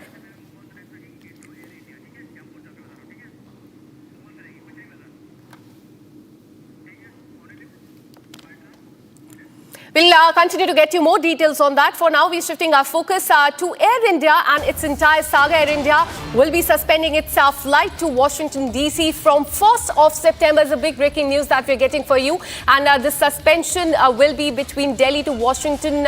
And this is because of combination of operational factors is something that has come to the fore as far as suspension is concerned. Air India has said that it will stop flying to Washington, D.C. from September 1st, that is in another 20 days, due to a shortfall in aircraft as it commences. In fact, Boeing 787s, 4 other flights to the US will also continue, and a big statement has been given by Air India as well. They have said that the suspension is driven by the planned shortfall in Air India's fleet, as the airline commenced 26 of its Boeing 787-8 aircraft last month, and this is in fact a big decision that has been taken by Air India. Now, the reason that has been given by Air India for the suspension of the flight on this route is the combination of operational factors is what they have stated, but in the last 4 to 5 months, we know that there are several lapses that have come to the fore as far as Air India is concerned. Several factors have come to the fore, but for the specific one, they have said that it is because of a combination of the operational factors is what Air India has said now.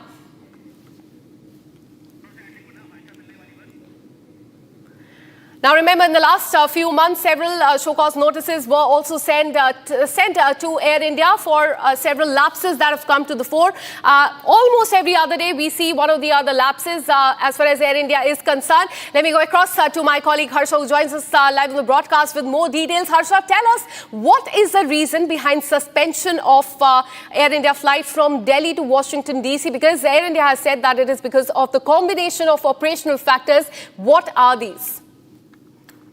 So, Akanksha, to tell to our viewers that right now what we know is that multiple airlines from Boeing 787 of Air India has been already grounded after the checks which was given and after the meeting between MOCA and the regulator. They were asked to reduce 30% of the operation, and following that, many deals have already been grounded. And to do multiple operational factors, what Air India has quoted as been stating in the release, they have stated that Air India's right now there will be no direct flights from Delhi to Washington from September 1st of Air India. And so the passengers who have already booked it, they will be given full refund, or they will be accommodated in a different flight. But yes, Delhi to Washington, there's no direct flight for passengers, but with one stop, yes, there's a flight from the four ways like Chicago, JFK, Newark, and there is San Francisco also. So if any passenger wants to go to Washington, there's no direct flight. With a one stop, there is a flight of Air India, and the passengers will be accommodated. So passengers, if they don't want, they don't have to cancel their flight. They will be accommodated in different airline like United Airlines, Alaska Airlines. They can be refunded, and they can be accommodated in those airlines. It is all because of the operational factors, Akanksha. What we are learning right now is that multiple Boeings of Air India have seen malfunction. The malfunction was reported. The technical snags were found in Boeing fleets 777 and 787B as well after AI-171 crash, and therefore Air India was asked to reduce its operation. And following that operational shift only, this Air India has released has sent out a press release in their social media platform and to all the media organization as well, that from September 1st, there will be no direct flight from Delhi to Washington for the passengers. Back to you. Absolutely. Now it remains to be seen what happens after this. Thanks so much, Harsha, for all the details. We'll keep coming back to you for more on this. We're shifting our focus, viewers, a day after Munir's nuke war threat from American soil. In the Navy, in fact, is all set to deploy naval might today at Arabian Sea. And at the same time, Pakistan Navy has also issued a notum announcing its own exercise in the territorial waters. The overlapping schedules point to heightened military activity in the significant Arabian Sea, a key route for the maritime trade and crucial for regional security as well. We're learning that the exercises are positioned approximately 60 nautical miles from each other. In the Navy is all set to display its naval might today at the Arabian Sea. And as per the notum issued, the Indian Navy will conduct the maritime drill off the coast of Porbandar and Oka in Gujarat as well. Let me go across to my colleague Ishan for more on this. This comes at a time, in fact, in the backdrop of Operation Sindoor, but also very important are the statements that have been given by Munir in the last 24 hours. The nuclear threat, the Indus Water Treaty threat that let India build the dam and we will destroy it. Several threats given by Pakistan that is concerned. And at this time, it is very important that there should be a heightened military, in fact, activity in the Arabian Sea. Give us more details on this. Today we found out, today morning a report had come in that the Indian Navy will be conducting live fire drills in the Oka region off the coast of Gujarat. This is interesting because Pakistan Navy is also conducting drills in this region, North Arabian Sea, within territorial waters of Pakistan. However, these exercises are conducting between the two navies. The distance is only 60 nautical miles and giving the navies very close to each other. Western Naval Command spokesperson has stated that the Western Fleet ships will be participating in these exercises. Live firing drills will be taking place. Missiles and gun drills will be taking place. Similarly, Pakistani official sources have stated that they will also be conducting live fire tests of missiles as well as gunnery drills. Thanks. Back to you. Absolutely. So all eyes will be on this naval drill conducted simultaneously by India and Pakistan. Thanks so much, Sushant, for all the updates. We'll keep coming back to you for more on this.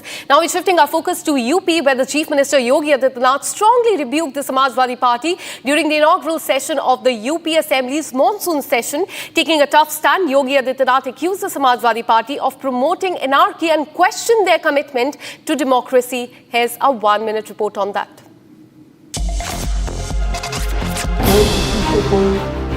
The UP Assembly's monsoon session opened with high drama. Samajwadi Party MLAs staged a noisy protest against the Yogi government, accusing it of falling on law and order. दोनों विषय जब आज संबंधित नहीं है, मेरा आपसे निवेदन है कि आप चलो। जो मुख्यमंत्री जी ने कहा कि वो व्यापारी थे जिनके उसमें गए तो उन्होंने विरोध किया। Chief Minister Yogi Adityanath hit back, sharply criticizing the SP. He accused them of believing in anarchy rather than democratic values.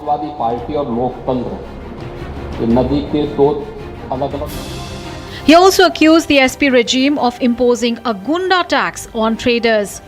Samajwadi party और लोकतंत्र ये नदी के दो अलग-अलग छोर हैं। इनका अरे सुनिए ना, कब से विश्वास हो गया है, कब से लोकतंत्र में लोगों का विश्वास हो गया, इनके मुंह से ये शब्द शोभा नहीं देते हैं। Now shifting our focus, tensions are rising in Fatehpur town of UP, where a dispute has erupted over the identity of a historic site. Hindu organizations, including the Bharatiya Janata Party, are protesting, demanding the structure be recognized as a Hindu temple rather than a tomb that it currently is. And authorities have launched an investigation to determine the site's true status, while the local community remains completely divided over this. And we'll keep you updated as the situation develops. Watch this report first.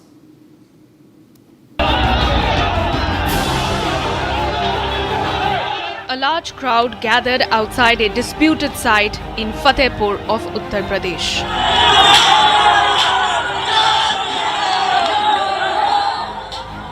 Tension ran high as protesters from various Hindu organizations, including the BJP, raised slogans and held placards. In Fatehpur, a heated controversy has erupted over a structure believed by some to be a tomb, while others claimed it as a Hindu temple.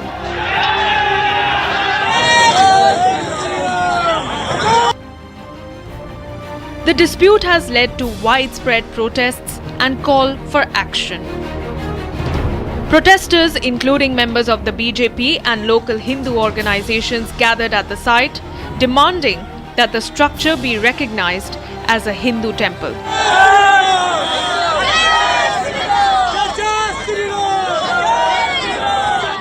They argue that it has been misidentified as a tomb and that its true religious significance has been overlooked.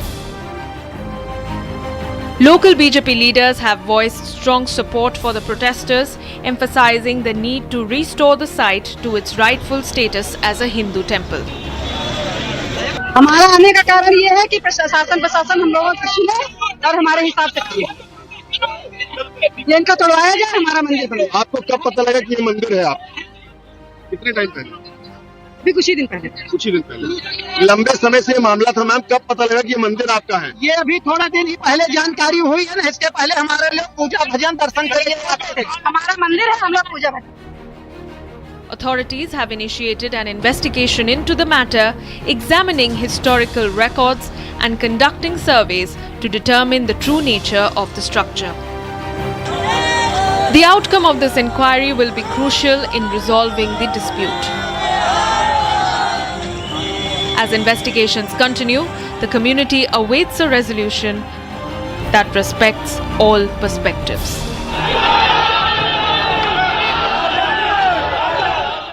And tensions remain high in this particular town of UP. What we're learning is that police has barricaded that entire area, and in the center of the controversy is one tomb.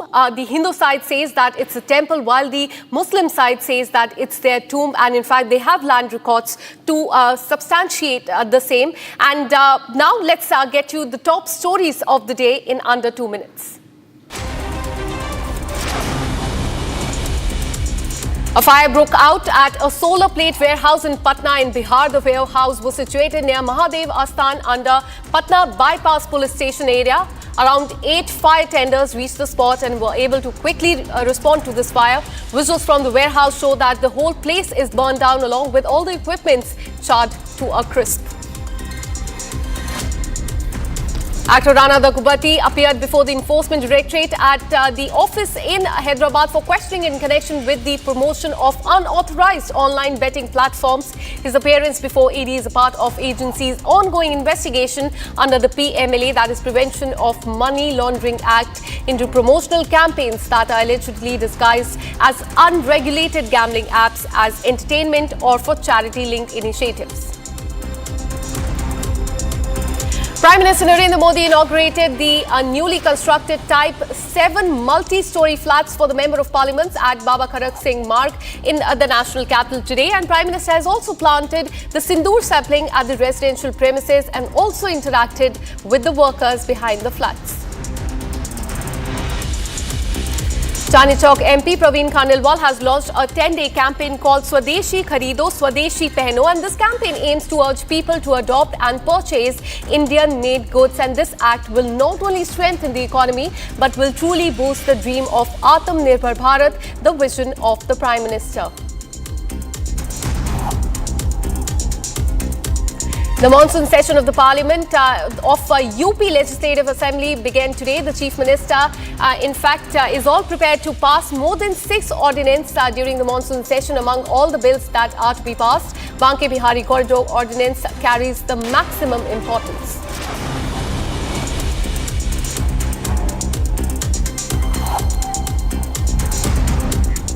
And with this, we're taking a very short break. Coming up on the other side, we'll tell you about the big order by the Supreme Court as far as the street dog menace is concerned. The Supreme Court has said pick up all the stray dogs within 8 weeks. And in UP, there's a dispute over temple versus tomb. There's a face-off that took place between the Hindu group and the other community. And the Hindu group claimed that it is, in fact, the Shiva temple that was demolished. We'll get you more updates on this and other stories on the other side. Stay with us.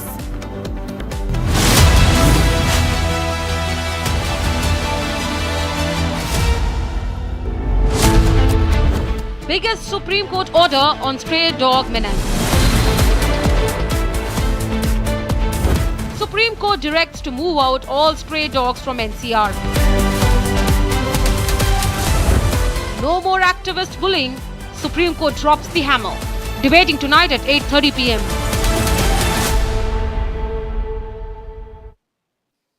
थोड़े में ज्यादा स्वाद यही तो है इसकी खास बात। वाओ मामा, क्या स्वाद है? अरे मेरी राजा,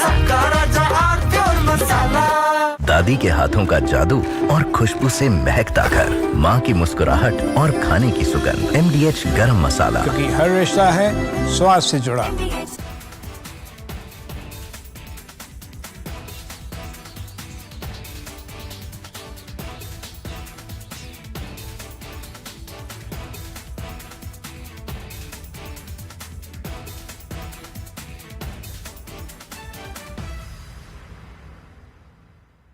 और अगर हमारा एक्सपोर्ट बढ़ेगा, इकोनॉमी और ग्रोथ रेट बढ़ेगा, तो मुझे नहीं लगता कि हमें किसी के पास जाना पड़ेगा। आज जो दादागिरी करते इसलिए कर रहे हैं कि वो आर्थिक दृष्टि से संपन्न है। दादागिरी इसलिए करते हैं कि उनके पास टेक्नोलॉजी है। अगर उनसे अच्छी टेक्नोलॉजी और रिसोर्सेज हमारे पास आएंगे तो हमें दादागिरी नहीं करनी है। हमारी संस्कृति ये कहती है कि विश्व का कल्याण हो। कुछ लोग हैं जो भारत के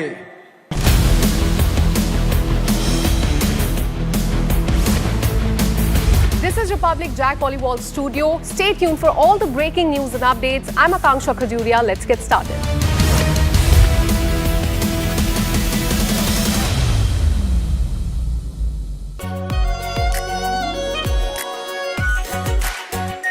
Our Pure Shahi Paneer Masala.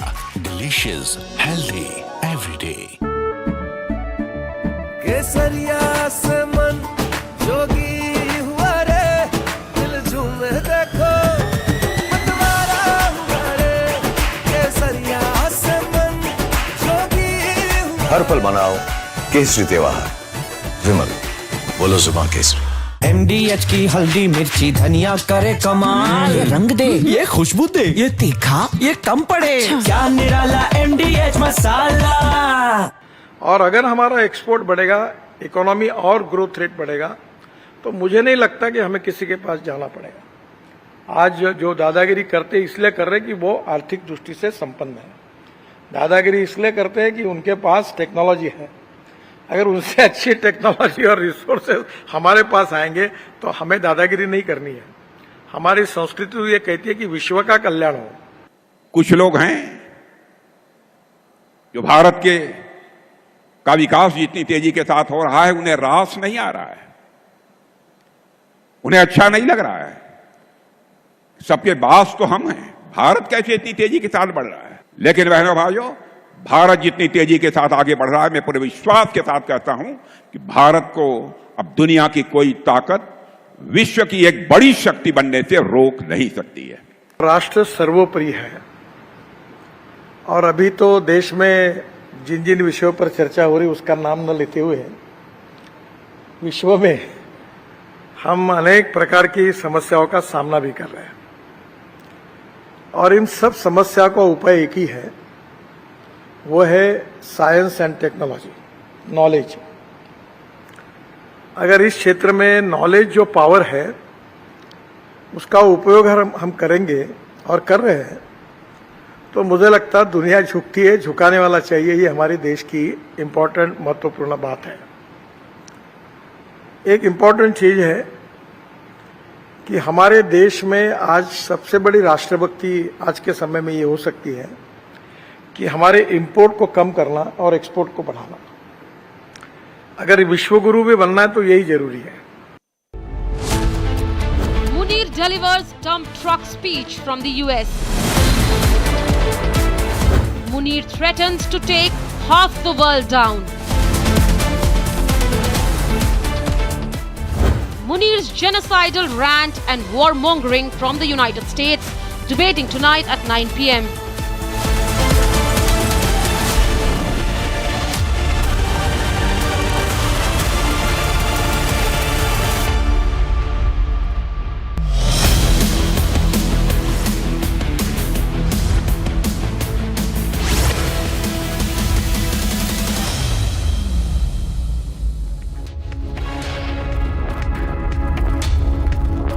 Good evening, welcome to Republic. I'm Rhythm. Our top focus is going to be on the top court. The top court is now saying it is time for action.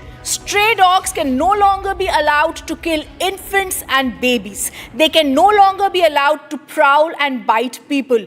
A slew of directions have been given by the top court in the NCT that includes Gurugram and Noida to all the authorities to ensure that this menace is stopped. They said today they draw the line. It's time for immediate action. First, a look at our top headlines. Top Karnataka minister quits hours after questioning Rahul Gandhi on voter theft claims.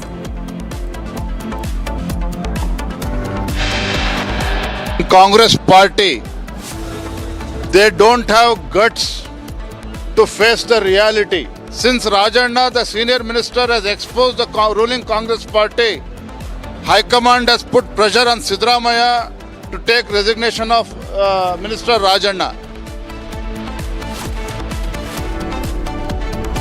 After Karnataka Chief Minister Close Aid questions Rahul on vote theft claim, BJP backs KN Rajana.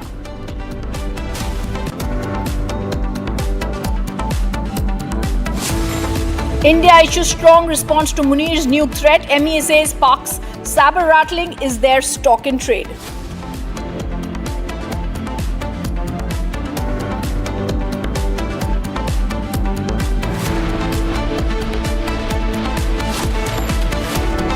Dispute over tomb in Fatehpur. Two groups face off. Hindu groups claim Shiva temples demolished.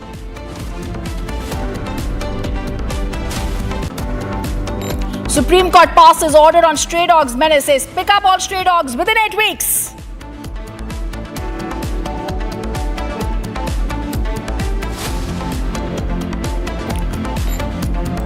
Another huge face-off, India and Pakistan to hold separate naval drills in Arabian Sea on August 11th and 12th.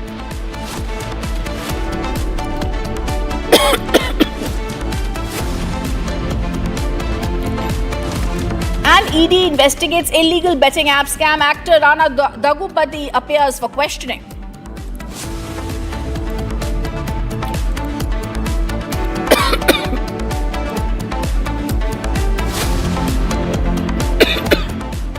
Supreme Court passes a slew of directions to Delhi NCR states, MCD and NDMC to deal with the menace of stray dogs, viewers, and they order the creation of a dog shelter across cities. The Supreme Court orders authorities to pick up all stray dogs in Delhi NCR from all localities within 8 weeks and to put them in dog shelters, and no stray dogs should be released back. But even more strongly, the Supreme Court has said no one is going to come in the way of this or they will face contempt of court from them. Even stronger words from the Supreme Court where they say it is time for action. The Supreme Court has warned any individual or organization coming in the way will be taken strong action. All these so-called animal lovers will they be able to bring back those children who've given their lives to the stray dog menace? The Supreme Court gives the action plan that needs to be put into place. It's a landmark Supreme Court order that has come today where they say any hindrance by any individual or organization will be viewed as contempt of the court. And I also think that the Solicitor General in this case, who appeared for the NCT of Delhi, Tushar Mehta, also said very stern steps need to be taken. But I think what really put this into focus for us at Republic TV that's been following this up as a campaign is Justice Pardiwala's works. Have you seen the classic good, bad and ugly? And then the Supreme Court says, when you want to shoot, shoot, don't talk. It is no longer time to talk, it is time to act. This is the way the Supreme Court is making clear that no longer should infants and toddlers and children be injured or killed. And they ask the so-called animal lovers, will you be able to give back the lives of those children who've lost their lives? And before I go across, I also want to now play out Gauri Molekhi, animal welfare activist reaction, who spoke on this decision of the Supreme Court. She'd appeared in an interjection application of the Supreme Court, but the Supreme Court rejected all applications today. The Supreme Court today heard the street dogs matter, which had been taken up by suo motu regarding the unfortunate incident of the death of a child. Today, the Supreme Court passed orders regarding the entire street dog population of Delhi, Ghaziabad, Gurgaon and Noida, stating that all of these dogs residing on the streets must be confined in pounds. Authorities have to create pounds and put these dogs there. CCTVs will monitor that not a single dog is released ever from the pounds, even if it's sterilized and immunized. The Supreme Court refused to consider that the law governed this domain, the animal birth control rules. They said that they don't want to consider any rules at this time. They did not even consider the applications for intervention and impleadment that had been filed by multiple parties who only wanted to assist the bench with this ongoing matter, considering that it deals with an entire species and there is science and law involved. There is also precedent involved of the Honorable Supreme Court. Very distressingly, the court cited a dialogue from a Western movie called The Good, the Bad and the Ugly multiple times and said that when you have to shoot, shoot, don't talk. This seemed very uncharacteristic of the apex court of justice of a country that has compassion in its DNA. This bench that was hearing the matter refused to even take the suggestions of its own amicus, Mr. Gaurav Agarwal, who said that some dogs could be adopted. They said, no, we will not consider adoption as a solution. Also, disregarded the fact that was placed on record that not a single rabies human death has happened in Delhi. There's no way that in such an offhanded approach, lakhs of lives can get affected. In the meantime, we want all the people who look after street animals. Okay, Gauri is someone who tried to file an application there and it didn't work out because the Supreme Court today was clear they need action, no longer talk. I'm joined by a caller, Mahadevan, joining us from Bangalore. Mahadevan, you're joining us. The Supreme Court has given an 8-week ultimatum. They were pained to see the deaths that have taken place with the stray dog menace. What are your thoughts? How soon and how quickly do you think immediate action needs to be taken to ensure India is free of this menace of stray dogs?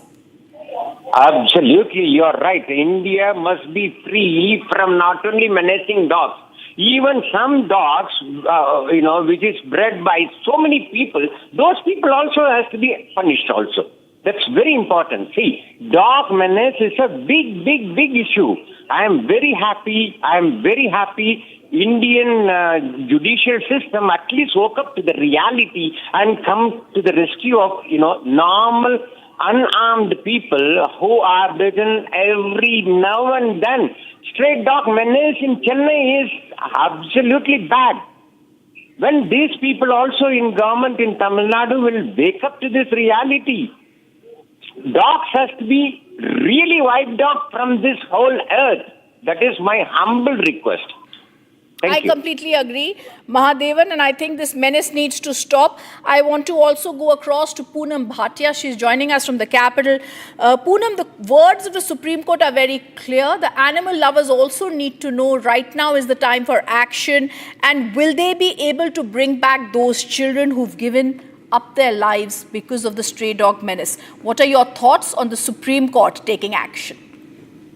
I fully support the action taken by the top Supreme Court, and the dog lovers should realize that these stray dogs are a true menace and they are really, really causing a havoc everywhere. And it will be better for them to be kept in a place like dog shelter homes. It's good for everybody, so everybody should support this. Thank you. I agree, and dog shelters or whatever they need to do needs to be done. Thank you, Poonam, for giving us those details. Ruben is also joining us from Bengaluru. Ruben, this is a cross-state, cross-city issue that's happening, and that's why the Supreme Court has said we need to take immediate action. The Supreme Court has given a planned action that has to be taken. Are you welcoming this decision, a landmark decision by the Supreme Court? Hello. Yeah, hi. Can you hear me? Yes, go ahead, Ruben. Yes, I totally and fully agree to the decision that the Supreme Court has made. And I think this has to be done immediately because it has become a nuisance. We are not even able to walk outside. So when I go for my morning walk, I had a dog chasing me. And then, it's very scary to even step out of the house because you have dogs everywhere. And people feeding the stray dogs, which is not a good idea. And I urge the government to take immediate action and get all the dogs off the road so that people can walk in peace and not worry about which dog is chasing you or what's behind you. And I think so many lives have been lost, and I think people need to realize this.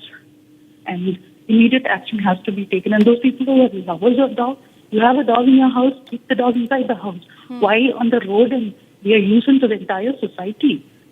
So that's precisely, Ruben. I also have, thank you, Ruben, for joining us. I also have from Bengaluru, Arvind, who's joining us. Arvind, we're facing a very critical problem, and finally, suo motu action from the Supreme Court to ensure the stray dog menace is finally, once and for all, removed from India. What are you thinking of the Supreme Court's action? Is this something that should have been done sooner, Arvind? First of all, I'm thinking as to why Supreme Court, like organization or a body, has to get involved in such a decision. And secondly, it is not only dogs, there is cats and there are cows and there are buffaloes on the roads which cause a lot of accidents, and then fatalities become all of a sudden before your vehicle, especially during the late evening hours. And they are very much looking at any of the locations or regions as their own property, that this is their property they need to protect. Nowadays, considering that people are moving everywhere, from one place to another, any person who has moved to a new society or somewhere, that person is not accepted by dogs of that region. Can you imagine that? So I think this is a big decision which was required to come out, but surprisingly it is coming from Supreme Court. It should have been taken care of by our civic authority. I don't know what they're doing and why they're sleeping. Absolutely.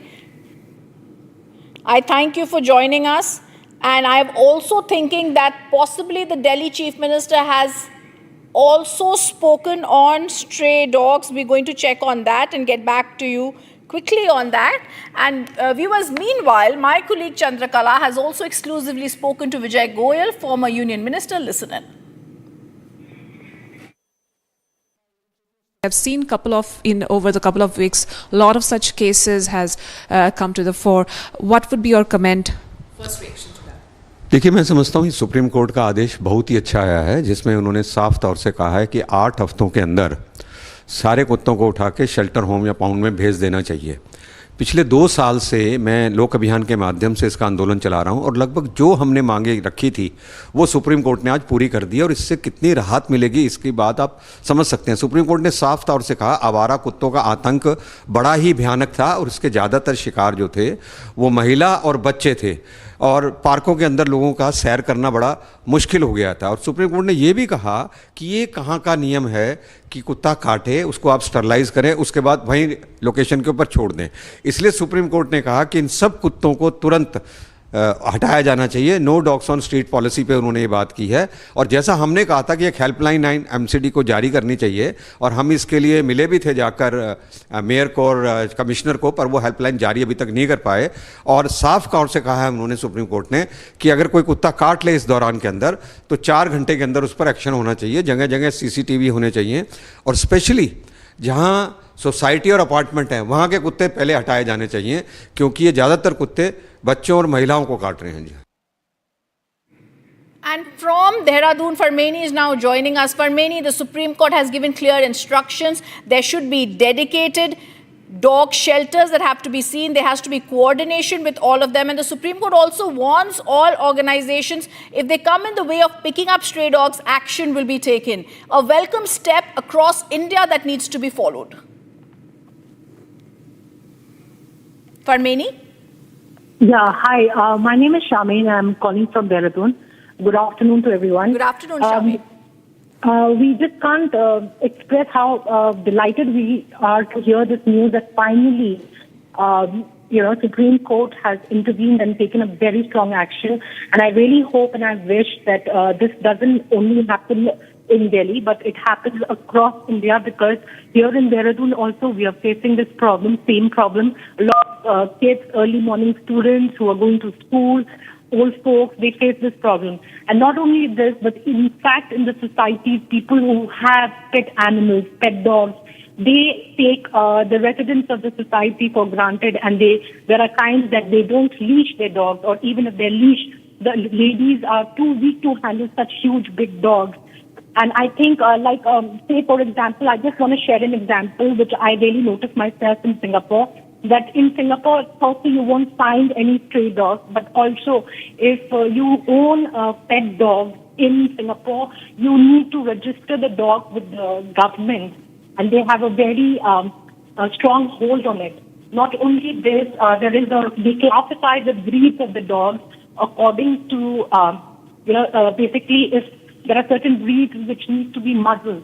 They need to have a muzzle if they are going in the public. And also there are very strict fines by the government. So finally, I want to say thank you to the Supreme Court for taking such a strong action. This should have been done long back. It's not that we hate animals. It's just that we want to give priority to human beings, especially to our small students, small kids, because there are a lot of parents who go for work and their kids, they walk alone to school and they're being attacked by dogs. And we're facing same problems here in Uttarakhand. All right. I want to thank you for joining us. Brigadier Sanjay Khanna is also joining us from Greater Noida. These are places that have seen a lot of issues with stray dogs. And Brigadier Sanjay Khanna, I want you to also speak about this because I think the biggest thing that the Supreme Court said is, will these so-called animal lovers bring back the lives of the children who lost it at the hands of these stray dogs? Okay, I'm going to go across to the Brigadier in just a short while, but Nilesh is also joining us on Zoom. His children were attacked by stray dogs. Nilesh, I think this is the most welcome decision from the Supreme Court. Take us through the particular case where your own children were attacked by stray dogs, and what a fantastic, welcome decision this is from the top court. I am super happy, glad today. I've been fighting for this for last 3.5 years. As you are aware that my 5-year-old kid was attacked by a stray dog, and since then I've been fighting for fighting for street dogs feeding outside of the society, giving the shelter. And if you see the decision of Supreme Court, they have clearly mentioned that they are giving a permanent shelter to the stray dogs. They are not giving a harmful. And under the CCTV surveillance, the Supreme Court will take care of their improvement, how they are living there. The only concern still there is how the authorities, local authorities, and the residents and the society maintenance team will take care of this particular decision. I completely agree. And this is something that needs to happen. It's time to end this menace. But I also think that there are lots of people who, in their animal-loving activism, try and go against Supreme Court orders. Nilesh, and the Supreme Court today said you can't bring those children back. It is time that if anyone interferes with our orders, it will be looked at like contempt, Nilesh. Yes, definitely there are a lot of people who will be challenging this decision. And if you talk about me personally, I am super happy, glad today, because the day I see these cut marks on my kid, that time he was 2.5 years old. I was putting Johnson years ago, and I was putting ointment over there, and it was crying situation for me. I was not able to sleep for a whole night. And that day I took the oath that I will not leave any kid within any of the societies. They will be safeguarded from these stray dogs. I'm super happy, excited. Even I am not having words to express myself here. All right. I also thank you, Nilesh, for being with us. I want to go across to the breaking news that's coming in. Delhi Chief Minister Rekha Gupta speaks on the stray dog menace. She says the people of Delhi have been troubled for quite some time now on this issue. This problem has taken a formidable form and is now standing before Delhi, and providing a solution is very important. We will prepare a proper plan on this issue. Delhi gets into action. Delhi Chief Minister promises the stray dog menace will be looked at with a proper plan. The Delhi Chief Minister promises this problem that has been in Delhi for a long time will now have a formidable form. It will now have a proper solution as the Supreme Court has wanted. Let's also try and listen in to that reaction from her. That's the breaking news that's coming in. Delhi's Chief Minister Rekha Gupta has spoken out. She has confirmed that there will be a quick plan that Delhi will be now working on. Nilesh, I want to come back to you. This is now finally the wheels of justice in motion after the Supreme Court order. The Delhi Chief Minister also promises that there will be immediate action that is there. Let's first listen in, Nilesh, to that reaction coming in from Delhi's Chief Minister.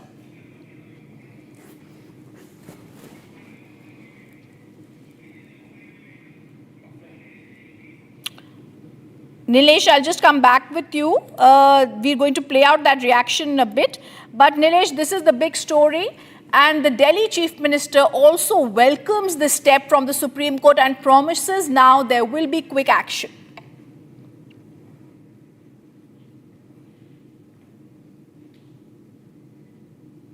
Nilesh, if you can hear me. So, I'm thankful to CM Madam. She is also taking care of that decision, and I'm hopeful that this will continue. And then all the stray dogs will be sent to the shelter, and our kids will be freely roaming here and there, and they will be playing around the society. I'm super happy, excited. Thank you, Supreme Court. I still believe wherever you don't get the solution, you knock out the Supreme Court door and you get the solution with proper things. Thank you so much. Thank you, Nilesh, for joining us. And I can share with you that this is what across India, all the callers who've joined in are feeling a sense of relief. Children need to be out and they do not need to be under the fear of attacks of stray dogs. Let's listen in what Delhi Chief Minister Rekha Gupta has said. देखिए, ये बात सच है।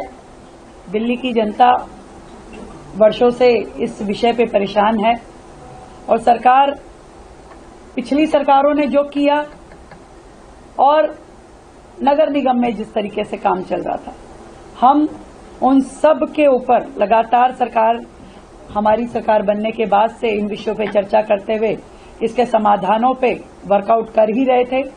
इसमें माननीय court ने जो आदेश दिया है वो भी हमारे लिए बहुत महत्वपूर्ण है।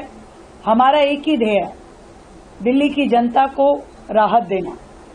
आज ये प्रॉब्लम जिस विकराल रूप धारण करके दिल्ली के सामने खड़ी है, इसमें सरकार की ईमानदारी के साथ में समाधान देना ये बहुत महत्वपूर्ण है, जिसकी हमने पूरी योजना बनाते हुए इस समस्या पे काम हम करेंगे और दिल्ली की जनता को बड़ा लाभ हम लगातार देने वाले हैं।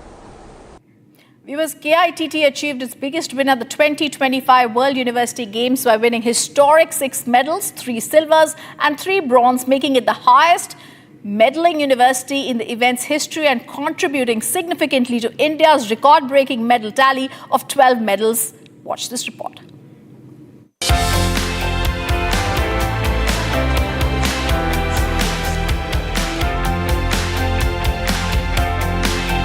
Students honoring their champions on campus as the KIT University scripts history at the World University Games in Germany.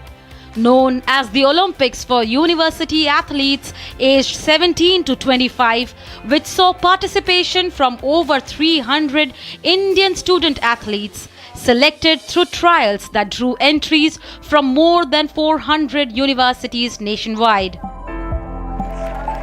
Not only did KIT contribute significantly to India's record-breaking medal tally, but it also set a new benchmark for university sports in the country. With 6 medals, 3 silver and 3 bronze, KIT emerged as the highest medaling university from India, accounting for half of the nation's total of 12 medals. KIT University Bhubaneswar 40 बच्चे participate किए थे, जो कि only university with highest number of participation in world university games. उससे ज़्यादा खुशी का बात है, इंडिया को जो 12 मेडल मिला है वर्ल्ड यूनिवर्सिटी गेम्स में, उसमें से 50% मेडल 6 मेडल KIT यूनिवर्सिटी का छात्र छात्री को मिला है, 6 मेडल मिला है। 40 out of 42 athletes from Odisha in the Indian contingent were from KIT, highlighting the institution's role as the national sports powerhouse. KIT also had the highest representation by a single Indian university in any edition of the Games, held from July 16th to 27th across different cities of Germany. KIT has now become the first Indian university in 65 years to win the highest number of medals in a single edition of the World University Games. No small feat for an institution that has quietly built its sporting infrastructure over the years. Biggest Supreme Court order on stray dog menace. Supreme Court directs to move out all stray dogs from NCR. No more activist bullying. Supreme Court drops the hammer.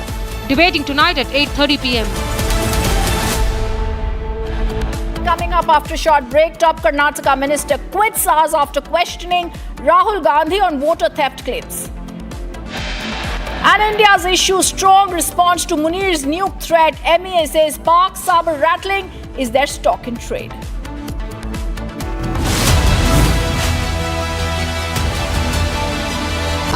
Pure सूजी pasta उबालो मिलाओ और खाओ 8 minute में तैयार। क्या taste है सबका राजा hardware मसाला। अब छोलिया हो या लोबिया, सफेद चने या काले चने, सब कुछ मजेदार बने। थोड़े में ज्यादा स्वाद, यही तो है इसकी खास बात। वाओ मामा क्या स्वाद है। अरे मेरे राजा, सबका राजा हार्डवेयर मसाला।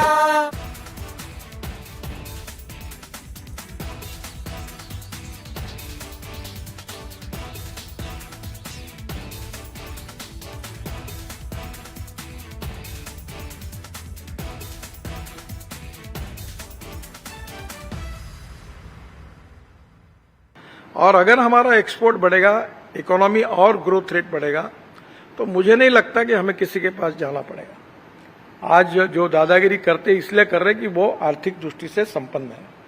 दादागिरी इसलिए करते हैं कि उनके पास टेक्नोलॉजी है। अगर उनसे अच्छी टेक्नोलॉजी और रिसोर्सेज हमारे पास आएंगे तो हमें दादागिरी नहीं करनी है।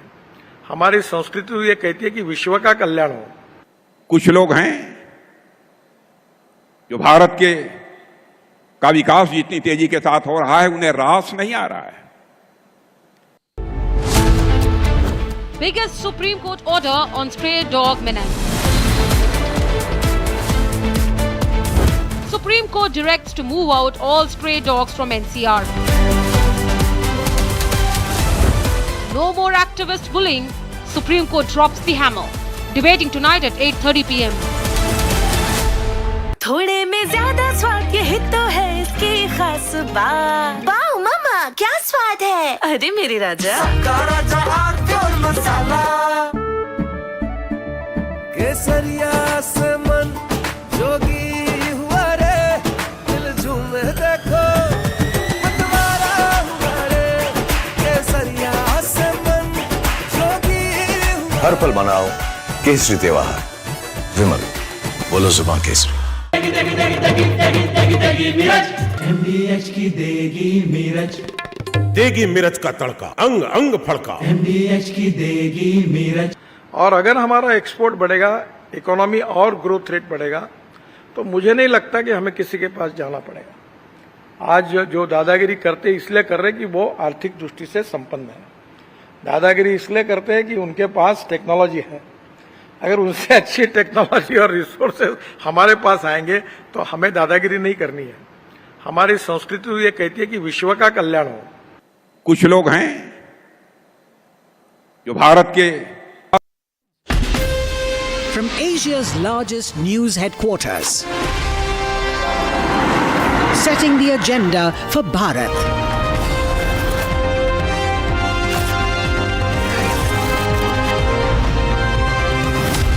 You're watching Republic.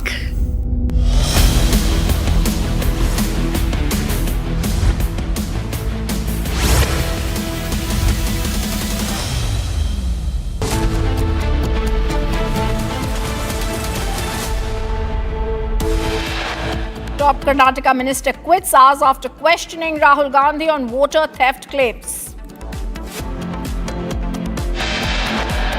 Congress party, they don't have guts to face the reality. Since Rajana, the senior minister, has exposed the ruling Congress party, High Command has put pressure on Sidramaya to take resignation of Minister Rajana.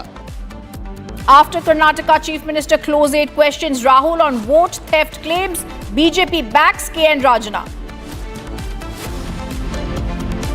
India issues strong response to Munir's new threat. MEA says Pakistan's rattling is their stock in trade. Supreme Court passes order on stray dog menace, says pick up all stray dogs within 8 weeks.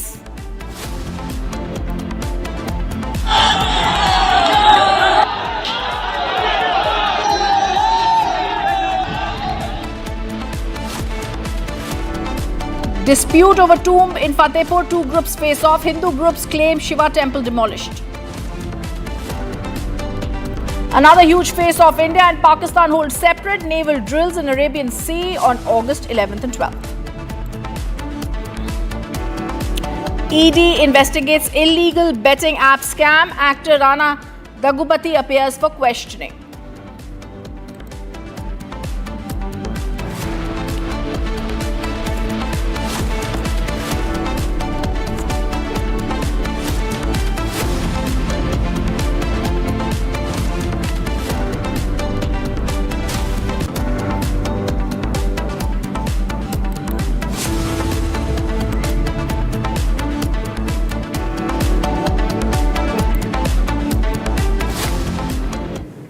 here's our top focus. Major political storm in Karnataka after the resignation of Siddaramaia's close aide and Karnataka Minister KN Rajana.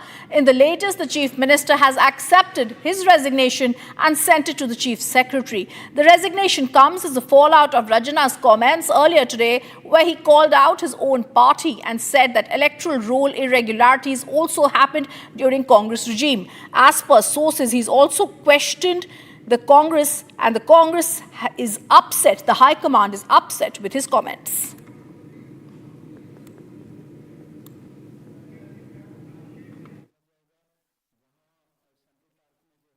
Abhishek, take us through the exact episode that happened. It's hours after questioning Rahul Gandhi.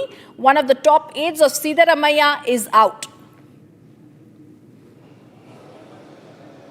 Rhythm, Rahul Gandhi, the AICC Supreme Leader, was in Bengaluru on Freedom on the 8th of this month to address the entire city, stating that there were irregularities with respect to the Election Commission in the constituency, Fatehpur Lok Sabha constituency. And at this point of time, it was mentioned that Rahul Gandhi very clearly noted and mentioned that it is because of the union government after Modi came into the position of Prime Minister, Election Commission has been overruled by Modi, is what Rahul Gandhi on the stage claimed. On the other hand, KN Rajana, who is the Cooperation Minister of Karnataka, very clearly mentioned that during the Lok Sabha election, it was Congress at the power and they were supposed to take care of the administration of the Election Commission. It was them as the politicians who had to make sure that there was no discrepancy in the various other factors which had to be taken care by the administrators. And also, KN Rajana mentioned, as politicians, we also the party should take care of the various Election Commission rules and conducts, and we should also make sure that the officials work transparently, is what KN Rajana claimed. And also he mentioned that not only BJP, not only various other parties, it is the utmost responsibility of Congress as well, and we also are indirectly held to be held responsible for whatever has happened in Fatehpur constituency. And this is what the AICC didn't like. The statement of KN Rajana was against his own party, and this is why the supreme leaders of Congress had called CM Siddaramaiah to demand the resignation of KN Rajana. Today being the first day of the rainy session in Vidhan Sauda, KN Rajana has resigned to his post as a minister. The Chief Minister Siddaramaiah, despite being his close aide, like you said, I think what needs to be understood is the supreme leaders also need to hear the voice of dissent in a democracy of their own people. I want you to stay with us. There's also breaking news response coming in from former Karnataka Chief Minister B.R. Munir, who's taken on the Congress. He said Rajana's case shows there is no room for truth in the Congress. And he's also gone on to say that not only is there the truth is the casualty, one must tell lies and pamper these supreme leaders and fool the people. He says this is the aim of the Congress. He is always for the truth. He's a rebel and therefore Rajana will survive. He praises Rajana, but B.R. Bommai, former Karnataka Chief Minister, speaks out. Let's listen in. Rajana shows that there is no place for truth in Congress. KN Rajana had told the truth that, and nobody can deny that all these things are done during our regime. All the voters list has been prepared during our regime, and we had not raised any objection then. And what is the point in raising objection now? He had told nothing but the truth. That's why he has been axed. That means there is no place for truth and for the people who speak the truth. Truth is a casualty. Only you have to tell lies and only pamper the leaders and fool the people. That is the motto, principle and aim of the Congress.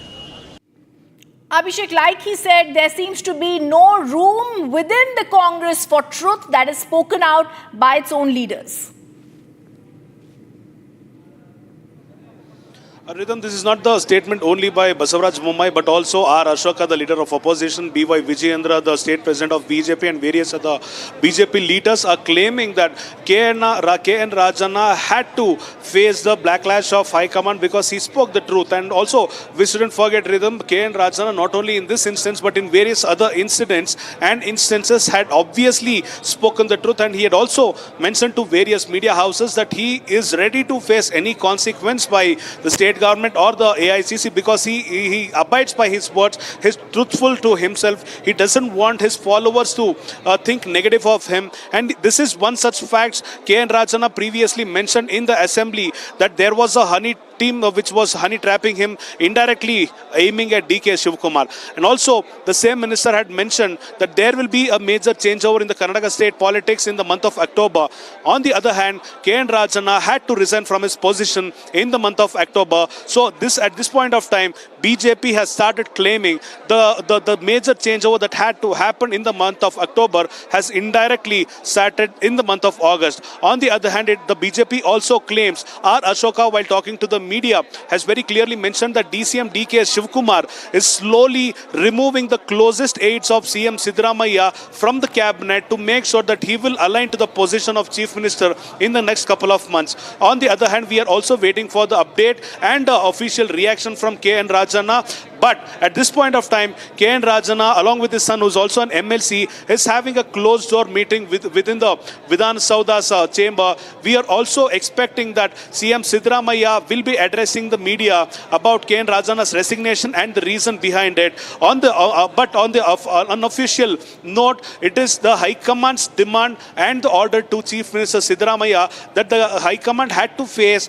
a backlash because of KN Rajana's statement. In fact, KN Rajana's statement was used by BJP to mention that Congress was in power at that point of time. That's KN right, Rajana, Abhishek. the minister of the government, had accepted the fact. So this is the point. Yeah. All right, Abhishek, thank you for giving us those details. We're going to continue tracking how much and how long are the supreme leaders going to continue punishing their own. Thank you for giving us those details. Viewers, there's more breaking news coming in. There has been flight clearance that has been granted to LCA Tejas MK1A, and this is the big breaking news coming in. This is from HAL's Nasik division, and this is a field establishment. This has been cleared by the DG of AQA, that's the Directorate General of Aeronautical Quality Assurance. It's accorded flight clearance to the indigenously manufactured light combat aircraft Tejas MK1A from Nasik division of HAL. The development is a significant milestone. What happens with this, viewers? It decentralizes